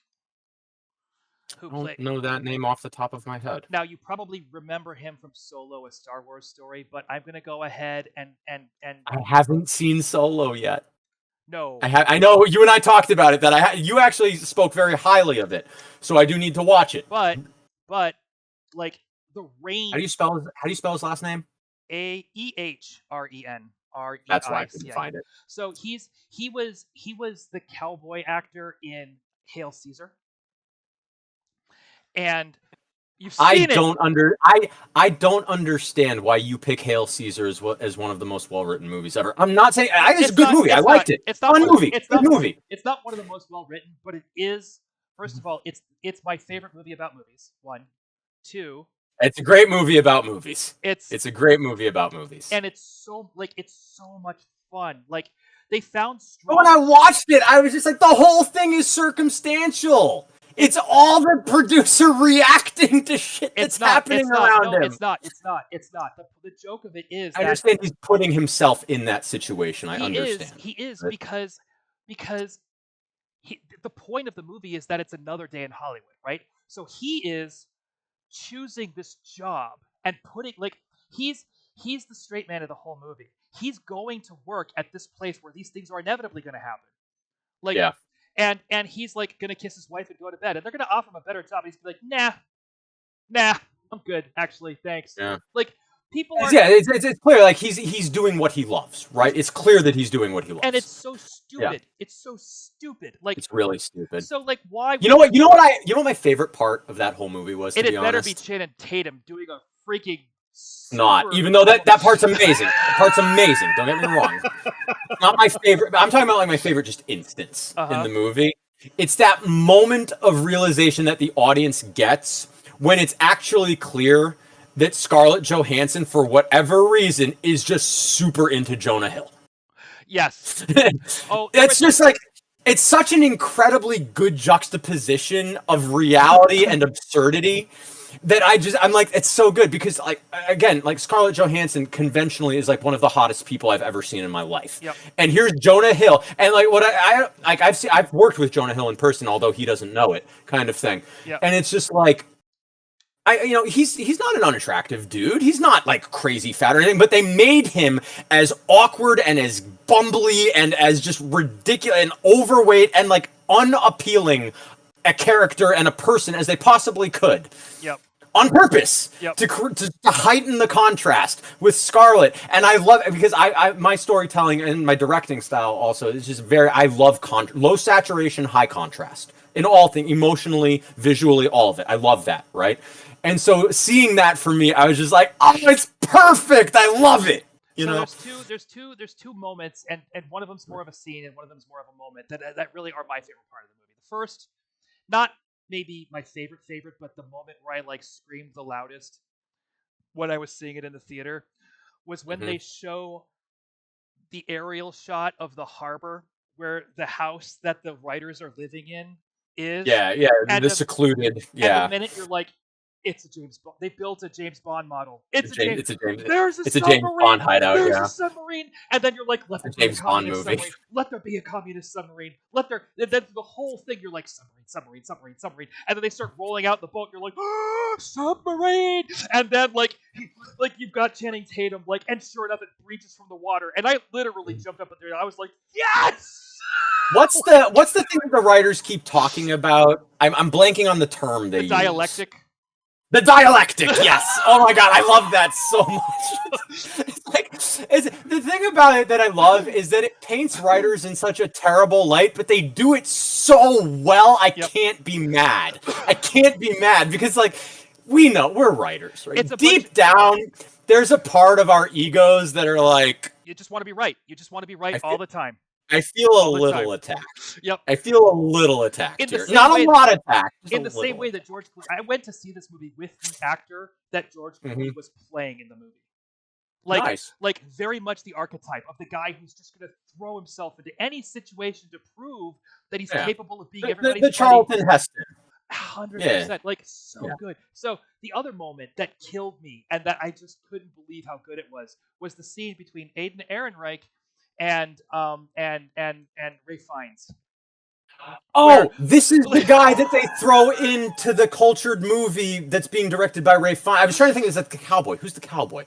Yep. And he's trying to do the entrance to the grand Pride and Prejudice party. Yeah. Oh my god. Yeah, he was phenomenal. I loved him. You know what? That's a great pick for Rayner. Absolutely. It's hilarious because he has no social grace whatsoever. He has no sense of poise. He can't play the character. And Ray Fiennes is trying so hard. The moment I love Ray Fiennes in that movie too, by the way. The moment where the scene tanks is the moment where Ray Fiennes decides he can no longer afford to give this boy line readings. Like, he's trying so hard to coach him, and he's trying so hard. He's like, just try it. And he's like, and he does the same. He's like, and then finally he's like, okay, try this. Just say exactly what I'm saying, exactly as I say it. Like, and it just devolves to this point where Ray Fiennes literally has to smack a bitch. Like, which is like, and what I love about that as a filmmaker, right, and as a director, right, and I don't know how many people who aren't directors. He's trying so hard to do right. It's so good. Oh my god, it's amazing. The thing I love about that, which if you're not a director, you might not know this kind of thing, and I expect that you do know this because you come from dramaturgy. But as a director, you are never supposed to give line readings. Like, that's like you're never supposed to give line readings. Trying so hard, everybody. So when I see Ray Fiennes devolve into that, I understand how his psyche is just crumbling inside him. Like, it adds a level of depth. So yeah, it's a phenomenal movie about the making of movies. I absolutely adore it for that. The scene work is flawless, and they managed to find all of these absurd things without breaking the action. So there's a deeper it does hold together structurally, and at the same time they managed to pack a musical. Like, there's so much. I'm so glad we're actually. I do want to get back to StarCraft because we do have to address the one big question that we haven't addressed yet, which is what's the budget? My wife's going away. I love you. You have a wonderful day. Where are you going? Okay, have a great meeting. I will see you when you get back. Yeah, like, that's the one thing. Like, we still haven't talked. Like, what's the budget on the StarCraft movie? There's no way to make this movie without Blizzard's participation. Number one. I agree. I agree that. But let me finish on the Hail Caesar thing first before we get to that. So I had mentioned, like, way earlier back at the beginning of our conversation today, how I had just attempted to watch Licorice Pizza. Yeah. Have you seen it? I can't remember. Did you say you had seen it or not? Not yet. Don't. And this is one of those things, right? Like, I can draw a lot of parallels between Hail Caesar and Licorice Pizza in terms of the absurdity, and the outrageous, and also the cinematic quality, right? And so I said, Licorice Pizza from me gets like 98 out of 100 or better in every single category of filmmaking, right? Acting, editing, cinematography, coloring, direction. One second. We have a yeah. minor crisis evolving. What's up, sweetie? Okay. Oh, the dog stole my wife's sock. That's what's happening. Okay. It's all under control. So yeah, but the storytelling to me in Licorice Pizza is an F-. And this is a David O. Russell movie, right? Am I correct? Let me check that, because I kind of checked it out, because again, we're trying to do comps for what I've been. No, Paul Thomas Anderson. Directed and written by. And so we were looking at it, because again, it came out in what, 2021 or something like that. It was not. It literally had my dream trifecta of Oscar nominations: as best original screenplay, best director, best picture. And I'm not incensed at the Academy or anything for it. I maybe a little discouraged about the best screenplay one, because honestly, I think it's some of the worst storytelling I have seen. Everything else about it is God tier, right? But to me, I also understand that this is just part of my own personal perspective as to what cinema is, right? I see filmmaking cinema as a way of doing visual storytelling. It is a medium of storytelling. However, I understand that that's not unilateral. That opinion is not shared by everyone. Some people only see cinema as literally visual moving art. Yeah. And the story is far less relevant. And so if you're a person like that, Licorice Pizza is an absolute masterpiece. We're looking at you, Legion, the television show. Right. Well, he's right. Yeah. If you look at it like that, Licorice Pizza is a masterpiece. And so I understand why the Academy liked it so much. Yeah. But it really also, I'm just like, this movie got a $40 million budget. Okay? And it lost $7 million at box office. $33 million in box office. Critically acclaimed, 90% on Rotten Tomatoes. And I guarantee that right? that 33 million was carved up a number of different ways too. So but audiences hated it. And so to me, I'm just like, this is missing the point. Right? A movie like this misses the point. And this is why I feel fairly righteous, I don't know, but for lack of a better word, in my perspective, that films need to be a medium of storytelling, because the audience matters. Yeah. The critics don't matter. It's the audience that matters. And I agree. And so, like, again, I mean, it's the only movie in my adult life that I've quit. I quit it 45 minutes in. Wow. I tried. And honestly, from minutes 30 to 45, I was like, I don't want to quit this. I don't want to quit this. But it's literally, it was harder for me than running the New York Marathon. Well, look, it was that taxing to me. How does this tie into Hail Caesar? Hail Caesar, right. So Hail Caesar is what, like, is the example of that perfect marriage of the phenomenal aesthetic. And I'm not gonna say that Hail Caesar has 100 out of 100 storytelling, but it's entertaining. It's fun. It's a good flick. It demands right? It keeps you, and it keeps you in it. Yeah. Right? It does. Despite its absurdities, and it's very erratic in terms of the storytelling kind of thing. But that's okay. It's all forgivable because it's light and it's goofy and it's fun. And Licorice Pizza is none of that. I think, right? It's not the best Coen Brothers movie by any stretch, but it is my favorite Coen Brothers movie because it's a great movie, and it's always watchable, and there's depth on every level. Like, there's so much love. Like, the dialectic. That moment at the end. So at the end of the movie, George Clooney's been brainwashed by communists, and he finally gets rescued. And he's just, George Clooney's just trying to do the scene as best he can. His action is to try and be the best actor he can be. So he's going to come back and pick the conflict of teaching communism to his studio head, which is ridiculous, and it's not going to work. And he has this giant rant, and oh my god, like, literally. But this is the point. This is why Hail Caesar is good. It is. He slaps him because in the face. The dots connect. It does. He slaps the shit out of this man. Yeah. And then gives him a rant about how he's going to go in there and he's going to give the performance of his life. And he has this whole thing, which I wish I had memorized. And then he does. And then he looks at him and he says, "Do you know why you do that? You know why you're going to do that?" And George Clooney doesn't. He just looks at me panicked. He's like, "Because you're a star." You're a star. And then Clooney goes in there and is a star. He's like this moment of like realization on George Clooney's face. This is the so point. Good. And it's so this good. is why Hail Caesar has good storytelling, because it does eventually get from A to B. And it does. And so here's my point about the mechanics. The dots connect. There's an element of that kind of world building to StarCraft. There is, where we have to respect to respect the fact that these characters live in a world, because it is Josh Brolin's actions that are going to bring him back to the studio for another day. He should be Mengsk, by the way. He would make an incredible Mengsk. Oh, he'd be magnificent. I agree with you 100%. Yeah, Josh Brolin is Mengsk all day. I mean, he did, the guy in Iron Man, whatever. And Thanos. I don't think we can convince him. Or sorry, that was Jeff Bridges, not Josh Brolin. I don't think we can convince him to do it, because I think he's done it.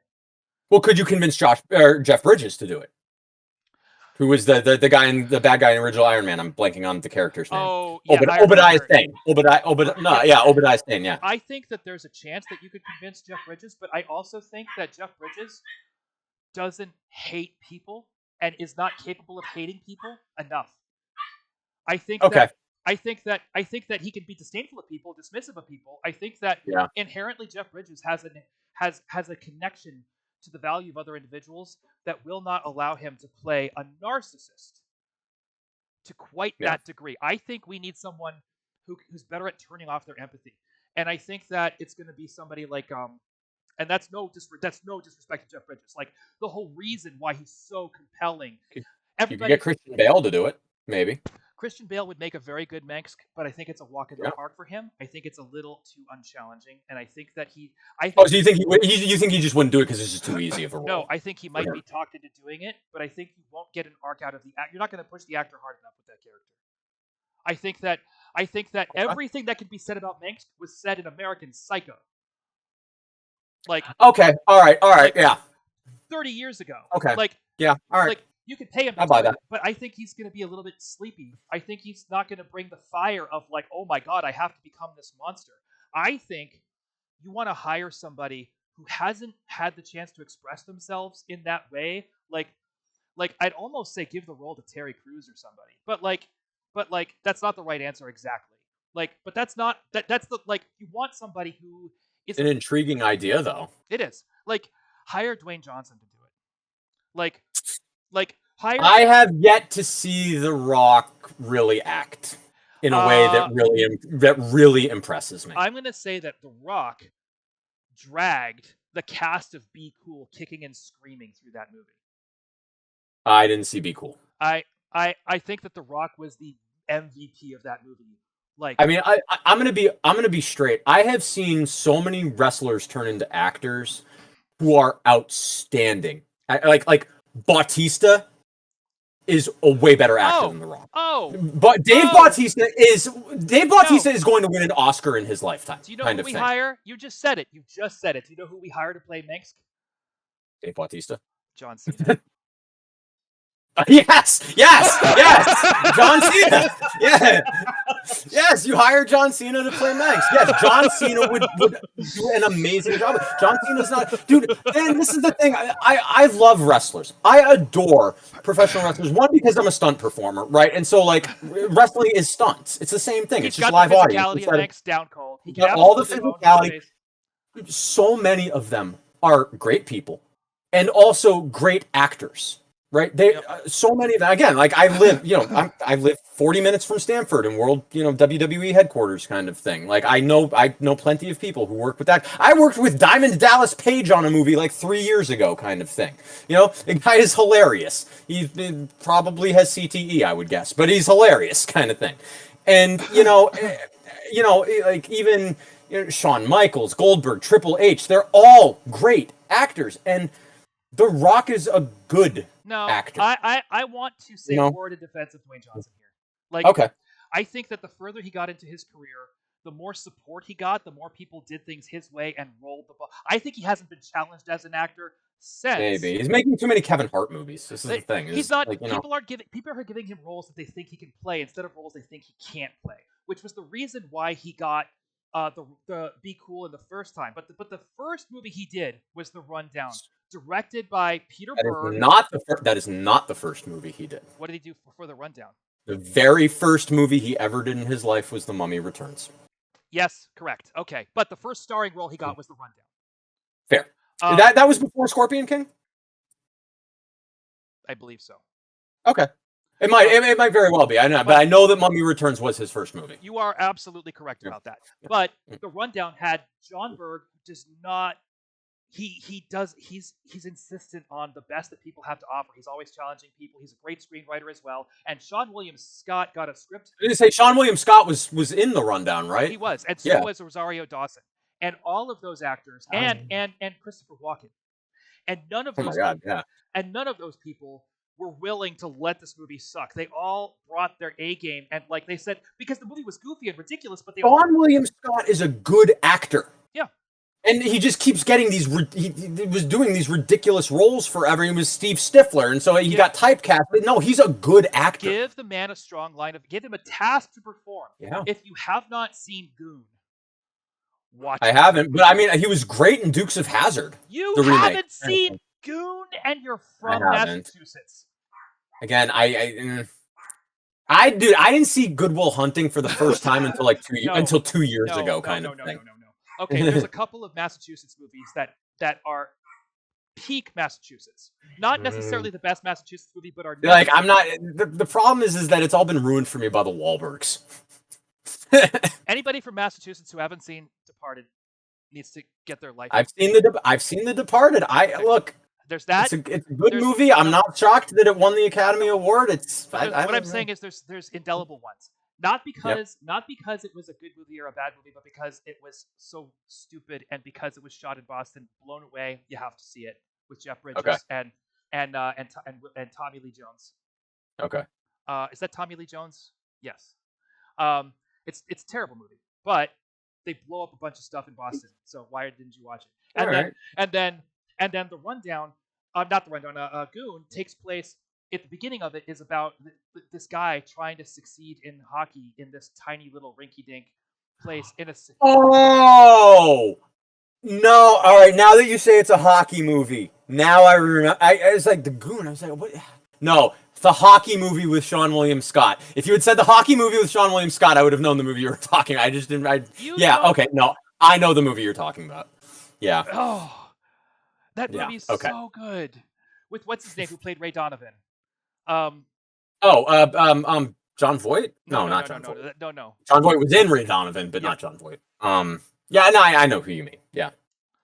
You don't get to work with him unless you've written something decent. Liev Schreiber. So yes.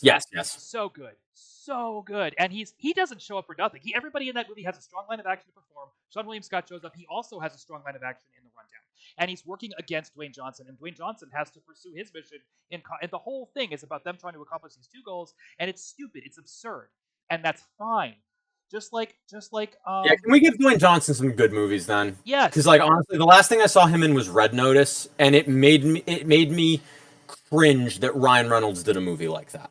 Let's stop bad mouthing projects. That's fine. But I will say that I have actually put some time into the let's give Dwayne Johnson some really great scripts to work on. Okay. Like I have shown up to some of those meetings, and I have done. Don't misunderstand me. When I was a kid growing up, The Rock was my favorite wrestler of all time. I grew up on Stone Cold Steve Austin versus The Rock, right? The Rock is my favorite wrestler of all. I would love nothing more than to see Dwayne Johnson deservedly win an Oscar for acting in his life. That would make me so happy. I think it's achievable. And I think I would love to see it. But I think that to make that happen, I think that there would need to be some tough conversations at the production company about what risks people are taking. I think that the whole industry is so risk averse right now. It is, and he's got a superstructure around him at this point. that keeps that risk at bay to some degree. Yeah. And At this point, he's a commodity more than he anything is, else. he absolutely is. And that's the challenge that needs to be overcome. Right. And that's detrimental to his acting. Absolutely, that's detrimental. I'm gonna be straight with you, right? I didn't have like a negative opinion of Kevin Hart, but I didn't have like a positive opinion. I was just very indifferent about Kevin Hart for a while, and then a couple months ago, I watched the roast of Tom Brady. Okay. Have you seen it by any chance? I mean, you know who Tom Brady is? Were you ever into the sports ball? You can't be in Boston and not be in some way involved in sports culture. But I'll put it to you this way: I hate the Yankees a lot more than I like the Red Sox. So like, that's fair. Like, so Kevin Hart was the host. Of the roast of Tom Brady, and my respect for Kevin Hart is through the moon now, because we finally got to see Kevin Hart be himself. He's a good comic. He's a very good comic. Not shoehorned into a Tyler Perry role, not shoehorned into some, popcorn pushing movie with The Rock, right? The number of jokes that people were making about how Kevin Rock's manager doesn't ever give him the advice to say no to projects kind of thing. It's hilarious. And honestly, like, that roast is the greatest, like, individual project of comedy I have ever seen in my life. And I am not exaggerating. It is the best example of brilliant comedy I have ever seen in my life. It's like 3 hours long. There's only one act in it that I would even really call a miss, and the rest of it is, dude, they have some stuff in there that I was like grasping at my heart, like, oh my God, I can't believe they said that. That's so good. It's so bad, but it's so good. And like, and also the aside note to that is, if you're not a Patriots fan, if you hate the Patriots, you don't care about the Patriots, it doesn't have enough meaning. But it doesn't have as much meaning. I mean, if you are a Patriots fan, and I am, right? Like, I watched Vinatieri kick that field goal in 2001 from, the basement of my best friend's house when I was 14 years old. Yeah. It's closure for the dynasty. That, like, and we live in a world where closure doesn't exist. Right? By and large, closure is not a thing. We all want it to be a thing, but it's not a thing. Yep. And if you're a Patriots fan, it gives you closure on the dynasty, in addition to being some of the most, I'm not even going to say some of, being the most brilliant comedy I have ever seen in my life. And it's worth it. Let me have you put it on your to watch list at some point, right? Like, it's worth it. Okay. It's worth it. It's so funny. It's so crude in so many ways. And like I said, there's really only one act in the whole show that I think is like kind of a miss. I won't tell you what it is. I don't want to do any spoils, but it's wonderful. They bring up all of this no-name talent, and they make jokes about it too. It's like, what? I don't know any of these people, and they're all incredible. It's really wonderful and outstanding. I'm not going to repeat some of the jokes because I might get into trouble if I repeat some of the jokes, kind of thing. But it's so worth it. I can't speak highly enough about it. And I want to give Kevin Hart full credit. Kevin Hart, I don't give it any of that praise without Kevin Hart. That's fair. Whereas maybe I can still give it some of that praise without, Jeff Ross, or some of the other comedians who were there, kind of thing. But it's not that good without Kevin Hart. Kevin Hart elevated it. He took it to the level of masterful. And that's huge. I never knew that Kevin Hart was like that, or could even be like that. And I went from being indifferent about Kevin Hart to being like, I want to work with Kevin Hart at some point in my life now, because I didn't know he was that good. He is. And I think it's an abomination that people don't know that he's that good. That's not fair. It's not just. I'm sorry, I keep talking. It's okay. Go ahead. No, it gets to the core of what we've been talking about, is that there's a difference between stand-up comedy and comic acting. Stand-up comedy is making observations that people don't expect. He's fantastic at it. He's got his talk show on YouTube, and I watch a lot of that because I think he's very good at making observations about people, pulling things out of people. But performing an action that's absurd is different than making observations. And you can tell when someone's playing the comic relief in the sense. I keep saying, Eddie Murphy did not make his career by doing 48 Hours. He was a stand-up comic in a Nick Nolte movie. But And he had some great. He was a great stand-up comedian too. Fantastic. Yeah. But in Beverly Hills Cop, Yeah. he wasn't making observations. He was performing a task for which he was horrifically ill-equipped with a lot of conviction. He was a man with no police skills, only the skills of a con artist conducting a police. You could argue the same for Coming to America, maybe. You can, in fact, and those roles made him the movie star that he is today because people kept giving him things to do that were funny to watch, as opposed to telling him to say funny stuff. And Kevin Hart hasn't really had that shot yet that I've seen. And I think that's a travesty. It is. I agree, and I think he needs people. Yeah. And on the subject of John Cena and Arturas Mengsk, I think we get that misdirect that you're looking for out of it, because I think John Cena can smile through the lies in a very credible way. I think John Cena. I think he could lie to your face and you might believe. And he has all those really pronounced, strong visual features too. But that could sell either for evil mastermind or champion of the people kind of thing. But people like him and they want to believe him. Oh, dude, he's a great human being. Everything I've heard about him is that he's a wonderful human being. Everybody wants to trust John Cena. It's the whole reason Peacemaker works to begin with. So, I was apparently on a plane with him back in 2015.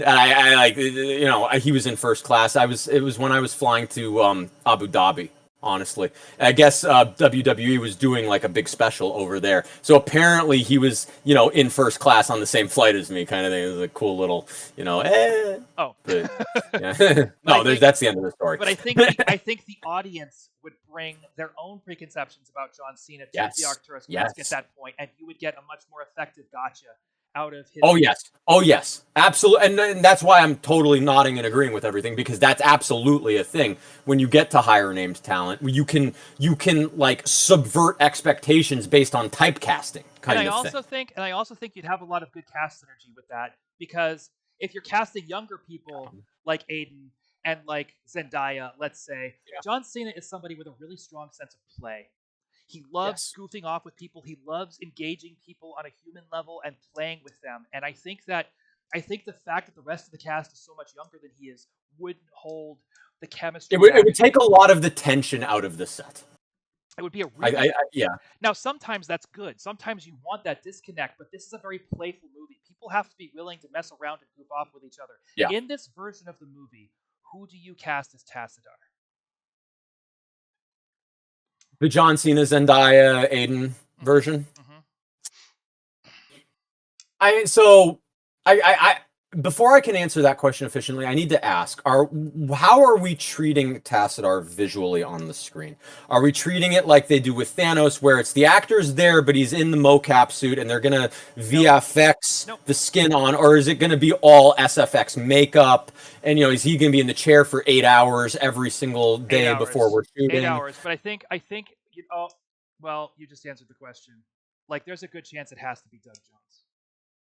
It has to be who? Doug Jones, because there's a decent chance you want Tassadar on stilts, and I'm not putting just anybody on stilts. It's either going to be Doug Jones. That's who I didn't know. This is who I guessed Doug Jones was. I wasn't sure by name, but yeah, the best costume character actor of all time. Now, I think he doesn't necessarily want that job anymore. I think Doug Jones is more interested. Maybe not.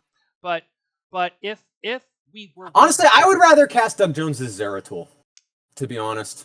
If we made it that far, kind of thing. I mean, we do make it that far because Zeratul appears, but I feel like Doug Jones might be a better Zeratul. I'm going to give you a Zeratul that you have to agree with. Okay. Jamie Foxx.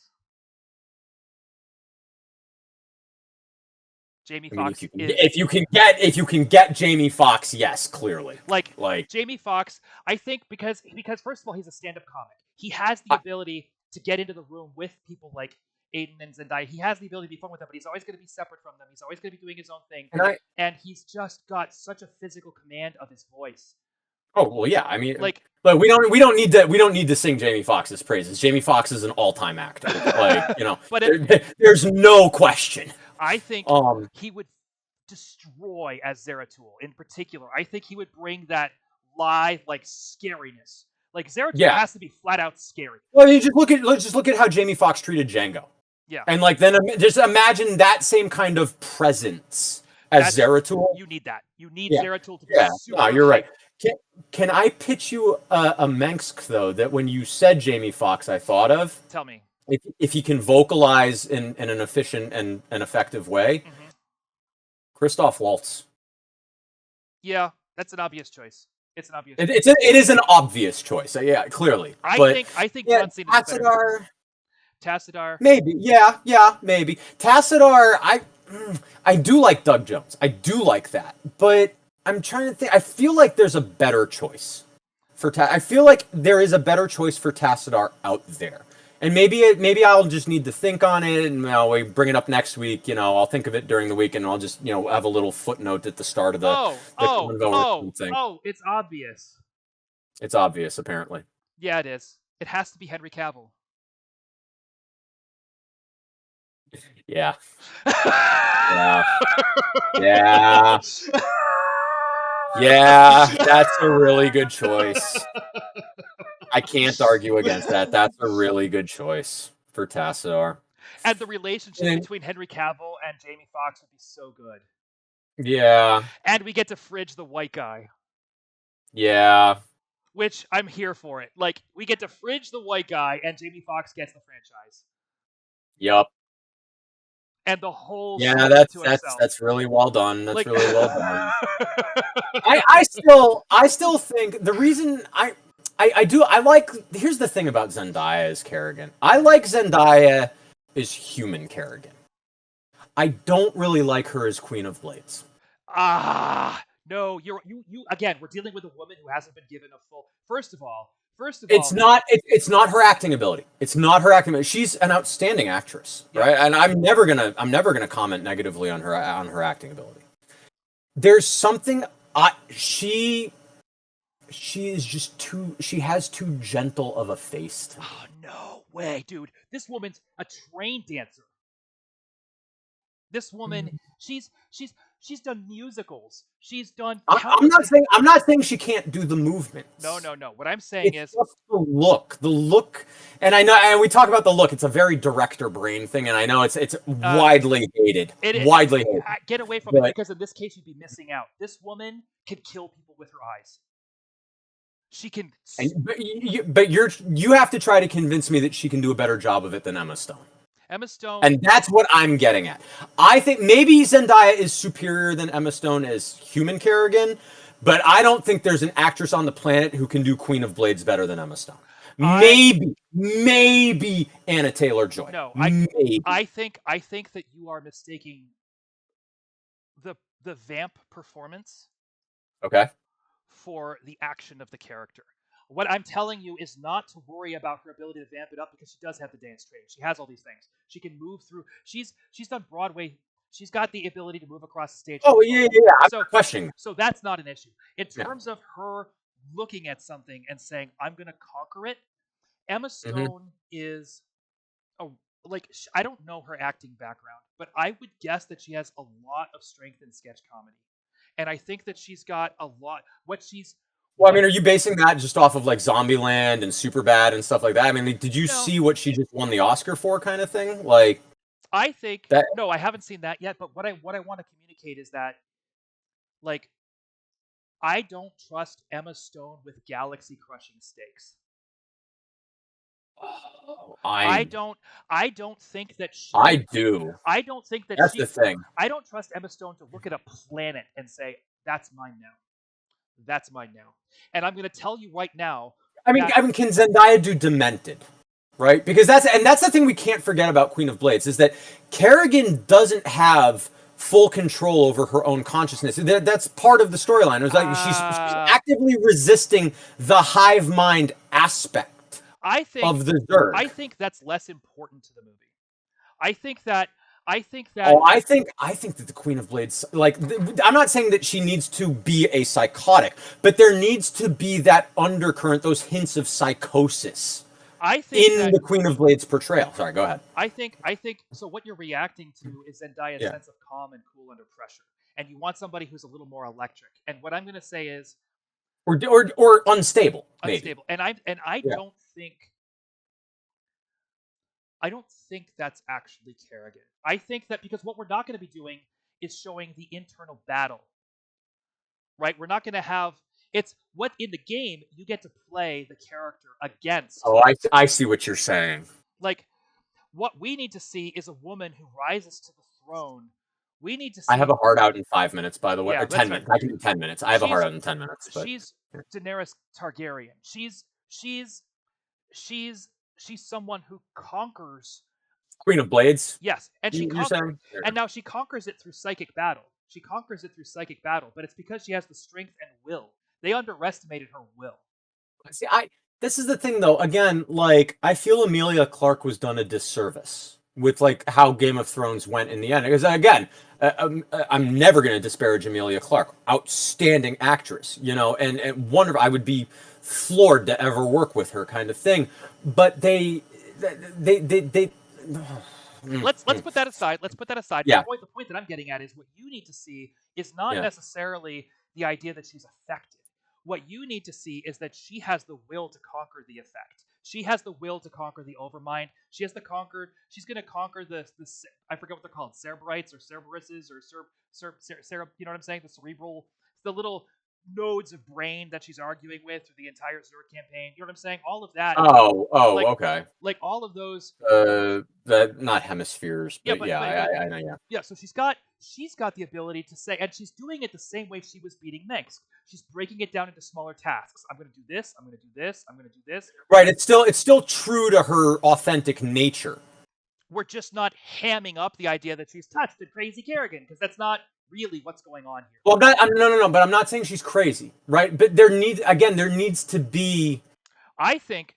And there needs to be an undercurrent of Zerg to it. I think there isn't going to be a problem with that. I think that like, so all you need to see is a little bit of animalism from her. And yeah, you're right. Maybe you're right. I misspoke. It's not psychosis. What it is it's primalistic nature. Is what it is. That's the thing that's going to attract Zendaya to the project, is the fact that she has to tap into something that she hasn't gotten the opportunity to do. But really, all that is smelling ozone.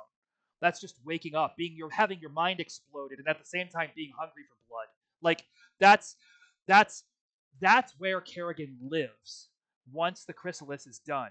And I think that channeling that kind of power to accomplish her goal is going to change the Zendaya performance. That's just notes for the actor. That's not she can't do it. It's just that no one's given her the chance, which I think you sold me on it. You sold me on it. You see what I'm saying? You're just tapping into that galaxy power, being like, no. And I think part of it too is that you made a good point, is that like in the movie, we're not really seeing too much of Queen of Blades' perspective. And really. And even if we did, we would need there to be a fight between the actor and the Overmind. So in that situation, it wouldn't be the actor and Raynor. So you don't have her clutching her head and going, "Ah!"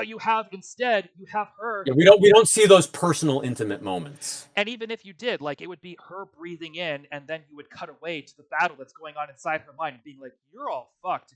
And really, what it is her breaking down the Overmind into smaller bites and breaking it and picking the fights. I'm going to do this. I'm going to do this. It's her tactician brain saying, "I'm going to take this out, this out, this out, this out, this out," and then you're the whole reason that Kerrigan decided to fight the Overmind was that she didn't want to be part of the hive mind, right? She wanted her freedom, so she wanted to break away. She realized that she had to like have the Overmind dead in order to have her freedom, right? That's like that.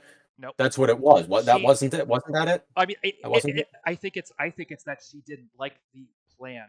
And what that really boils down to in this version of the story is the Overmind's not going to end the war. The Overmind's going to keep going. Like, the Overmind doesn't have any interest in stopping the war. The Overmind benefits too much from the war. Well, yeah. The Zerg mentality is consume, and spread, right? It's like what Ego, Kurt Russell's character, does in Guardians 2, kind of thing. So she's correcting a mistake in the Zerg. She's taking ownership of the Zerg because she's a better queen than they are. Because she's the one who's going to stop the war. It's a very good parallel with how the movie opens and the mission with Raynor. Absolutely. It's very good. That's a very good parallel. This is the movie that's always been in my head, and I think it kills on that level. It. Like, and what's the budget? Oh, it's got to be at least 150 million. I was thinking like this. I was going to say probably it's got to be like 200, but because there's a lot of miniatures to build. There's a lot of You still need a ton of VFX. Let's be you're fair. going to, Like the projectiles, like the hydraulic projectiles, that has to be VFX. You can't do that practically. So, I mean, it's not efficient to do it practically. Yeah.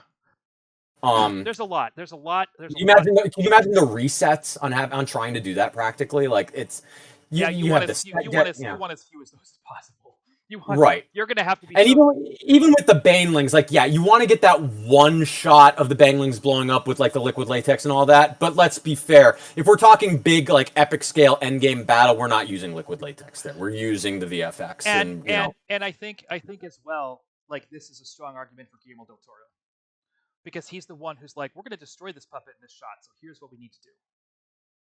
Yeah, like I'm not lacking for that attention to detail. But that's the difference between him and Edgar Wright. Edgar Wright hasn't had that problem to solve on quite that scale. Whereas Guillermo del Toro built things. He built things for Pacific Rim.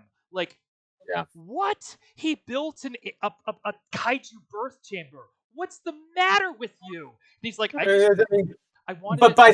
that argument, you might say like, oh well, let's get James Cameron to direct it. But he wouldn't be the right choice creatively. No, he wouldn't be. He's not a storyteller. He's a visual artist. Well, he's a comic book artist. He is a storyteller. I think Aliens is fantastic. There's so much good that James Cameron has done. But at the end of the day, and Terminator, the whole Terminator franchise, Terminator is, of course, the masterpiece, right? That's he hangs his hat on that because it was what blows my mind about the original Terminator is that below the line it was a $4 million movie. Yep. That's incredible. It is amazing. That's it. $4 million to make Terminator. Now, it was the late '80s, but who cares?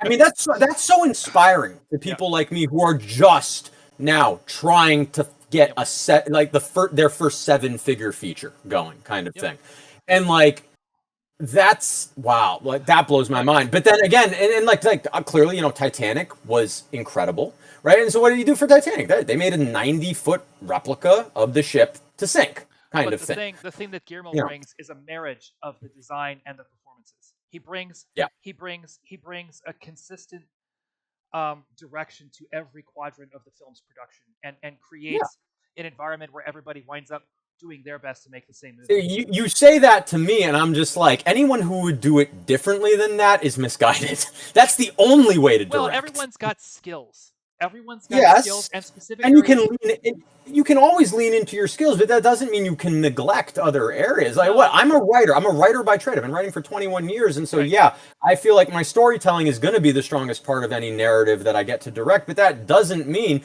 that I am not trying to read up and learn about all the other things so that I make sure everything is synergistic and harmonious. But in a situation like this, where everything's so physical and where everything is so dependent on everybody accepting the world that you're building, having a director who has his hands in the design process is advantageous because it creates a relationship between the design team and the actors and the cast that doesn't exist in other movies. And I think that you would love how I do my production meetings, because I'm just I force I mediate discussions between departments and stuff like that. And that's true, but things change when you're dealing with a production on this scale. Absolutely. And being able to create those kinds of relationships becomes a much more rare thing because everybody's got so much work to do that there really isn't a chance to bring all the same people together. I need to ask the question in response to that. Is it really rare because of its difficulty, or is it rare because people are obsessed with getting things done quick? Well, here's the thing, is that as soon as you start spending money, money goes in other directions to accommodate the places where you're spending that money. As soon as you cross... money and time are inversely proportional. So what I'm saying is...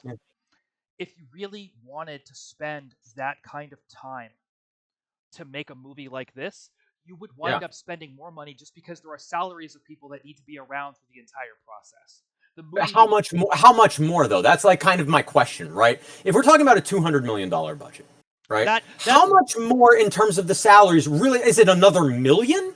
Is it another 20 million? It can't. Well, here's the real question: is what is the risk reward for taking that extra time, because if somebody's like like because and how does that benefit the people who are cutting the check to begin with, and what is the and it's not just about your tolerance and what process you want at that point. I have an answer to that, but only history will show whether I am correct with that answer or not. You're going to say it improves the risk, and I understand that, but here's my case is that it's not up to you at that point. It's up to the people who are managing the studio budget that is providing for this movie. So correct. If by some miracle you manage to finance this movie independently, or if by some miracle Microsoft signed off on it, then you've got a bunch of people who don't necessarily know what they're doing, and maybe you can sit there and say, I think we should. Here's the plan. Here's the plan, and we should extend this time here because I think it's going to give us dividends. It's going to make the whole production more stable. Can we take a little extra time? And then they have to say, but we're going to announce this. Our stock's going to go up. How much time before the stock starts to dip again because they're not seeing. Well, so then you can also use that argument on like places like Netflix that are publicly traded, Amazon and stuff like that. Yep. This will be probably my closing thought for all of this, which is just that given the state of the industry right now, and I have been very much trying to inform myself on what the industry looks like today, kind of thing. It's the kind of thing where I feel very strongly that studios over the past, since the inception of like the Marvel era kind of thing, and I consider that to be like the first Avengers, right? Okay. Not the first Iron Man. Okay. Have fallen, and I think you and I talked about this one point, have started to fall into this trap where they think that audiences are enamored with the spectacle of big, right? Whether it's big effects or big battles, and that everything else is less relevant.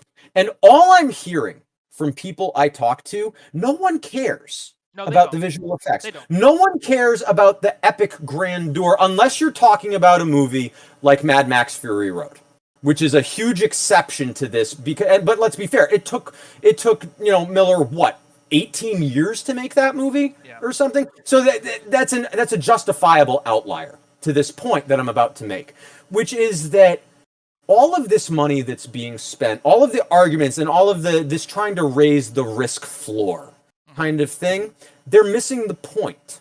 All you have to do is put out good stuff. I think that's absolutely true, and I think spectacle is seeing people do things you didn't know people could do. The best way to achieve that, and this isn't something you know unless you work in a craft that creates spectacle.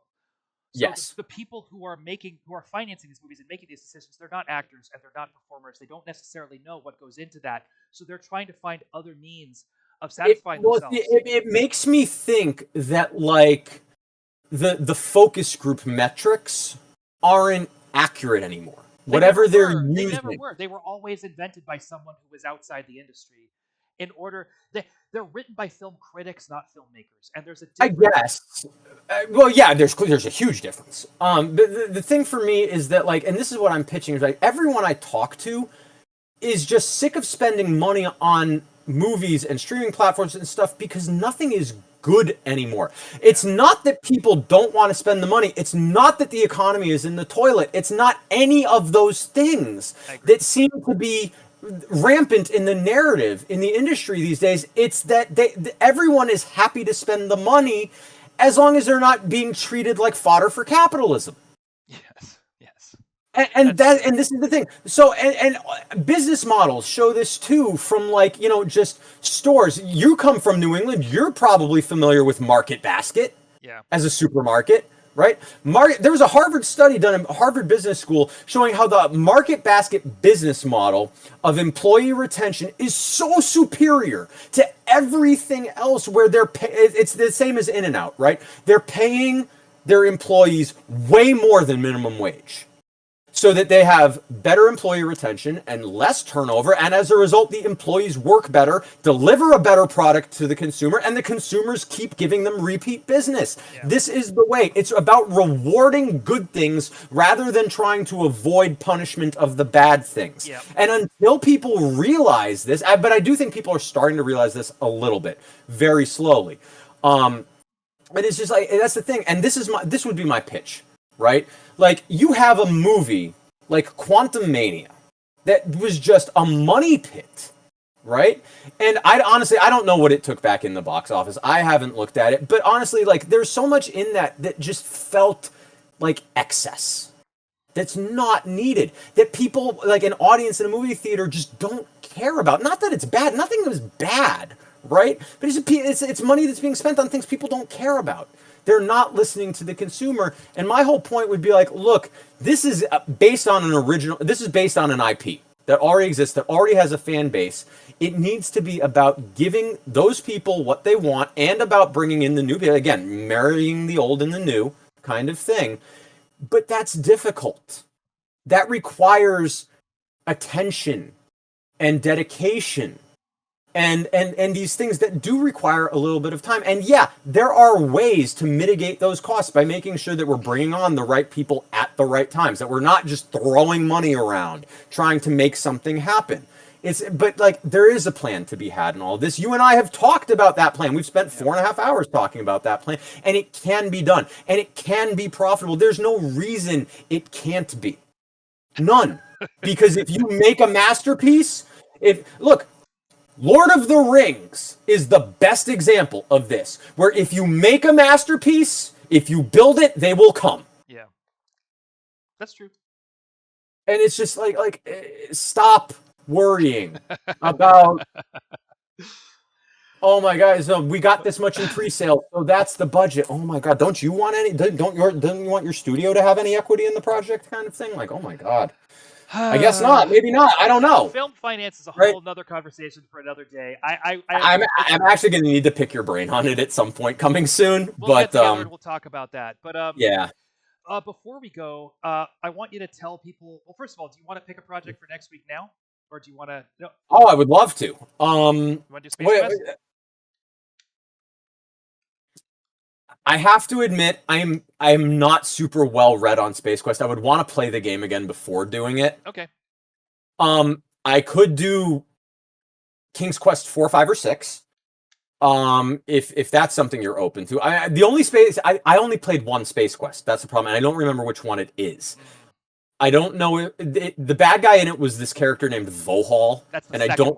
That's the second one. Okay, yep. So I've only played the second one then. Okay. And I've beaten the second one. But it was that was a reaction to the first one. Okay, so that's the only Space Quest I've played. Okay.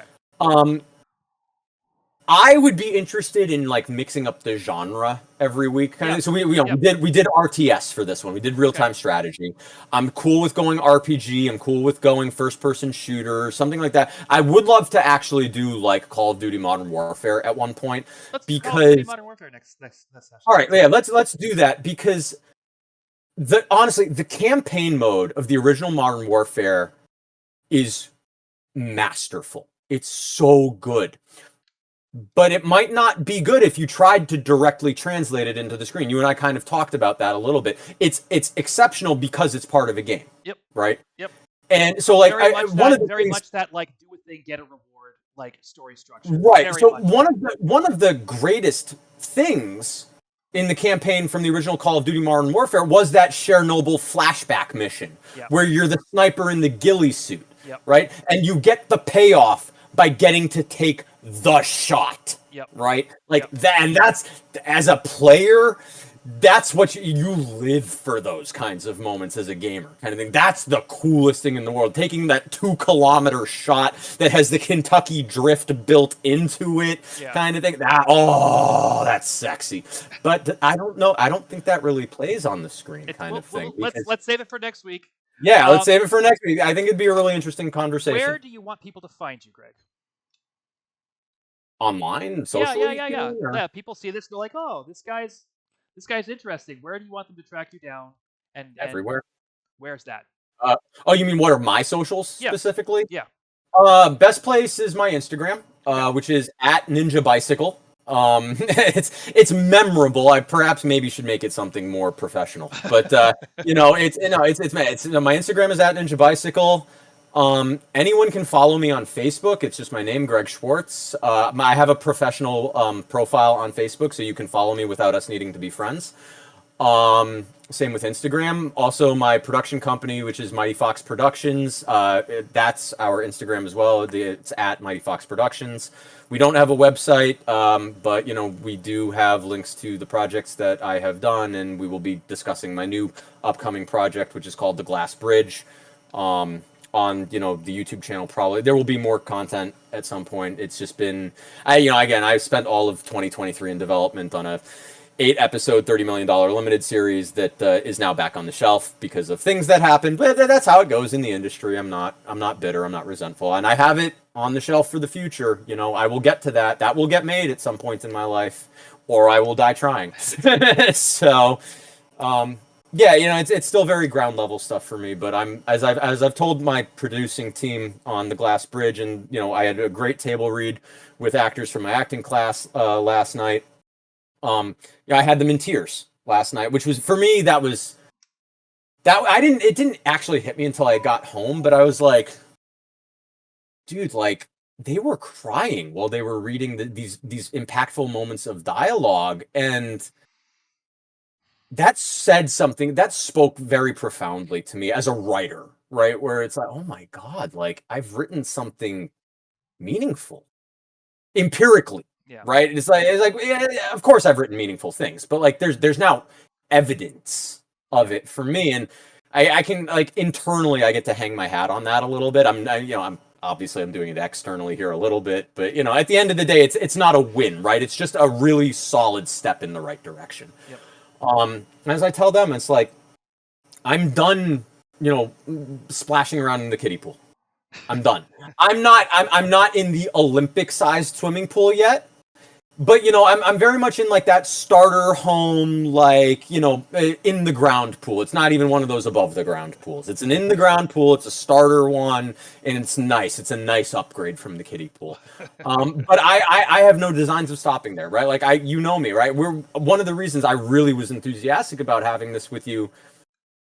You know what my end game is, and we're not going to talk about that. That's the dream for me. But like, the StarCraft saga, that's a step for me toward that endgame goal, right? Like, maybe it's the project I do before the endgame goal, if I am so lucky, kind of thing. Yeah. I want to make this. Yeah, right? I would love to make this actively. Movie. I would love to. This is I see this as potentially on my path, 10, 15, 20 years down the line, if it's still available to be made, kind of thing.